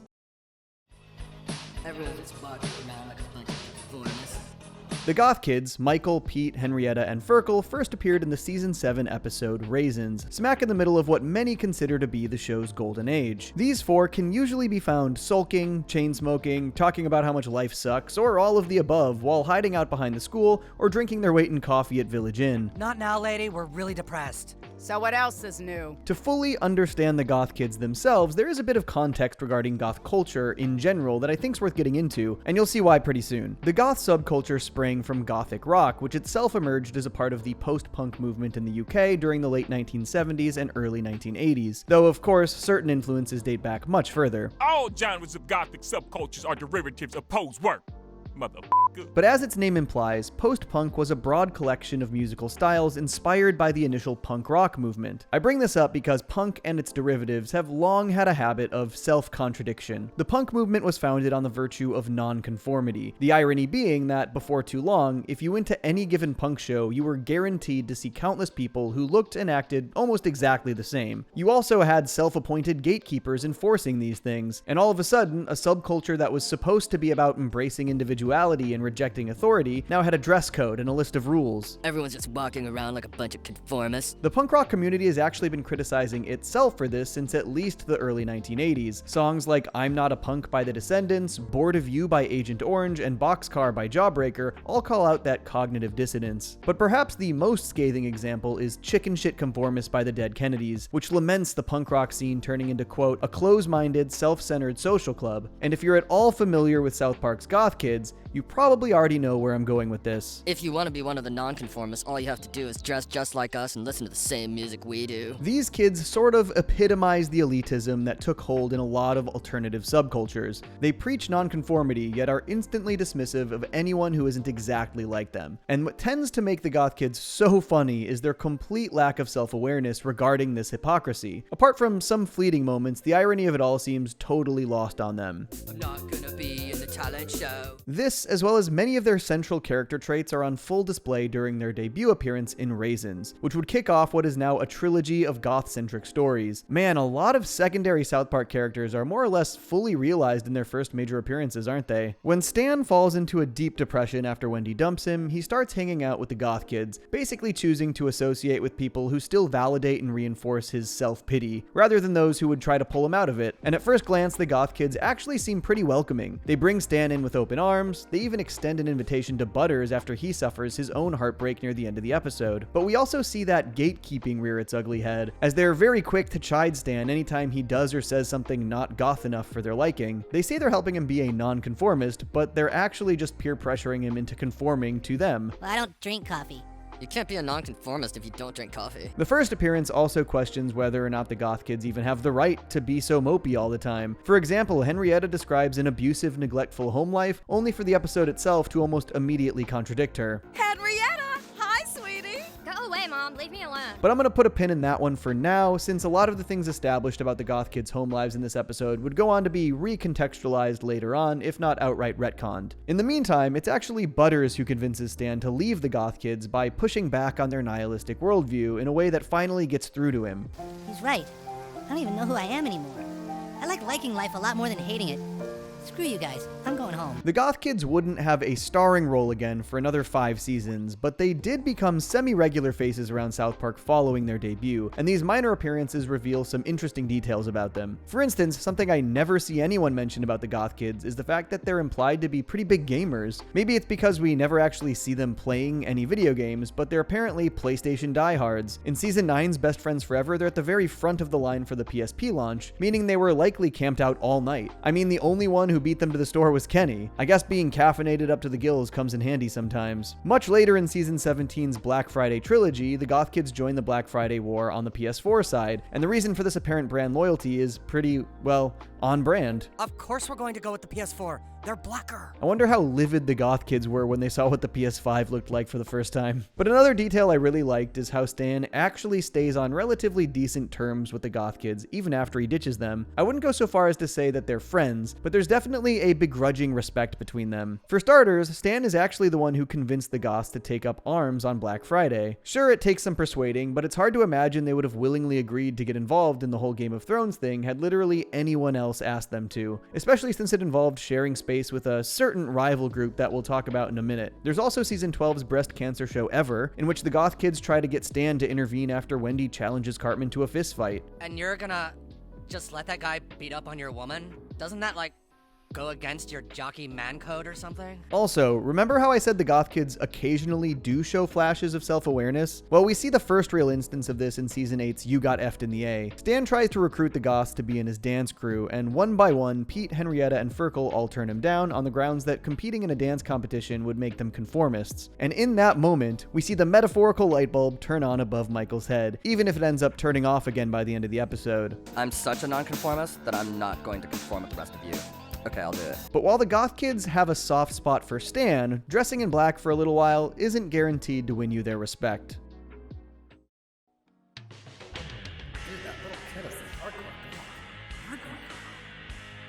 One of the more interesting things about South Park's satirization of goth culture is the fact that, generally speaking, real-life goths seem to find it pretty endearing. And as far as I can tell, there are a couple of reasons for this. First of all, while series creators Trey Parker and Matt Stone definitely make a lot of jokes at the expense of the Goth Kids, it's usually in good fun and rarely comes off as too mean-spirited. I think we just got put in our place.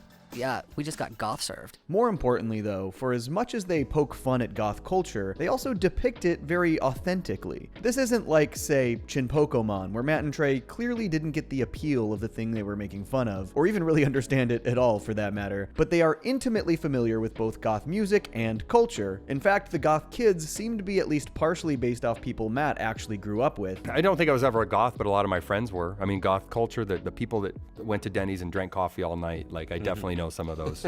Matt and Trey have also made no secret of the fact that they're both huge fans of The Cure, one of the bands that was at the forefront of the original gothic rock movement in England. They even got The Cure's frontman Robert Smith to voice himself all the way back in Season 1's Mecha Streisand, and they did not hold back on the glazing either. Wow, Robert Smith is the greatest person that ever lived. Our savior. This familiarity is rather evident whenever Matt and Trey parody gothic rock in the show. Like, their version of it is obviously exaggerated for comedic effect, but honestly, not that much. It's pretty spot on. That theme of authenticity is at the heart of the Goth Kids' second major appearance in the Season 12 finale, The Ungroundable. This was a pretty unique note to end the season on, as none of the main 4 boys appear in this episode for more than a minute or two. Rather, this story is split up pretty evenly between the Goth Kids and Butters. It also notably marks the introduction of the Vamp Kids, an ever-growing group of elementary schoolers who identify as vampires, complete with plastic fangs and blood rituals. Don't worry though, it's actually just Clamato juice.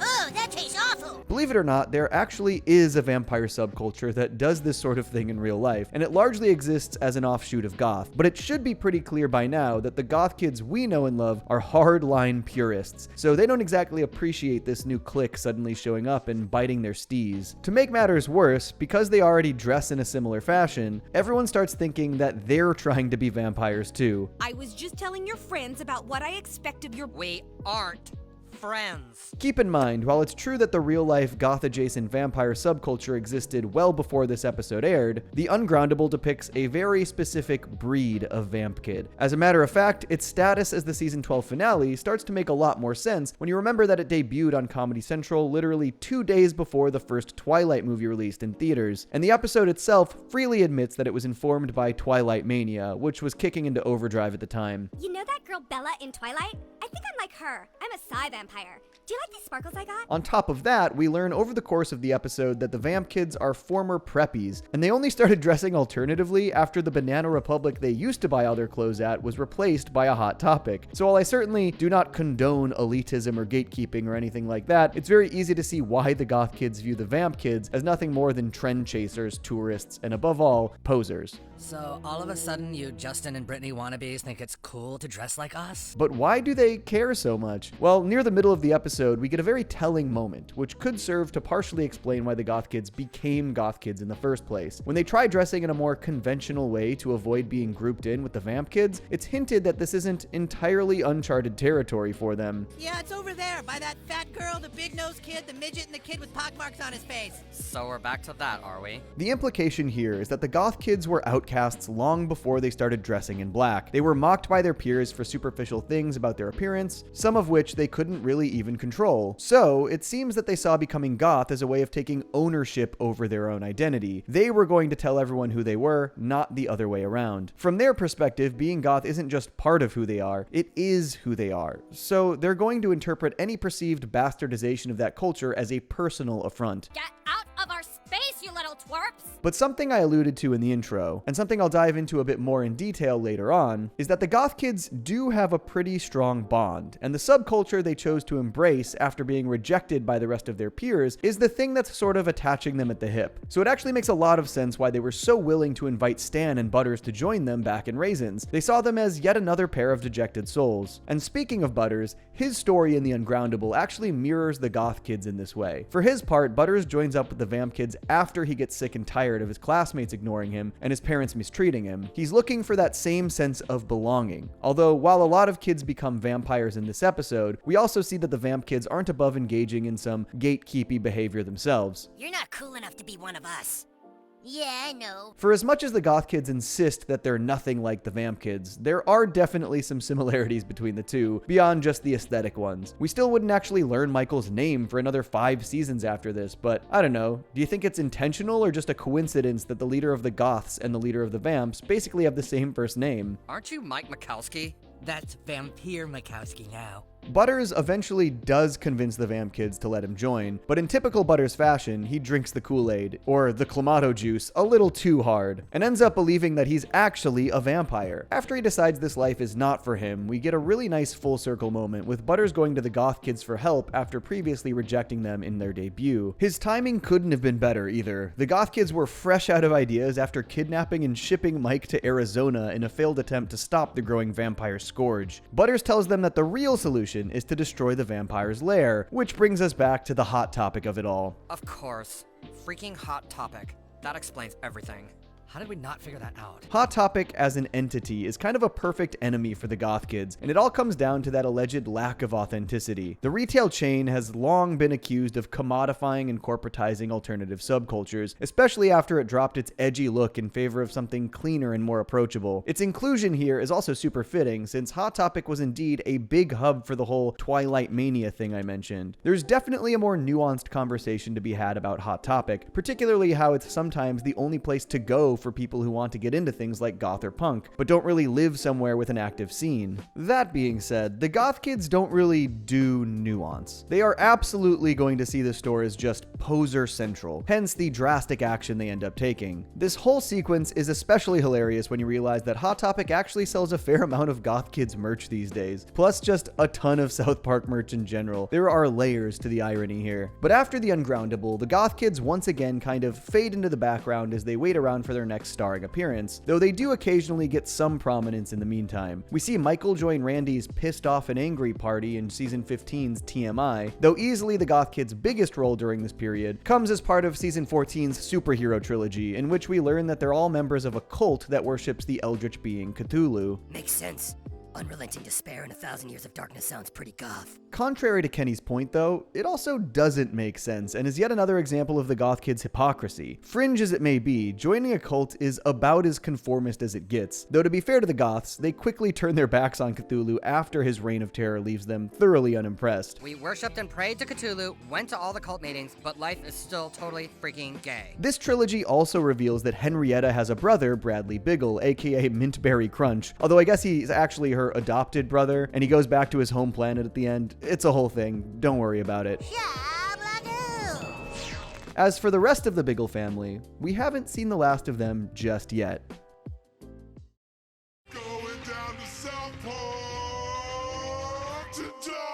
South Park's trilogy of goth-centric tales reached its conclusion in the aptly titled Season 17 episode, Goth Kids 3: Dawn of the Posers, and this is by far the biggest outing to date. Whereas Raisins inserted them into a Stan-centric plot, and the Ungroundable kept Butters around as sort of a tether to the main cast, this is an out-and-out Goth Kids story from top to bottom. They even get their very own custom intro sequence. So it should come as no surprise that this is the episode that tells us the most about the Goth Kids' home lives. It's not a super thorough deep dive, mind you. I mean, we still barely know anything about Furkel, but considering that he's a 5-year-old who smokes cigarettes and carries around a switchblade, it seems safe to assume that something's not quite right there. Dude, that little kid is hardcore goth. Hardcore goth. But if you'll recall, I mentioned earlier that there are some background inconsistencies with the Goth Kids. So let's get into the weeds a little bit. Back in Raisins, Michael alludes to his parents being divorced, citing this as one of the reasons for his gloomy outlook on life. Love didn't work for my mom and dad.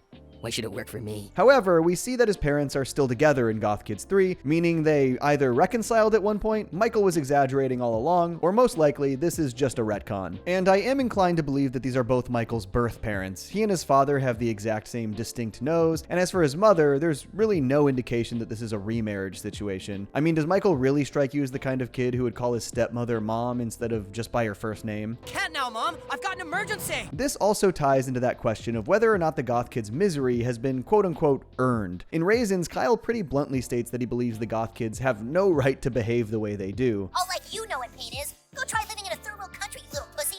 I'm not gonna live in a third world country with all the conformists. It's interesting that Kyle says this to Pete specifically, because while Michael and Henrietta live in the same 2-story suburban houses as most of the other kids in South Park, Pete appears to be worse off than many of his peers financially, as we see in Goth Kids 3 that he lives in a trailer. Again, they don't really dive too deep into this, but you do have to wonder if his family's economic status contributed to his bleaker outlook on life. That brings us back to Henrietta, who is decidedly the Goth Kid we know the most about in terms of her home life, but that largely feels kind of incidental up until this point. It's kind of a byproduct of two things: the fact that Henrietta is related to Mintberry Crunch, and the fact that Henrietta's bedroom seems to be the Goth Kids' go-to hangout, outside of Village Inn and the loading bay behind the school. Henrietta, your little brother wants to play with you. Go away, Mom. I hate you. But what we do see is that Henrietta seems to live on a different planet than the rest of her family. Her mother is bubbly and doting, yet from the way Henrietta talks about her, you'd think she's the worst person to have ever lived. You know, like the opposite of Robert Smith. On its face, this simply paints a picture of a bratty, ungrateful kid, further playing into the idea that the Goth Kids are just miserable little jerks for no good reason. And on Henrietta's end, that's the impression you get from the vast majority of her appearances. But Goth Kids 3, which also marks the first appearance of her father, seems to challenge that idea a little bit, because this is easily the episode that paints Henrietta's parents in the worst light. And apparently, we're not the only parents who have a child that is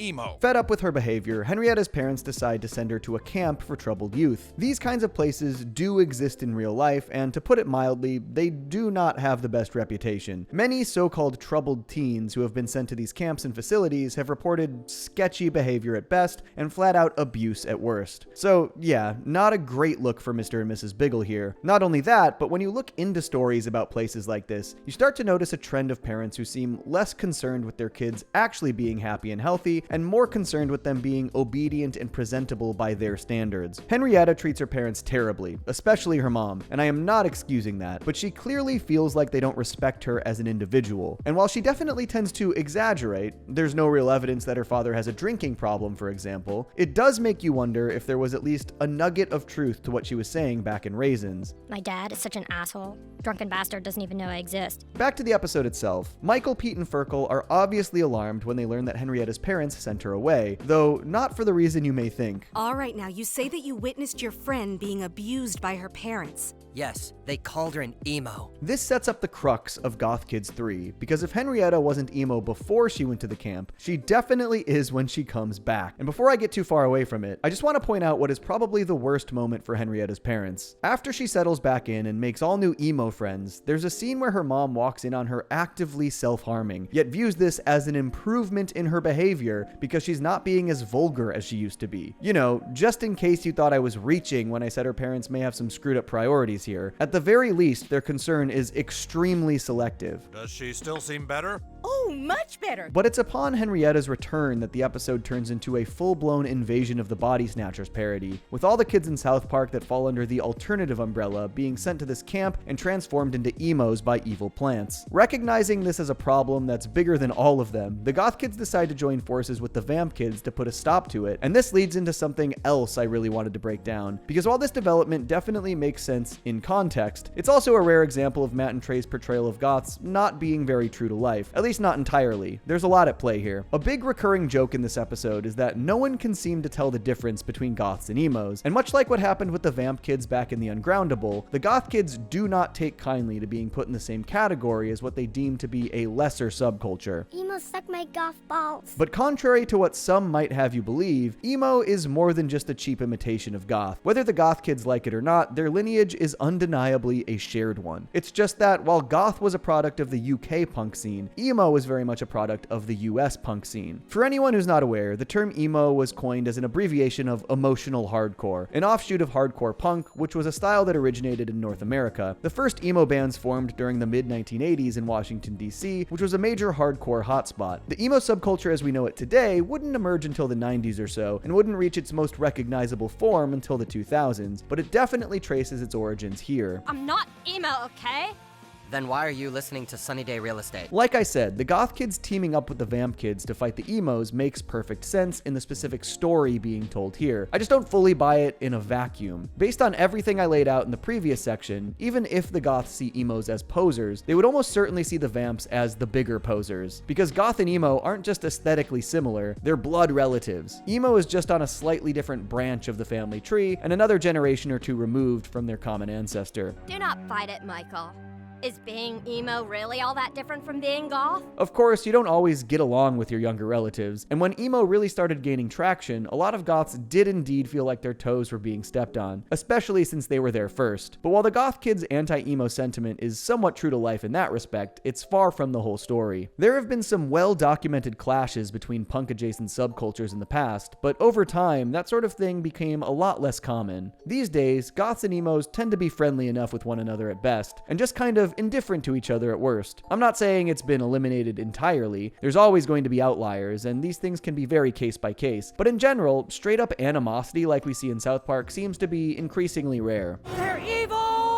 As a side note, emo has developed its own issues with elitism and gatekeeping over the years as well. Frankly, in this day and age, you're far more likely to see members of these subcultures squabbling amongst themselves than beefing with each other. But even that's becoming kind of passé, partially because there also tends to be a lot of crossover among these cliques in modern times. This has always been the case to an extent, but it's a lot more normalized today. Again, it's a multifaceted situation with a lot more nuance than any 22-minute cartoon could really get into. Hell, if I tried to get into all of it, we'd be here all day. So I'm by no means faulting South Park for that. It just felt worthwhile to mention. The point is, while the Goth Kids' hardline purist mindset still exists, it's feeling more and more like a relic with each passing year. But the reason it ultimately works is because it is so in character. These kids are nothing if not stuck in their ways when it comes to splitting hairs. Edgar Allan Poe was the original Vamp Kid. No, he was the original goth. I should also point out that while the emo subculture reached the peak of its visibility in the 2000s, it had become kind of a punchline by that point. It was not uncommon at all to hear people using the word emo pejoratively, and considering the lengths they went to avoid being grouped in with the poser Vamp Kids in the Ungroundable, it definitely tracks that they take issue with being called emo too, given the stigma around the term. They even kind of foreshadowed this back in season 12. Hey, emo kids! Cartman and Wendy are gonna fight after school! Did she just call us emos? Funny enough, the Vamp Kids could probably really relate to the emos in this respect. If you were on the internet at all in the late 2000s and early 2010s, you'll know that Twilight was also just a massive punching bag at the time. You mean that one of us might not really be a Vamp Kid? But another thing the show doesn't really get into is that while a lot of goths did take issue with being called emo in real life, it actually went both ways. A lot of emos felt the same way about being misidentified as goth. It all goes back to that feeling like your chosen identity isn't being properly respected or acknowledged. Over time though, I think most emos, goths, and everyone in between got wise to the fact that it wasn't really each other's fault. And to be fair to the Goth Kids a little bit, while they are broadly similar, there are some pretty clear differences in the way they present themselves compared to the Vamps and emos, if you take more than a second to look at them. It's just that most people outside these circles can't really be bothered. They aren't goth! They're douchey little vampire kids! Looks the same to me. Still, the characterization of the Goth Kids remains pretty on point here. Because they have such a stubborn, rigid way of looking at these things, it is unfathomable to them that anyone could ever confuse them for emos, even as an honest mistake. And that's how you end up with them saying things like this without even a shred of irony. Emos suck! They're vile, self-pitying, depressed assholes! Their elitist mindset becomes especially egregious when you factor in their age. Given that South Park's timeline is constantly sliding forward, the Goth Kids wouldn't have even really been there for the advent of the modern emo at this point, and wouldn't have been there for the earliest days of goth regardless. What's Betamax? Exactly.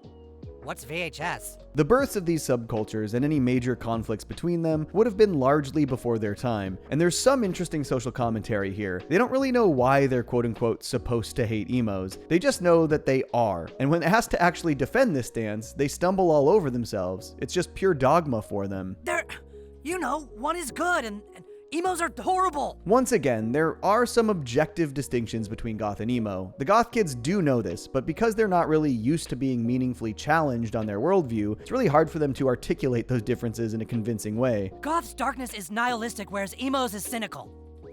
Wait, I thought we were cynical.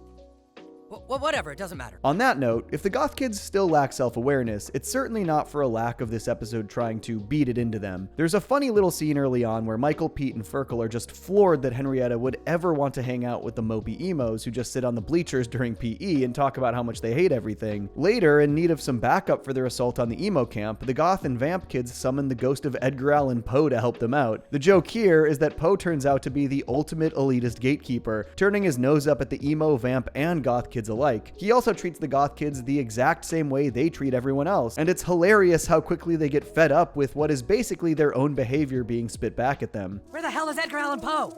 He said he was over this and was gonna hang out at the Village Inn. Finally, there's the eventual reveal that the so-called emo plants weren't actually doing anything at all. It was just an elaborate reality show prank on the groundskeeper. The Goths and Vamps who become emos did so of their own accord, after just a little bit of suggestion. It's such a hard left turn that Ferkel turning out to be a double agent barely even registers. When Henrietta learns about this, she is mortified, but although the boys give her an out, and things kind of go back to business as usual afterwards, it does seem like something got through to her. Henrietta's next noteworthy appearance actually comes in South Park The Fractured But Whole's From Dusk Till Casa Bonita DLC, in which she joins Mysterion and the New Kid in their fight against the Vamp Kids. Come to think of it, it's interesting how the Fractured But Whole's two story add-ons each ended up being a showcase for one of the Biggle siblings. But while Henrietta still has no love for the Vamps, she does at least seem to have a new understanding of how someone might confuse her for one. She's still hostile about it, of course, but she more or less admits that the only immediately obvious difference to the untrained eye is that goths smoke cigarettes and Vamp Kids don't. You know, if you were goth, you wouldn't even care about having friends. Really? Well, what would I have to do to be goth? It's easy. However, Henrietta also says in that very same cutscene that goths don't care about having friends, and that, my friends, is the biggest lie of them all. No, I'm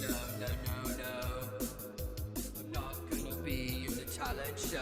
At their worst, alternative subcultures can turn into those closed-minded social clubs the Dead Kennedys sang about, effectively giving way to the same types of elitist attitudes and social structures they sought to rebel against in the first place. But at their best, they offer a safe haven, a place where those who feel shut out by their peers in mainstream society can find acceptance. Something that cannot and should not be overlooked is the genuine sense of community these scenes are capable of giving people. The Goth Kids are a great depiction of this. That short little scene of them dressed normally in the Ungroundable really really kind of says it all, and I get why Henrietta feels the need to downplay this. As far as she's concerned, admitting it probably wouldn't be very goth of her, but for as much as the Goth Kids hate most things, they clearly like each other. More than that, they are ride or die for each other. Does your mom know you took her car? Do I care? Sure, they occasionally get up to car theft, arson, or kidnapping their enemies, but it's rare that they're not all on the same page through it all. We're gonna send him somewhere. It should be the most horrible, most miserable place on Earth. Scottsdale. And even if they'd never say it out loud, they just really seem to care for each other a lot. Like, the boys reporting Henrietta's parents to CPS for calling her emo is obviously ridiculous, but it does show just how willing they are to go to bat for her. They're also the only ones who show up at the bus stop to welcome her home when she gets back from the camp. Not even her parents could be bothered to do that. Another point against them, by the way. Plus, while Henrietta's realization that she turned emo all on her own could have been more of a teachable moment if she had been allowed to sit with it, it also says a lot that Pete and Michael prioritized sparing her feelings. What I meant to say was, we just infiltrated the emo lair and we torched the plant leader. Oh. Granted, their friend group isn't infallible. Firkle did try to betray everyone in Goth Kids 3 after all. But hey, he's young. He doesn't know any better. He probably doesn't even know his ABCs yet. Cut him a break. And speaking of betrayals, there's also season 23's Basic Cable, in which Pete kind of throws Michael under the bus while trying to impress a new girl. That's funny. Another one of the guys said that. He was the tall kid that kind of dresses like you? Oh yeah, he's a total poser. I joke about Firkle, but this really is just a total kid thing. And it actually is kind of like Firkle's betrayal in that it feels very isolated and situational, not necessarily indicative of a larger pattern of behavior. I mean, the other Goth Kids were apparently more than willing to forgive Firkle for joining the emos, since we see him hanging out with them again just 3 episodes after the fact. He probably just bought everyone a pack of cigarettes and they called it even. And as far as we know, nothing like that ever happened again. Sorry. I want to compare the Goth Kids to the main boys here for a second, because how many times has Cartman stabbed one or all of his friends in the back? I realize being a better friend than Eric Cartman is a really low bar, but the difference in dynamics is still pretty staggering. We have never once seen Michael or Henrietta mock Pete for being poor like Cartman always does to Kenny. We've never once seen the Goth boys make fun of Henrietta's weight the same way the other guys do to Cartman. You could argue that some of their anger is unjustified, but you can't really accuse them of turning it on each other. Misery really does love company, I guess. That was killer. We showed them.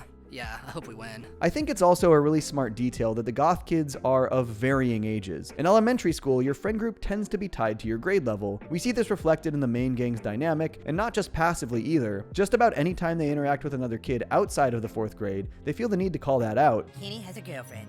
Yeah, a 5th grade girlfriend. So the Goth Kids consisting of 1 kindergartner, 2 4th graders, and a 5th grader shows how they really had to go out of their way to find like-minded people. It's no wonder their bond is so strong. They chose each other. Their friendship wasn't just dictated by proximity, and we know that their bond endures well into adulthood, despite the fact that their difference in age means that school would have split them up at multiple points. In the post-COVID specials, the Goth Kids, or Goth adults I should say, are shown to still be friends in both timelines, which is a lot more than Stan, Kyle, and the guys can say. It would have been nice if they got a line or 2 in the specials, but it's cool to see their grown-up designs at all. In general, Matt and Trey seem to have a less is more approach when it comes to the Goth Kids, but while they still pop in from time to time, they haven't really been the focus of an episode since Goth Kids 3 first aired over a decade ago now. So lame. Yeah, I think we might be overdue for a Goth Kids 4. Until then, what do we know about the Goth Kids? Well, they're abrasive, stuck-up scene purists who badmouth almost everything and everyone around them, have committed more felonies than the average elementary schooler probably should, are frustratingly oblivious to their own hypocrisy most of the time, and worshipped an eldritch demon king at one point. They are also a tight-knit group of outcasts who found solace in one another, mostly always have each other's back, and have forged a bond that is not just likely, but confirmed to last a lifetime. And if that doesn't make you at least feel something, then, well,